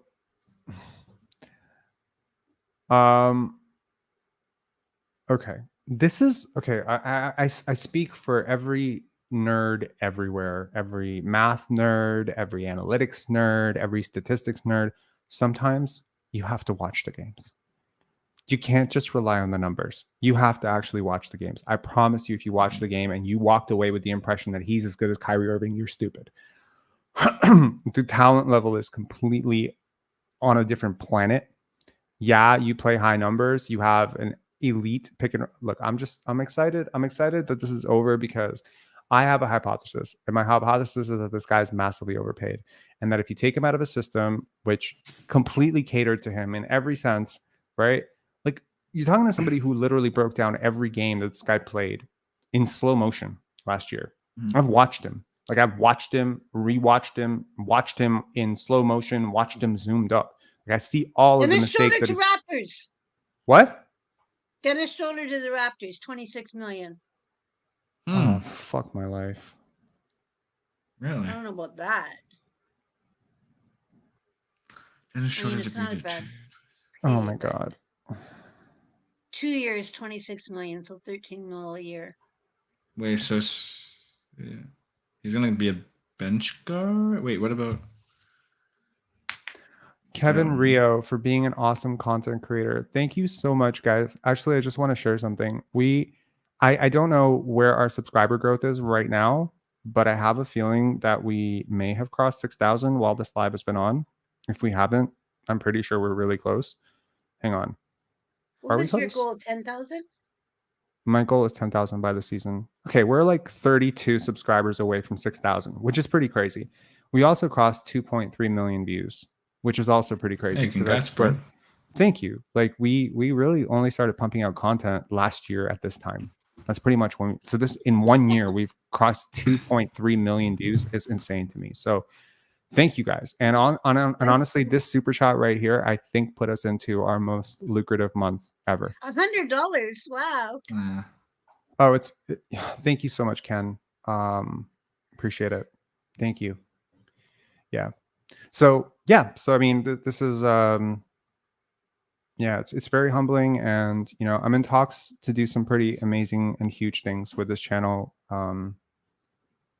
that I don't want to share right now, but I promise in due time I will share. Like in the next couple of weeks, I'm sure that some of that stuff will happen. So yeah, you deserve it, Rod. You've Thank done a you. great Yeah. job, and I know you took a lot of heat from certain people. There I was have. some people that I know that kind of said to me, "What are you doing, Tamberlin?"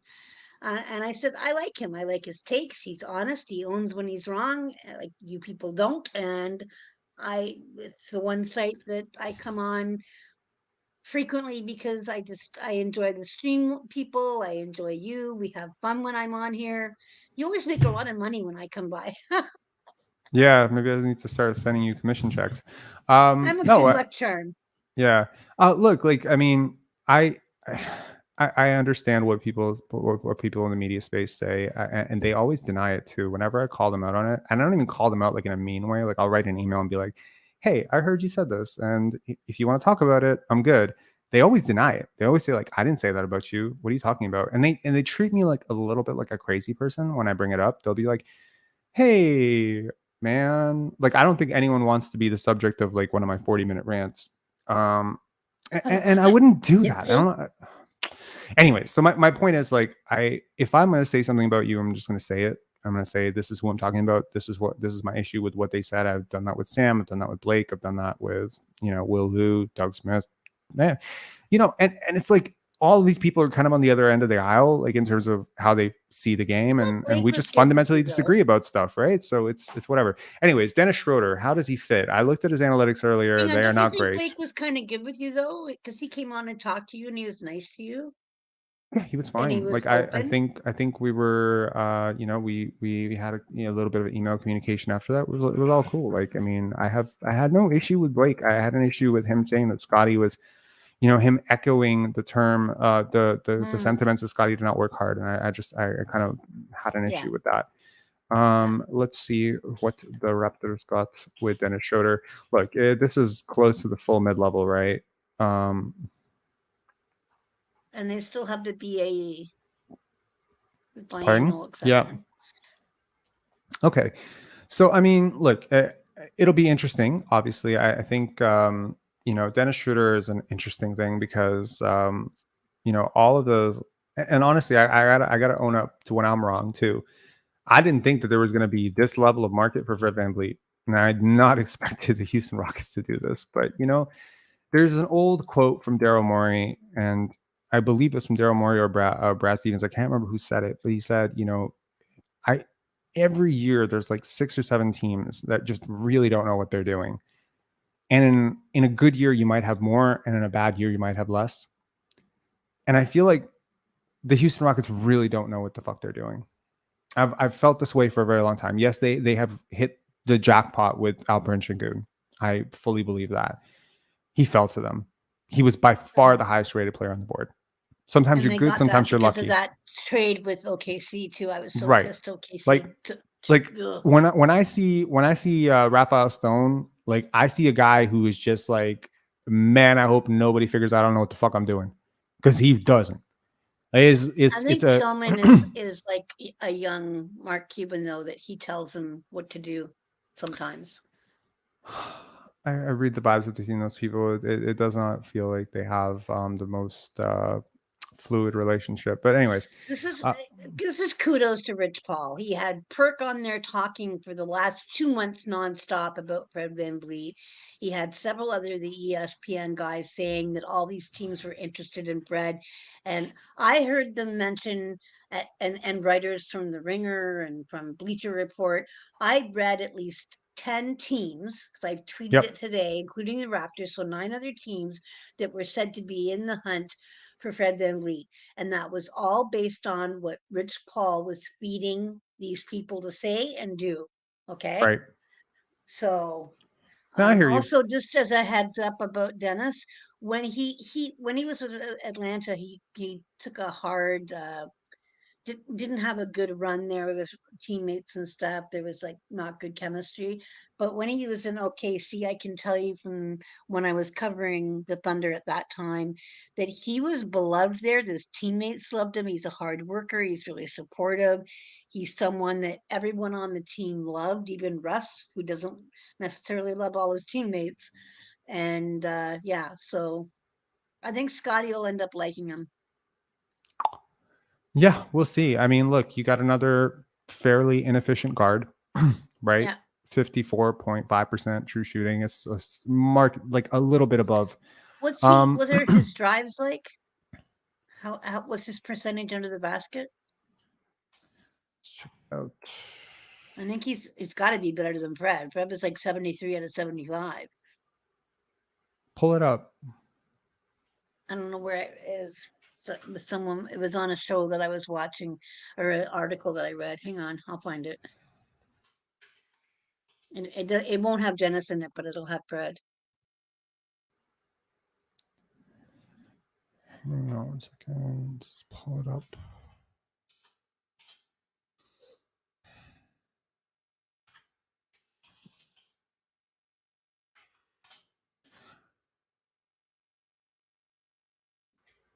I mean, it's. I think you overpay on the price a little bit, right? But you get a little bit back on the term. 2 years, maximum flexibility. The Raptors like to vibe with maximum flexibility. Next year, he's an expiring contract. He's an expiring contract the same year that Chris Boucher becomes an expiring contract, the same year that technically auto expires. So, I don't think it's the worst thing in the world. He had some really big shots in the playoffs, including a really clutch 3. I don't think this moves the needle for you. I think it's just interesting. Here it is. I found it. Okay. It was from The Ringer, and is VanVleet a smidge overrated? Possibly. There were 49 players who averaged at least 15 shots per game last season, and VanVleet's 39.3 field goal percentage ranked 49th. Mm-hmm. Out of 77 players who drove the ball at least 500 times, his minus 1.82 quantified shooter impact was 73rd. De'Aaron Fox made 68% of his driving layups last year. VanVleet finished at 47.8. An inefficient point guard. Yeah. No, I mean, look, like the numbers. I've already explained this in like one of my previous lives, but I think like role optimization is something major. The team helps you, right? Like Chris Walder, are you happy now? Yes, clearly. Wait, hold on. Raps Muse, who I am often accused of being, and now you know for a fact I'm not Raps Muse. Are you? No, I'm not. I'm not. You would have seen me tweeting, right? No. Are you accused of being him? Yes, he's accused of being Pinsari, and I am often accused of being Raps Muse, and I think it is hilarious. But how come people think that? Like, does he make videos and have similar voice or something? No. It's just some of the talking points are very similar. Okay. And I think he's done a lot in terms of like the agenda. Yeah. So life's good. It is good. Okay, let's see here. More news. Masai Ujiri moves quickly, replaced by VanVleet in free agency, luring Dennis Schroeder to the Raptors. Okay, double tweeting there. Okay, like Brissett to the Boston Celtics. Who reported at Shams? No, Woj. Okay, let's hear from $130 million max contract with the Houston Rockets. I'm told his agents, Rich Paul, Eric Ruiz, just finished up that deal with Rafael Stone, the Rockets. They found a layup he made. Manager, and now Fred VanVleet lands with the Houston Rockets. All of that cap space, all that discussion about a pursuit of James Harden. This was an organization that started to fixate on Fred VanVleet in recent weeks, and they lure him from Toronto, where he was a big part of that Raptors championship, a huge part of that organization. 3 years, $130 million, the first max contract of the offseason. Malika? Jesus Christ. You know, it just goes to prove if you say something enough times and keep repeating it, people will start believing you. It's like the Trump effect. It is the Trump effect, man. Shit, it totally is. It totally is, man. I've told y'all many times in these lives, gaslighting is a major thing for me. Like, it triggers me so hard, and I listen to this guy talk about him being a championship leader and the leader, and you know what it is? It's like, honestly, it's not going to move the needle. It's not going to move the needle that much. And what I am most relieved about is, like, not only the development reps that the young players are finally going to get on ball. Seth like Curry to reps. Dallas. Who? Seth Curry to Dallas. Good move for them. Yeah. What he signed for, I think though? I would have rather had Seth, but he's kind of small. Dennis Schroeder, smaller. Wasn't Seth on that team before? He's not shorter. Wasn't Seth on the Mavericks before? I feel like he was for a little bit. Yeah. He might. I'm trying to think. Maybe like right when Luka was getting there, or let me check. He was with Dallas. He played an entire season for them. I think 2015, 16 or 16, 17. And I think he even started a whole bunch of games. It was the year before Luka got there. I'm pretty sure. Was Dennis Smith on that team? Oh, Portland. I'm saying Portland, and he was in Dallas the year after. 2 seasons in Dallas, 2 in Philly, 2 in Brooklyn, 1 in Portland, 1 in Sac, 1 in Phoenix, 1 in Cleveland, 1 in Memphis. Yeah. Well traveled. Was he really hurt this year? What happened to him? No, I think he just fell out. I think he just fell out of the rotation a little bit. Yeah, I mean, I don't know how I feel about Dennis Schroeder. He's the initial and original, bet on yourself guy. It's kind of interesting. Yeah. I think he got clowned for that a little too hard. He has. Yeah. Shadow Warrior saying Masai always liked Schroeder. He did always like him. Averaged 12.6 points, 2.5 rebounds, 4.5 assists, and just under a steal per game this year in 30 minutes. Played 66 games. Started 50. I mean, off the bench, he'd probably help a bit. So here's my question for you. Thanks to both of you. 226 for Dennis Schroeder, or let's say 120 for Fred. Me personally, I would take the Schroeder. Ditto. Okay. I know Fred's better. Me too. I told you, Rob, it wasn't so, even though I didn't like what was going on the court and the selfishness, it was what happened off the court that turned me against him, and why I lost respect. Yeah, no, for sure. And I mean, look, in the end, like, I think that I will take what is good for the overall team, right? Not necessarily, and like that's including like rejecting a deal for James Harden if that were even on the table. I'm just saying, like, at some point you have to ask yourself, if it's not for a championship, what the hell are we doing here? You know what I mean? Fred does not move the needle towards a championship for me on this core. And I think Masai Ujiri would have had a pretty difficult time convincing MLSE to go deep into the tax, retain him for whatever, right? Because obviously the Raptors technically could have offered him what Houston offered him, right? They could have offered him a full max, right, for 3 years. And at that point, you would have seen exactly what Fred VanVleet's about, because he would have rejected that offer to go to the tax haven. And granted, worth noting that a lot of people talk about, state tax, et cetera. It makes a difference. I don't think it makes as much a difference as people like to think it does, because these guys have very creative accountants and they don't often pay the level of tax that some people do. So, but it does make a There was difference. an article when Kawhi was here when someone wrote about that, and Kawhi, they said that Kawhi's only had to pay an extra 200 or 300,000 in taxes total. Yeah, because there's ways around it. there are, exactly. And then these guys have accountants that are paid crazy amounts of money. I remember a player once, and he was talking specifically about San Antonio, Toronto, the difference. I think it was Rasha Nesterovic way back when. And he was like, it's minimal. It's minimal. So yeah, Rasha Nesterovic went to my church. Did he really? Yeah, briefly. Yes. I wouldn't. He seemed like a funny guy. Rue saying, is this a clear path to an OG extension? I mean, yeah. And I mean, honestly, the happiest person in Toronto right now is not Scotty Barnes. It's probably OG Anunoby and Gary Trent, because those are the guys who were really being shafted in this whole situation, right?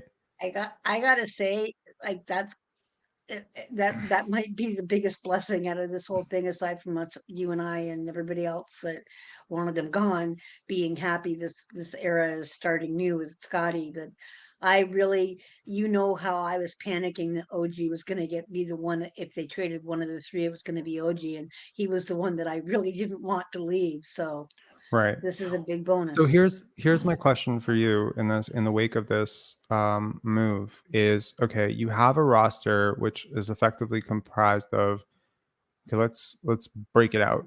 Scotty at the 1, Gary at the 2, OG at the 3. I don't think there's a chance in hell Dennis Schroeder is starting over Gary Trent Jr. or Scotty Barnes. So yeah, OG at the 3, Pascal at the 4, Jakob at the 5. It's a very clunky and weird lineup. It lacks a little bit of shooting, and I think there's a legitimate case to be made that Pascal could be the next domino to fall here, right? So if you could get a package centered on, something from Atlanta, would you consider moving Pascal right now and going just full kind of like retool? Let's not call it rebuild, because I honestly think like the combination of Jakob is a really, like, when we talk about Fred being like a winning player, Jakob is like the Fred VanVleet of centers. That's not shade at Jakob at all. I just mean like he impacts winning in ways that are very not obvious when you watch the game. And I think he has a similar, value add to the Raptors. He just plays a position that is far less diminished. His numbers are far less amazing because his usage is far lower. But if you wanted to like run offense through Jakob Poeltl a lot more, like you'd see godly assist numbers. That guy's a really good passer. If you played him more minutes, if you were willing to, hide him in the fourth quarter a little bit with a particular defensive scheme, I think he could have more rebounds. If you featured him more on offense, I'm pretty sure he could have more points. I think Jakob is a guy who, if Jakob found a coach, let's just say next year Darko Rakovic falls in love with Jakob Poeltl the way Nick Nurse was in love with Fred VanVleet, and he just wants to run like a lot of short roll stuff with him and connective stuff with him, and maybe even like hub him in the post and do some playmaking out of that. Cross match, I could see Jakob Poeltl averaging like 15 points, 8 rebounds, 5 assists, that type of thing, 18 points even, can get it up pretty quick. So anyways, my point is Jakob is a winning player. OG is a massively winning player. These are two very winning players. Scotty is emerging into that type of player as well. Like he's a third winning player. Gary moves the needle somewhat, but he could be better too. Pascal is clearly a winning player. Deal is fully guaranteed, by the way. 2 years fully guaranteed. Yeah, I know. It's tough, man. Like it's like, okay, well, I mean, I guess the question is, who would you rather have had, right? Like between him and who else? Who's available? I certainly prefer him over Gabe Vincent. I'll tell you that. But not by much. What should Gabe get paid again? Going back to your question, Gabe got the only players that I 333. really like on Atlanta are Murray, AJ Griffin, and Bogdanovich. But I'd rather do a deal with a different team. You don't like Kobe Buffkin? Oh yeah. And But I haven't. Onyeka Yeah, Okongwu. I like that. I didn't I look like into the Onyeka a rookies lot. 'cause I'm Me too. looking at a list without the rookies. Sorry, but the team that I'd rather do a deal with that I could see something. Well, this has a ton of players I really like, but we probably have a hard time getting the ones I want. Is New Orleans because I Yeah. like Trey Murphy a lot. I like Herb. I love Herb Jones, but he just signed a deal. I love Dyson Daniels. Like, there's so many Brandon Ingram. Like, Yeah. there's so many players on that team that I love that Gordon I would Hawkins too. rather do a trade with them if we were going to trade Pascal. Yeah. My tweet 40 an hour before free agency was 390 or 420 or 4120 from the Raptors or 280 from the Rockets. I think you have to understand his mindset to understand that the decision is already done, just about leveraging the offer you don't want to slightly improve the one that you actually want. I was trying to tell y'all, man. He got it. He got it. So do you think that they'll wait until like the trade deadline with Pascal before they decide? I hope not. I would rather they make the decision right now. It And becomes a start lot fresh. harder. Exactly. It becomes a lot harder to sort of incorporate that type of thing. And look, Dennis Schroeder can just be a guy. Like $13 million. I think people see 13 million, they assume that's a lot of money. It's just a rotation player. Mid-level. It's a rotation player. Middle. Exactly. It's a rotation player. It's what you signed Jason Capono for way back when, right? It's what you signed. Rui Hachimura is making more than that. Hello. There you go. Yeah, and you know, I mean, honestly, the value between those two is not that far off. But nevertheless, so you have Dennis Schroeder, you have Otto, you have Chris Boucher, you have all these like pieces, right? So my thing is here, like, you could easily go 10 deep. Easily. Yeah. Right now. Yeah. Right? You 10 deep. Especially if you believe in Jeff Doughton the way I do, and you think Grady Dix could play for you right away, and I don't see a way in hell that he's not going to play right away because you invested a lottery picking him. So I'm so anxious to see the Darko's offensive system. I really am, because he's all about movement. I think it's going to be better about too. moving the ball quickly, which plays right into Scotty's hand. But for all these people that are saying Scotty doesn't have the ability to be a point guard, not only does he have the ability, but under Darko's system, he's the perfect guy to play it because he moves the ball so quickly. Yeah. There's sometimes I watch Scotty and like I'll like even me as like watching it from a top view, being able to watch everybody. Sometimes I'll like see him make a pass or something, and I'm like, oh wait, I didn't even see that right away. You know what I mean? Like, yeah, it's crazy. No, and look, I think people have fairly pointed out that, hey, like, you know, he's not as great a passer as you think he is, because a lot of it is in transition and a lot of it is connective stuff and a lot of it is secondary stuff, and you know, coming off of scrambles. Under the basket, though. Exactly. And look, it's just, you know, this is the point that I brought up several times last year. It's just like, you can't know what you haven't seen, you know? It's like, you know, certain people want to say that Christian Cloak was a non-shooter because he had like 1 or 2 threes last year. I've seen this guy in an open gym, and I've seen Precious Achiuwa in an open gym, and I can tell you, like, one of these guys and the other guy, like, it's indistinguishable how well they shoot in an open gym. And Precious Achiuwa takes a ton of threes. So you just need a coach that's going to inspire a guy to take a lot of threes. I mean, look at Kem Birch, right? He said it when he got to the Raptors. He was taking a ton of threes, and he's like, they didn't want me to do this in Orlando. Guys always have more. They always have more. They haven't shown, you know? And so you put guys outside playmaking roles, or you put them in playmaking role, you're going to see something different out of them. I think you're going to see Scotty's just, his basketball IQ is off the fucking charts. Whether you talk his skill development needs a lot of work, fine. But regardless of whether Fred VanVleet came back or not next year, I don't think they were going to let one more year of Fred runs offense, Scotty stands and watches from the corner. I don't think that was ever going to happen again. Scotty's received a mandate from the Raptors that, hey, like, you know, we're putting into you, you put into us, work hard, you know, do what you got to do this summer, put in your reps. And he's worked hard, you know, he's doing it, right? He's getting his shots up. I think the shot is looking way smoother. Like, it's coming off of his hands consistently. Like, from what I've seen, like, it's coming off his hands consistently. The handle is like, it's still a work in progress. It's never going to look as good as a guy who's maybe naturally gifted ball handler. It's also kind of awkward when you're that tall. Yeah, the long But limbs. yeah, like you have long limbs, you kind of like Gumby, like, and he hasn't been this big forever, he's also pretty muscular. So I think like the handle is effective enough. Like he's not just coughing up the ball when he's bringing it. Like I trust his handle more than I trust Jaylen Brown's handle. I'll tell you that much right now. It doesn't look as shifty as Jaylen Brown. Maybe he doesn't try as much as Jaylen Brown. It's not as fluid, but it's not as flexible. Jalen's okay with 1 or 2 dribbles. If he has more, then he's a turnover machine. Yeah. James Walsh saying, would you consider bringing in a shooting coach? Because the Thunder this year brought in the guy from, I can't think of his name at the moment, from the Spurs. What was the shooting coach for the Spurs? He was there forever. Cool name. I can't think of his name. Anyway, they had like Shane was only shooting 34.5%, but there was 11 guys shooting above that, and 9 that were shooting 36.5 and above. Chip, was his name Chip? What's the guy's name? I can't think of his name. Anyway, something I thought about, Rob, they brought in JJ Redick to have an interview for head coach, and I know Masai likes to touch all the bases and not do the expected.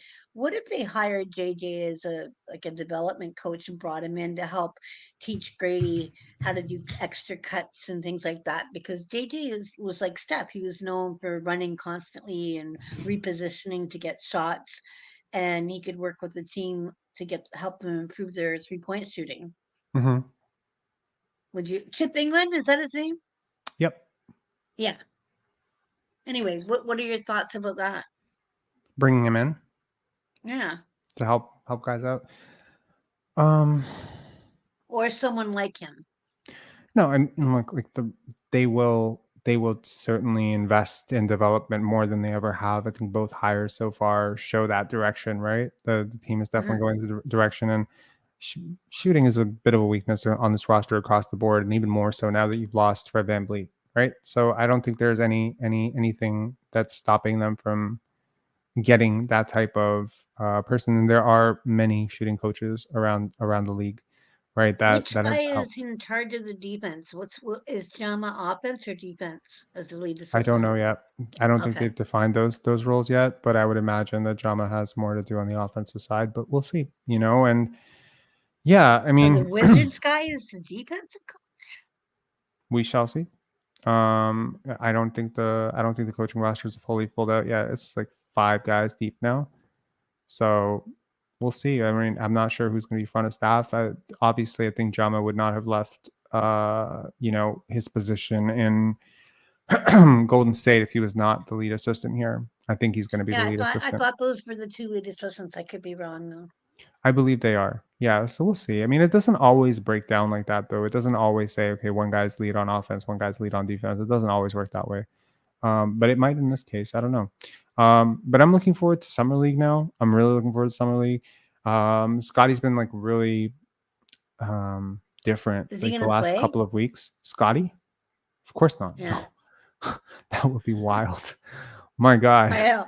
He would average like 150 points a game. I'm just kidding, obviously.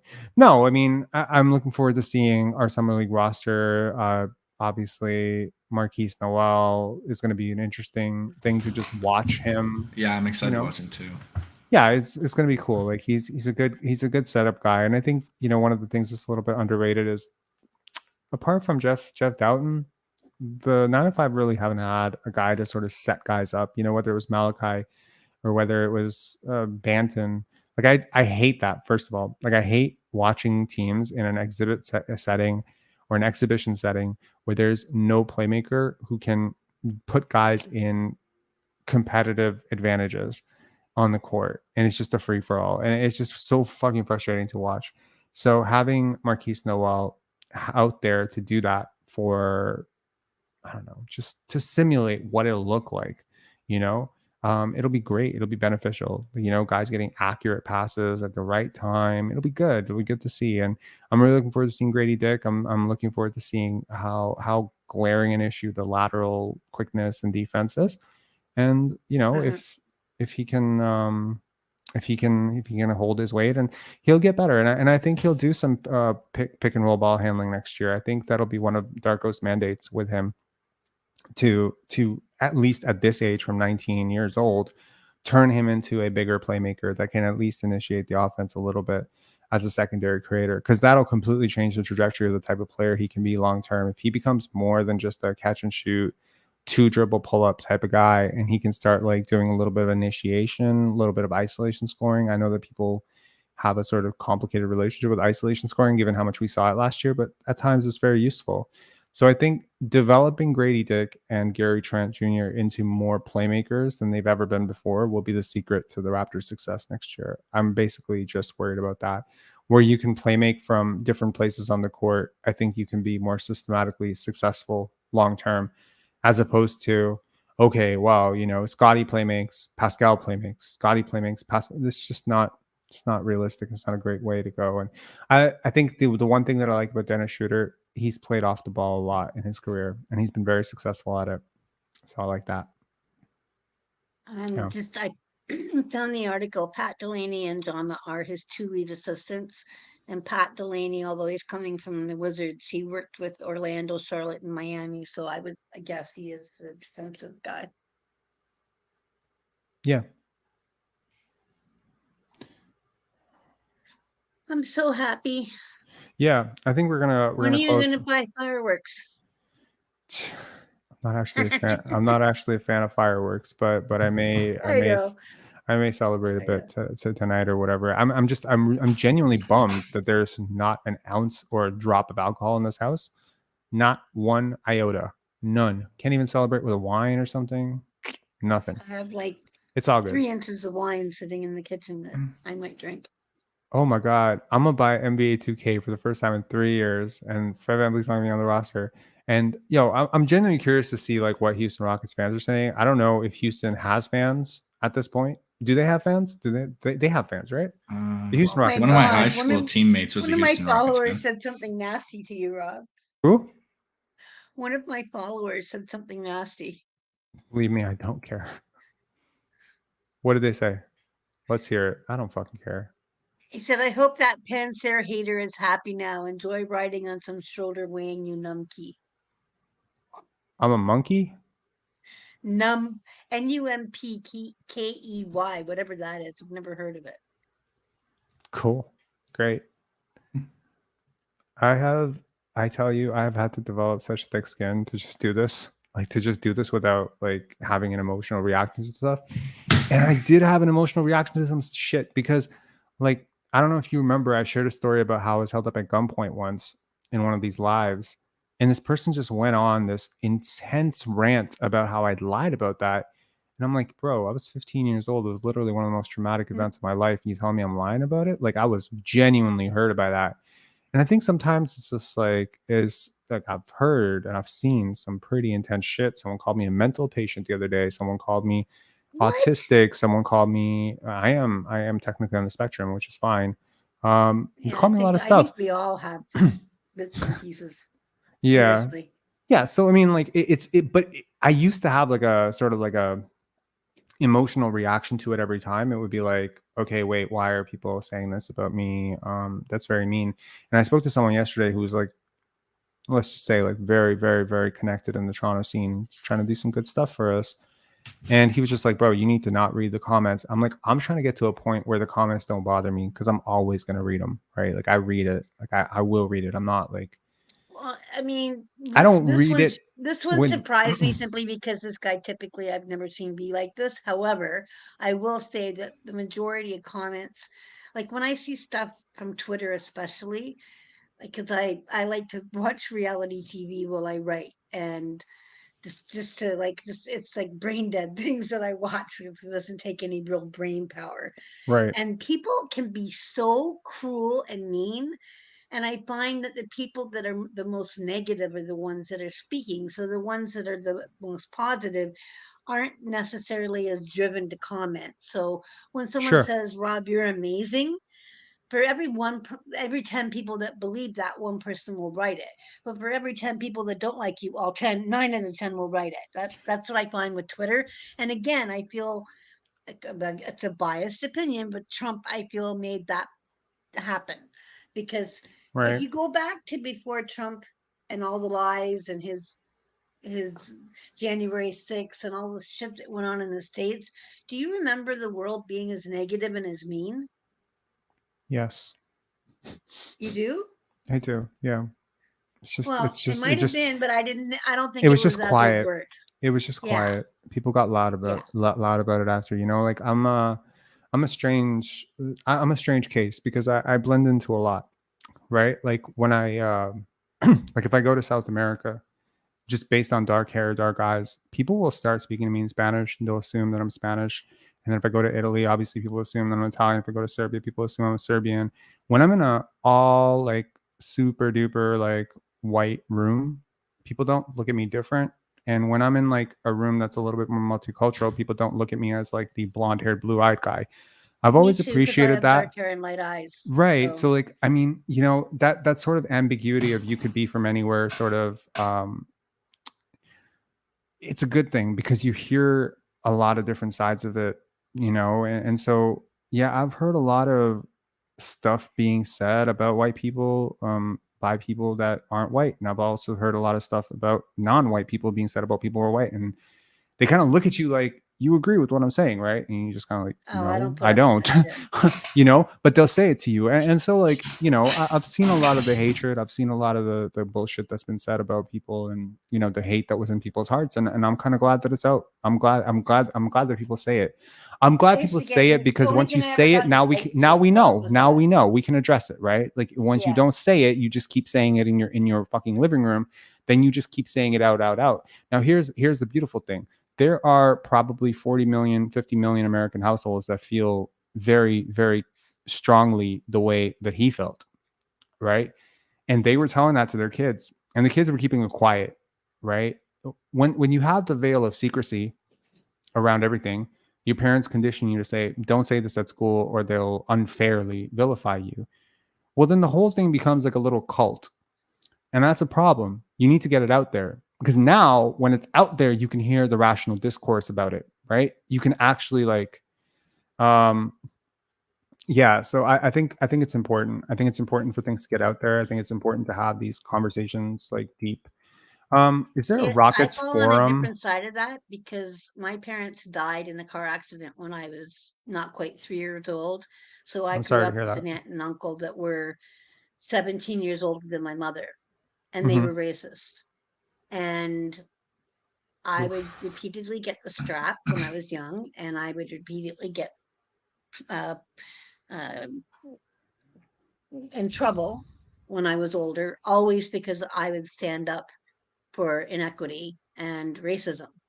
So I was only 3 years old, and I don't know how I knew that. Someone told me when I was old that my dad's best friend was a black man, so maybe that was why. I don't know. I think it was just innate inside me.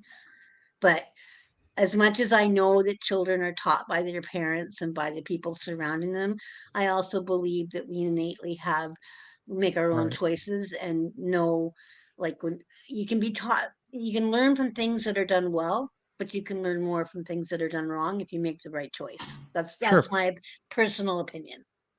Sure. Yep. I think you can. Yeah. Not to get too deep on you there. Yeah, I'm just trying to think about what you just said there. Okay, I mean, can I like where do Rocket fans talk about the Rockets? Like I need to see their reaction to this before we get out of here. Reddit, maybe? Rockets Reddit. Oh boy. Okay. Or maybe what's it called? Might be able to search One of up the like a Fred VanVleet forum or something for the Rockets. I'm There we thinking a go. blog site. Like what's I mean, but how do you know what's these are not Raptor fans posing That's as true. Rocket fans? I mean, maybe it'll. Okay. what's that major blog site that not True Hoop? What's the other one? Real GM. No. He's making more than Kyrie. Well, he actually plays, so no Derrick disagreement. Rose and the Memphis Grizzlies. What? That's crazy. Yeah. Okay. Kyrie is a much better player Nobody said he wasn't, but too much of a headache for a young team like us. Wait till you see this. I'd rather give him this deal than Kyrie on his deal. This is like wow. This is like I'd rather have my leg amputated than my whole body. Like, okay, good. He ain't absolute team poison. Okay, that's quite a bit of money. Just wait. Yeah, I think it's a classic agent telling people what to leak. So it looks great for them on paper, but as we learn, there will be less guaranteed money with more team flexibility. At least that's what I hope. Wait till you see. Yeah. I guarantee that is a player option. The third year was a selling point, and a team option is worth nothing in negotiations. I completely agree with that comment. Stone and the Rockets had zero leverage in this deal, apparently, if this is what he wound up getting from us. No, he had ultimate leverage. Just completely, you bought his bluff that he was willing to come back for less money to the Raptors to win. What the fuck are we doing? Okay, I found. Go to the Dream Shake, Rob. Okay, wait 1 second. I'm just going to finish this one up. A little expensive, but becomes an expiring at 32. Yeah, look forward to the next 2-3 years, man. Jesus, that is much, but oh well. Tell me there's a team option. Seriously, if we're going to pay this much, we should have signed Harden instead.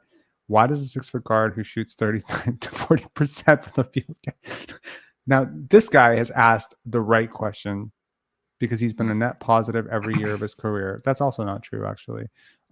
It's so disingenuous for anyone who's been a Rockets fan for more than 3 years to quote a raw field goal percentage as a meaningful stat.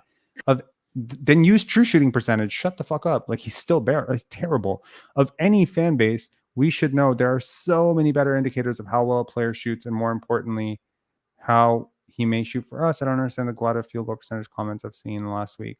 Thank you. People should look at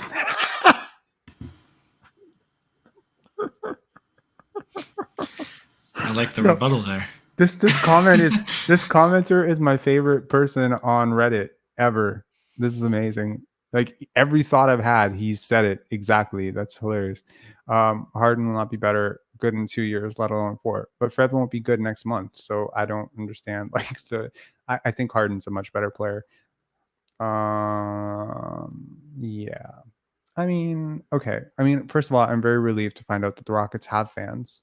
Houston's an awesome city, and you know that the fan base has been through a lot, right? Let's be honest. Only overpaid Batman. Rockets. What would you call it? The Dream Shake? If there's only 10 comments, I thought there was more, but there's probably more comments on other articles. Yeah. So I pulled up the article that was on VanVleet to start. Breaking news. Yeah. So it's the dreamshake.com. It's an SB Nation site. Right. The breaking news on the VanVleet one.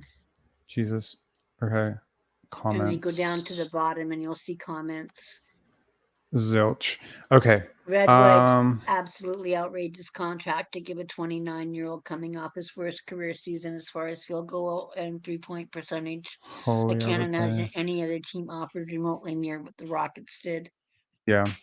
Okay, we got to look at we got to end this one on Real GM. I gotta know what Real GM thinks about Fred Worse than VanVleet. Ryan Anderson? ? For sure, considerably. Yeah.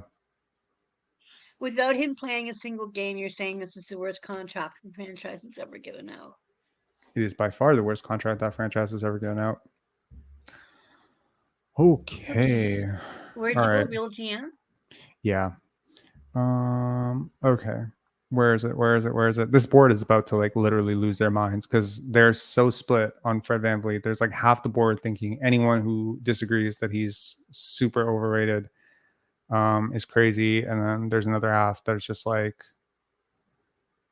he's the best player. Fred signs with the Rockets. Okay. All right, get ready for peak comedy, y'all, because this is about to get really funny. And the amount of shit that this board has talked about me, finally going to leverage some of this. Okay. An office reference right away. Houston, we have a problem. Denzel. All right. A party over here, party over there. All right. 3-year max contract for Fred VanVleet. Wow. Wow, that was a huge overpayment. Can't wait for Common celebrate. KPJ to Celebrate, punch yeah. his ass out. Do you see Poeltl? Can't wait for KPJ to punch his ass out. Clowns with their pom-poms are already planning for his first visit back. Where do you see that comment? Is it like the first? Did I miss it? Poeltl. Where is that? 1, 2, 3, 4, 5, 6 comments down. I pulled up the Fred VanVleet article. Where? Under Real GM wiretap, Fred VanVleet Rockets agreed to 3-year, Okay, $30 gotcha. million deal. That's hilarious. Yeah, I'm on the forums. What's funny is Oh, that where's the forums? yeah, the forums are Oh, hilarious. okay. I see. Yeah, giving a And free. where did you go to Center Houston? Nope, Toronto. Houston board is dead. The Toronto Raptors, Oh. the fans are the ones you're gonna really want to see.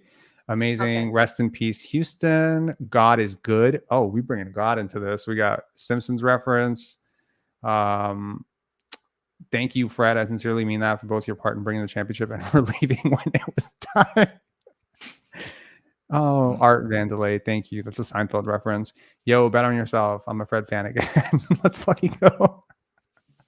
Yo, most overplayed player in NBA history.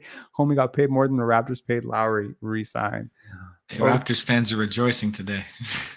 Get that cash ready. Okay, this is the Fred VanVleet defender who actually called me a mental patient.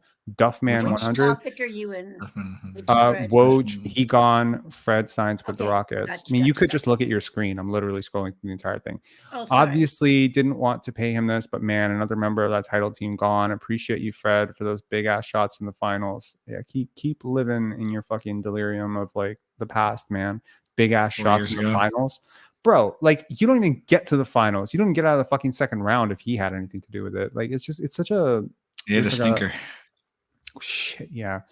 I mean, I feel like he's carrying you in game 5 or whatever he did because Kawhi was dead ass. Kawhi was fucking broke in the body from carrying this bum, for like that many fucking games against the Philly series. Like you can't hit a single shot. You're literally on the court to defend and hit shots, and you got giving clear blow-bys, and you're hitting shots, and it's just like, yeah, I don't know. I think the reason he got so much love from that run was definitely because of the finals and him being able to guard Steph Curry and make timely shots. I think it's because, okay, that's fair. But I think it's also because of a lot of casuals coming in at that time, right? It's not diehards. When usually I have a disagreement with someone like that's heavy about the Raptors, it's usually because like they're pretty new to following basketball or like they just hate my personality, which is fine. But in most cases, like if you just came into that run, he's like the little guy who he's got the finals MVP vote because Hubie Brown lost his fucking mind and gave it to him. Like to me, that's really what this stems from, right? He leveraged it maximum, right? Him, Nurse, Pascal, like all their brands launched after that. PS brand, FVV brand. Well, FVV brand's been around for forever. The only person who wears it is still his cousins, but yeah. Okay, Houston saved us. Best Raptors offseason ever. Damn, it's good when the fans of the other team are coming in here and congratulating us. Most overplayed NBA in history. One guy thanked him for the championship and also for leaving when it was time. Okay, Tamerlan, we've already passed that page. Sorry. What page are you on? Yeah, we're on like page 6 by now at this point. Okay. So you're just repeating comments that we've already gone through. Let the chirping of Freddie begin. Rockets really saved us from ourselves. LeBron emojis. Okay, and gifts. I love the Magic point guard crop, but we're gonna need 3-point shooting point guards because you already lack outside shooting. Fred VanVleet is underrated, and people here are going to see next year if they don't see decent replacements. But 133 is a ridiculous overpayment for him. I don't care if you have cap space. Agreed. Jeez, man, that's crazy. Frederick got paid more than Kyrie Irving. Honestly, man, like he got paid more than his field goal percentage last year. He's the first that's player true. in NBA history to do that ever. Do you know that? It's the first time ever. No player has ever earned a dollar amount starting at greater than their field goal percentage in the millions ever. That's crazy. And Houston is like, that's the guy we want. Like if I could genuinely break down what Michael Jordan earned in his prime per win and what Fred VanVleet will earn next year per win, I think it's possible that Fred VanVleet will earn next year like maybe $8 million per win. $9 million per win. It's possible. That's crazy. $9 million for a win. Like think about the. And he really has no pressure on him next year either. Yeah, I mean, like think about for the team asset success. management there. Your cap is 132. If you're spending $9 million for a win to one player, like let's just say that's incredibly like insulting. So let's just say $5 million. Like, how are you supposed to win when you're spending $5 million to win when other teams are spending 2.5, 2? That's crazy. It's insane. There's massive. I still can't believe he's making more than Luka. Like Luka? Yo, Luka's young. Luka will I know, make but far more than him. That's true. But like just in my head, just thinking the talent also, difference. They're You know what also I mean? yeah, and I mean in fairness, they're also banking on the cap going up majorly, right? Like over the next few years, the TV deal, et cetera, et cetera. But it's still not going to change the fact that they're going to be players who are far more talented, far more impactful. This one is for our boy Pagao. We made it. That's funny. Wow. He shoots worse in the field than his contract right now. I'm crying, man. That's exactly what I just said. That's funny. Can we get into rebuild mode now? Wow, what a huge shoot. Okay, it's like a lot of the same shit. All right, man. I mean, look, it's cool. I think overall, I think this is what Raptors Twitter and Raptors fans wanted. And y'all still want to question, is Rich Paul is him? It says a lot about you. If you're not feeling us, I told them less is more. It's plenty of us. Oh, LeBron's so funny. More money than Anthony Davis and Luka Doncic now. Bro, is this real? Tell me this is real. That's hilarious if this is real. I just checked. Fred becomes the 14th highest player in the NBA. He now makes more than AD and Luka. Bro, this is hilarious. Oh my God. Yo.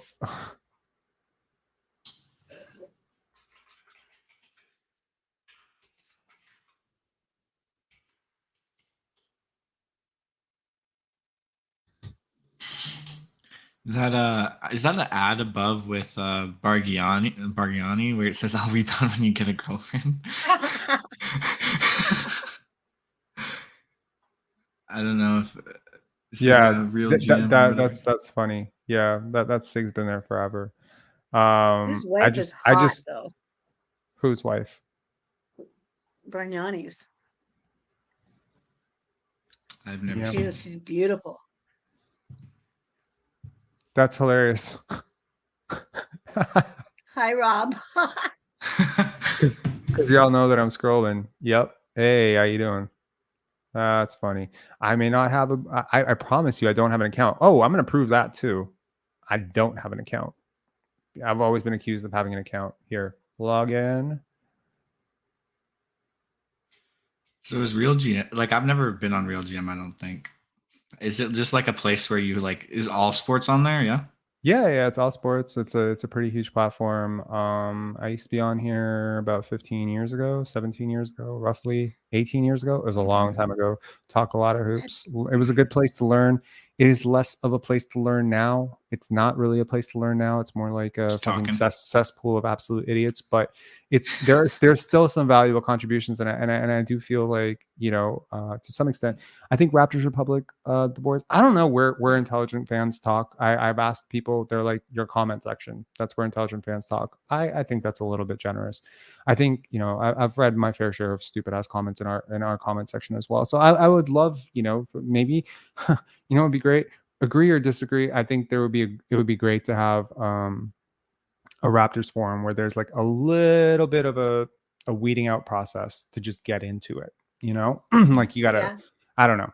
Like you Like got a to do an blog. interview or something, and maybe it becomes like a sort of like a I don't know if it's a Discord community. I don't know too much about Discord or whatever, but like, you know, like a place where you have to have some rational perspective. Whether you think Paul George is the greatest player of all time or not, you have to be able to, you know, valid, you know, have a valid way of going about that. So I don't know. It would be an interesting way, because it becomes so vitriolic, right? Like my guy's right, my guy's better, your guy sucks. You know, it's just it's childish and quite stupid. And if I participated in that with all of my Pinsari Discord, yeah, if I participated in that with all of my perceived, you know, Scotty propaganda, I apologize, you know. So yeah.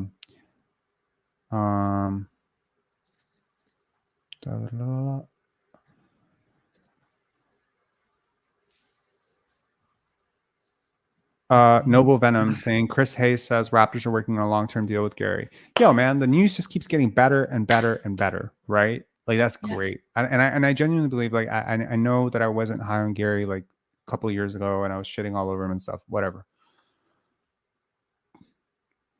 Water under the bridge. You know, moving on. I think he has streaky potentially some potential to be a really, really good starter in the NBA. I think he'll figure it out. I think the playmaking will come for sure. And I think, again, like if I can think of like a player that Darko can really help, he's one of them for sure. So yeah. All right. Close that up. I think we're gonna close this live up. Thank you everyone who's been on. Thanks Darian and Tamberlin and Vince for coming on. Thank you to all of the generous super chats. Thank you to the people who've brought us from 0 views to 2.3, 2.4 million views, whatever the hell we're at right now. It's very humbling. I promise this content is going to get a little bit more positive over the next few months. I'm glad, as childish as it seems, I'm like very glad I got what I wanted. You know, and we didn't pay him some ridiculous amount of money. And I think this chapter, you know, when we look back on it 5 years from now, it'll be like both sides won. You know, he got what he wanted. He got the money. We got what we wanted. We got a new era of basketball. And yeah, like a lot of people remember that Rudy Gay trade, right?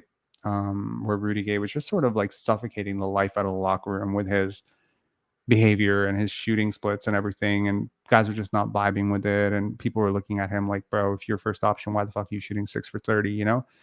And people often cite the fact that they got valuable replacements back for him, like role players like Gravis Vasquez and John Salmons and guys like that. But I don't think that it's necessarily so much what they got back. It's just him not being there. I think him not being there helped so much. It elevated guys. You know, the most important thing that you got out of Rudy Gay leaving was the ascension of Kyle and DeMar as first options. The rest of the pieces just, they were whatever. You know, we can glorify Gravis Vasquez and, you know, John Salmons all we want. Trust me, they were not like great players by any means. Patrick Patterson was a useful player, but he was just an average player. So you can think of it as whatever you get for the biennial, whoever you play that you wouldn't have played, Dennis Schroeder, and maybe one guy who's going to get a chance that wouldn't have gotten a chance, and a slightly increased role for Scotty and OG and Gary. And does that, all of that, compensate for what you were missing with Fred? Or does that even get like to 80%? Well, if it gets to 80% and the vibes are just overall better, and the conference is worse, I don't know. I estimate 44 wins next year. 44 wins is my estimate. What's yours? I'm just curious, and then we'll get out of here. I'll take, probably between like 40 and 45, somewhere in that range. Okay. Tamberlin? Sorry, what was the question? How many wins next year? Oh, yeah, I think we're going to overachieve. So I think we surpass, 45 sounds about right. 45. Okay, you got 45. I got 44. All right. I mean, we're all very optimistic. I think it would be pretty disappointing if we just like tanked out, like we ended up getting a slew of injuries or something like that. I think the Pascal thing remains to be seen. Let me know, chat. Like there's 400 of you in here still. Let me know. Just spam a number on how many. Or actually, why don't you do this? Give this video a like if you think the Raptors will be in the playoffs next year. Anyways, and just let me know in the comments once this video goes live how many wins you think the Raptors will get next year. That'll certainly help the engagement on this video. Anyways, guys, thanks a lot for coming on and sort of like almost like co-hosting this with me. I gotta respond to a lot of phone calls right now, but I'm looking forward to it, man. Oh wow, Clutch Tatum saying 58. Yo, bro, chill. Chill. I love Clutch Tatum though. Someone saying 56.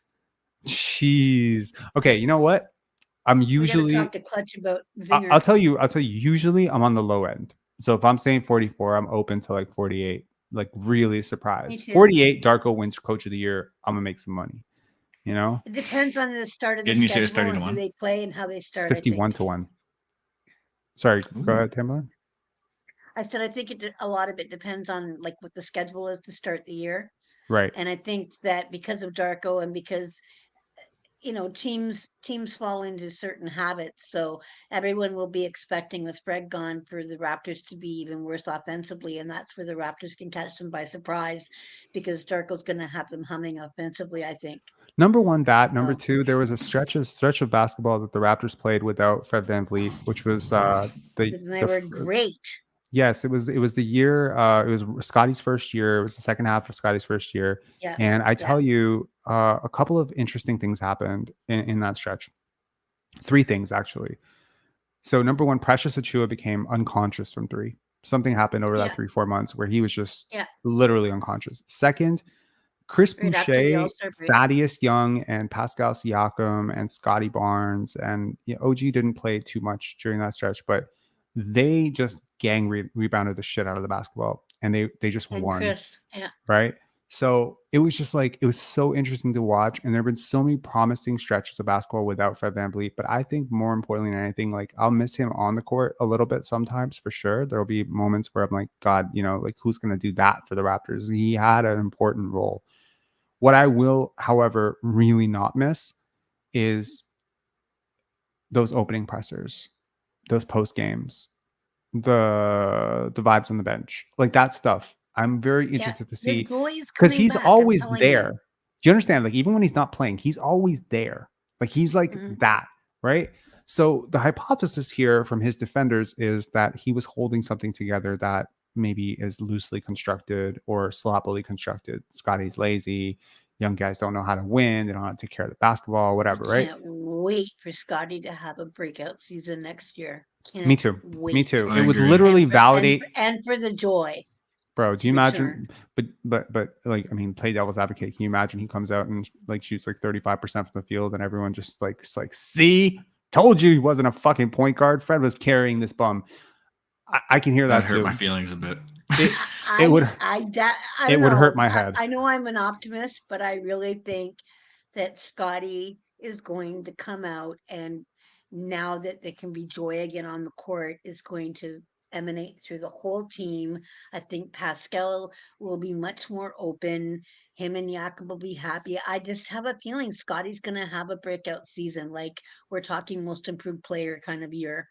Just like Tatum did, because he didn't have a great second year either. It wasn't as bad necessarily, but as long as no ankle injuries, please. I just want to see Scotty come out with force, and I really think he can blow it up next year. I really do. Yeah, I'm just excited for the joy. I think so. I think so too, and I think sometimes it's very possible to remove certain presence and everyone changes. For the better or for the worse. Cut the cancer out and your body will feel better. Right. And I mean, that has been the hypothesis the whole way through. And we've never been able to test it because he's always been there, right? He's always there. He's there sometimes in summer league. He's there, in preseason. He's there even when he's not playing, he's there. Always there. So it's very difficult, when you don't isolate things, right? So even the hypothesis that Fred was part of the problem, right?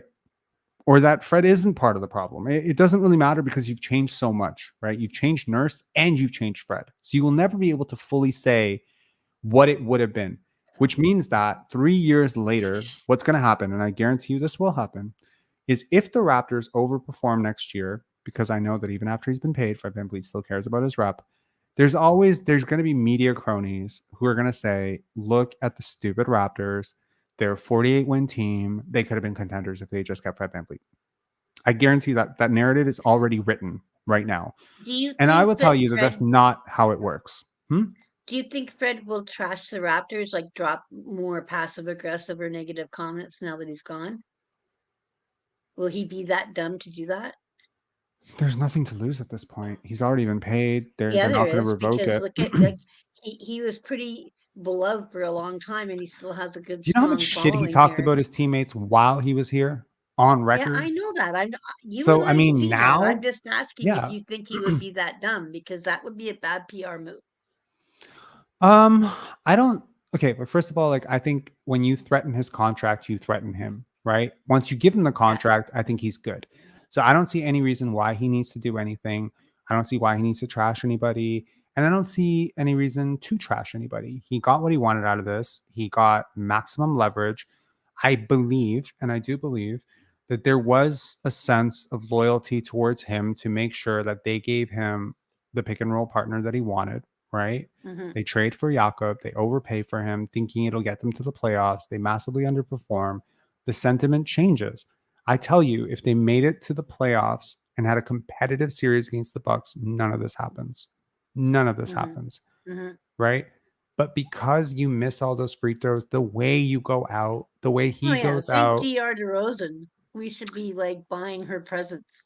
DR DeRozan saved our season. Thank you, DR. And, for not allowing this, because you know what? When you go out in a competitive first round series with the Bucks, there's so much spin that you can add to that to create the optimism needed to run it back. Yeah. Right? Yeah. You can say, well, look, if we have a full training camp with Jakob, we'll be better, blah, blah, blah, blah, blah. We can be contenders. Scotty will take a step up, blah, blah, blah, blah. You don't even make the fucking playoffs. Like, you go all in on this core. You don't even make the playoffs. And irony of ironies, you give up picks for the guy who inevitably ends up costing you more than he would have cost you. Like, Jakob Poeltl's price when he was with San Antonio, I was talking to somebody because genuinely interested. I was interested in trading for Jakob Poeltl a couple of years before we traded for him. And initially, when we had that discussion, he was like, I think he'll resign for something around 15 million. 13 to 15 million was his range. You end up having to pay him 20 on 4 years. Why?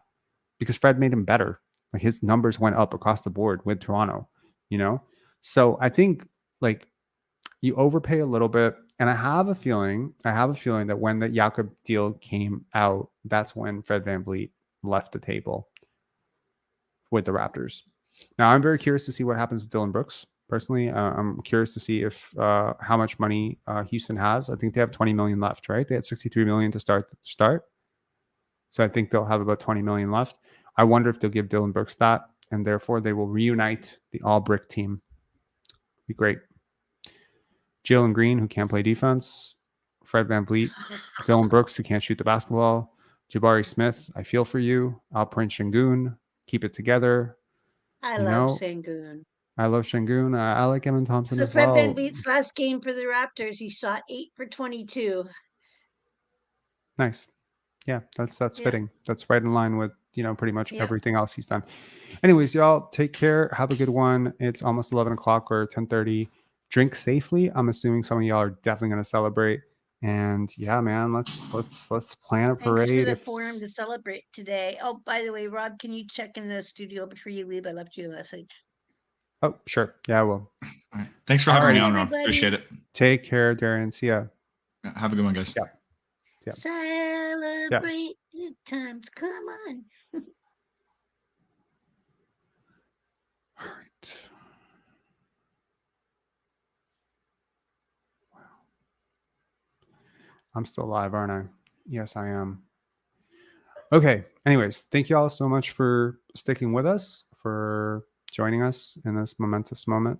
I really do believe that the Raptors are going to be fine. I promise. I don't know how I know this, but watched the NBA for a long time, seen, how certain guys rise or fall to an occasion. I think they're going to be fine. I think they're going to do well. And I think, if you're some of the younger guys where you felt that you didn't have enough an opportunity, if you're an OG and an OB, if you're a Scotty Barnes, you have 3 months to prove that you deserve the opportunity that you were asking for. And I think that that creates a great deal of good momentum into your workouts as well. So I'm excited. We got what we wanted. We pushed for it. We got it. So I'm a happy person. All right. Take care. Have a good one. And thank you all so much for the support and the love and the subscribes and the likes and all that stuff. I have a couple of videos coming out. I know I've been a little bit late on that. I've been working on some other stuff, but we're definitely going to get to it and look forward to the content being a little bit more positive this year. A lot more positive, actually. We became the fastest growing Raptors channel on YouTube, covering the most ass team in Raptors history. So imagine how great it'll be covering a young, good vibes, athletic, up and down team that's just really fun to watch. I think it'll be great. Yeah. Take care, guys. Have a good one. Read off some final comments here. Sorry. Wow. There's so many comments. Low lights for Fred VanVleet, please. Never again. Never again. But if y'all ever want to,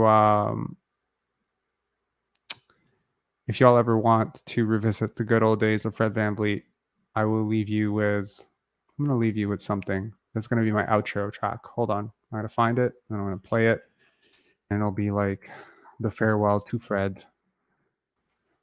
Hang on.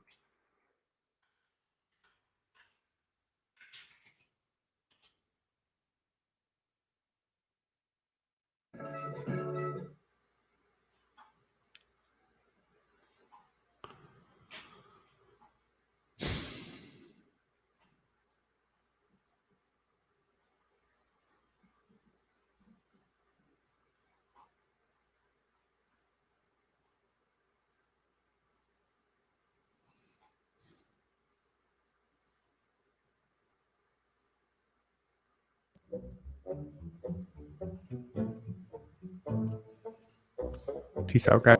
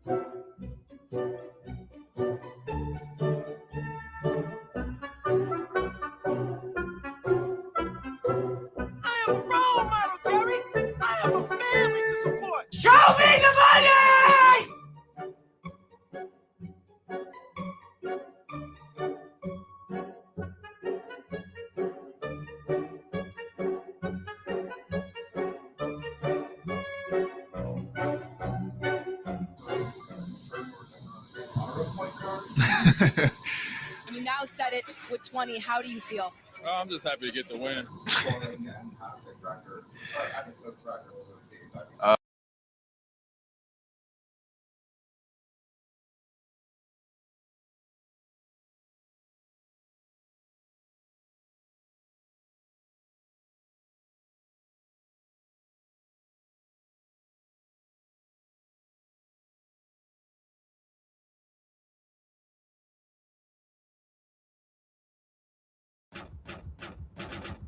From the company that brought you 25 years of this bullshit and the worst cell phone reception in North American history comes a team so lost, so dysfunctional, that this is their leader. Ben Taylor was terrible. You just want to be and And you got 15,000 people calling you an ass. It's a lot of bleeps. Watch as this group of 6'9" non-shooters attempts to overcome their lack of offensive talent by dribbling, offensive rebounding, shooting heavily contested twos, more dribbling, dry heaving the basketball, air balls, crying to the referees, never moving without the basketball, standing 40 feet from the basket waiting for passes that will never come because why are you standing that far away? more dribbling. All right, gotta get it. And when it all goes to hell, trading their future draft assets for one of the worst shooters in NBA history. Hey, he was eating cereal, and it's like he never left, and everyone likes Jakob, and the pick probably won't be good, all right? God, coached by the man who can't stop complaining and looks like that guy from Operation. Fall asleep crying to Vince Carter and Kawhi Leonard highlights as you try to remember what having a real superstar feels like. It felt pretty great. I talked a lot of... no wonder people hate Raptor fans. Observe as the team that had two guys who couldn't get past that one guy for 5 years pulls a Fast and Furious and tries to do the same thing all over again, except this time the two guys are way worse. And there's 6 guys they can't get past. It's all about family, am I right? Feast your eyes on the highly sophisticated flex offense designed by the least charismatic man in the world, in which hardly anyone moves. That's where it gets fun. If you're open, you're going to get the ball. Okay, I motion that we ban any more Australian signings for the next 5 years. Any objections? No? That's what I thought. Watch as this woefully misguided team, which once had championship aspirations, fight for the play-in as they give up a shot at a much-needed generational talent for the chance to be swept in the first round by one of these guys. Strap in, as a team that's all about development and getting better goes season after season where almost no one develops or gets better. As two guys who barely had business running a G League offense take turns making your eyes bleed, playing some of the most predictably boring basketball you've ever seen for 40 minutes a night because they swear if they didn't play them that many minutes, the entire thing would fall apart. Hey, look, we played Malachi Flynn 3 minutes for the first time in 5 weeks and he sucks. So, I rest my case. Observe the madness as perfectly talented professionals sit on the bench collecting dust like fossils as the Three Stooges in charge swear it's because they're scrubs that belong in the Taiwanese Basketball Association. Until one of those scrubs goes to another team and leads the league in three-point shooting for half the season when he plays with real stars and shuts everyone up. Sometimes that happens when you're not playing for like a week or so. Sit back with your popcorn as a self-appointed leader after having the season from hell goes on a personal press tour as he blames roster construction, chemistry, fit, his role, younger guys, funky lineups, look, claims to be a casualty of war. And when the team finally bends to his whims and gives him the pick and roll partner he's been asking for all along so he can pad his stats and get his max contract and the team still doesn't win, watch as he turns his focus to the referees. Yeah, I just play to win, bro. Seriously, this guy's a leader? He's 1 week removed from blaming Mercury retrograde and global warming because he can't make layups.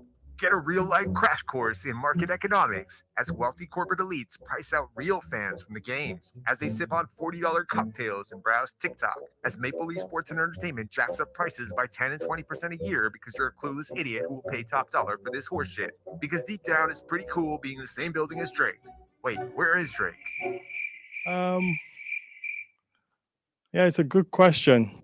Shell out the big bucks, even though you live in your mom's basement and keep dodging those awkward texts from Steve, reminding you about the $8 you still owe him from 2 years ago. You didn't need premium gas. You know it. I know it. Steve knows it. God, stop being a douchebag and take the bus like the rest of us. Watch as a team's top 2 talents are relegated to setting screens and standing in the corner as this wannabe washing machine does his best Kobe Bryant impression, only to disappear in the fourth quarter every single game.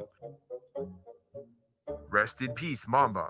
Watch as one of the most talented and hardworking two-way wings in the NBA stands around with his arms up as everyone ignores him and pretends he doesn't exist. Witness the chaos as a hockey-crazed Toronto media that doesn't know shit about basketball talks about how Scotty Barnes doesn't work hard enough even though he's a better player at 21 than they thought he'd be at 28. Witness the retractions as a 21-year-old who half the fan base swears can't even play basketball becomes one of the 5 most clutch players in the NBA, having big-time fourth quarters against actual Defensive Player of the Year candidates as he shows them who's boss. All the while, casual fans can't stop complaining that he does too many commercials and needs to work on his game instead of doing Twitch streams. Yeah, Boy by Scotty. This isn't just another city. This is my home. Fight the fields, fight the... Witness the high school drama that no one asked for that's really one part horror movie, one part Greek tragedy, as the fan base collectively loses their minds trying to figure out who unfollowed who on Instagram. Don't do it, Mike. Don't do it. So it started with Fred unfollowing Scotty because he was tired of the Instagram algorithm showing him Pensari basketball posts. But Fred refollowed everybody, but not Scotty. He refollowed Scotty, but Scotty still doesn't follow him. And now Nick Nurse doesn't follow Siakam, but he's definitely following Alanis Morissette. Seriously, just be like OG, guys. Just have an Instagram account that you never check, never respond to your DMs. Seriously, OG, please be my best friend. I'm your biggest fan. Welcome to the season from hell. Starring Napoleon Brickfest, The Real Slim Shady, and one mixtape, Gentle Cycle Edition, Nick Nursery. OG Adobe doesn't shoot to miss. Gone in 60 seconds. Scotty doesn't know. Scotty doesn't know. Don't tell Scotty. Doesn't know. Scotty doesn't know. So Precious. Joe Not Exotic. Straight out of Rexdale. The best player from Douala, Cameroon. That's a 7-footer out there. 81 reasons your opinion doesn't matter. Mr. Clean. The Dingo ate your playbook. Freddie Fanboy number 1. Freddie Fanboy number 2. Freddie Fanboy number 3. Freddie Fanboy number 4. Today, Junior, patience is a virtue. Boy Genius. This prick. This other prick. The uncle you don't invite to Thanksgiving.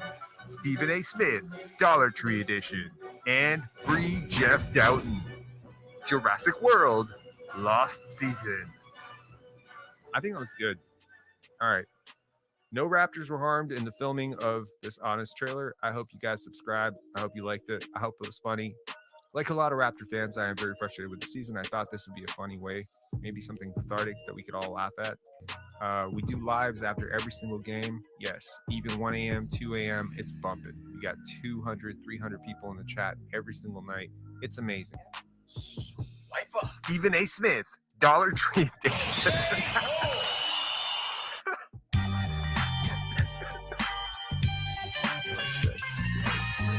Oh, that's gonna land. That's gonna land. He's gonna be so mad. I don't care. That guy.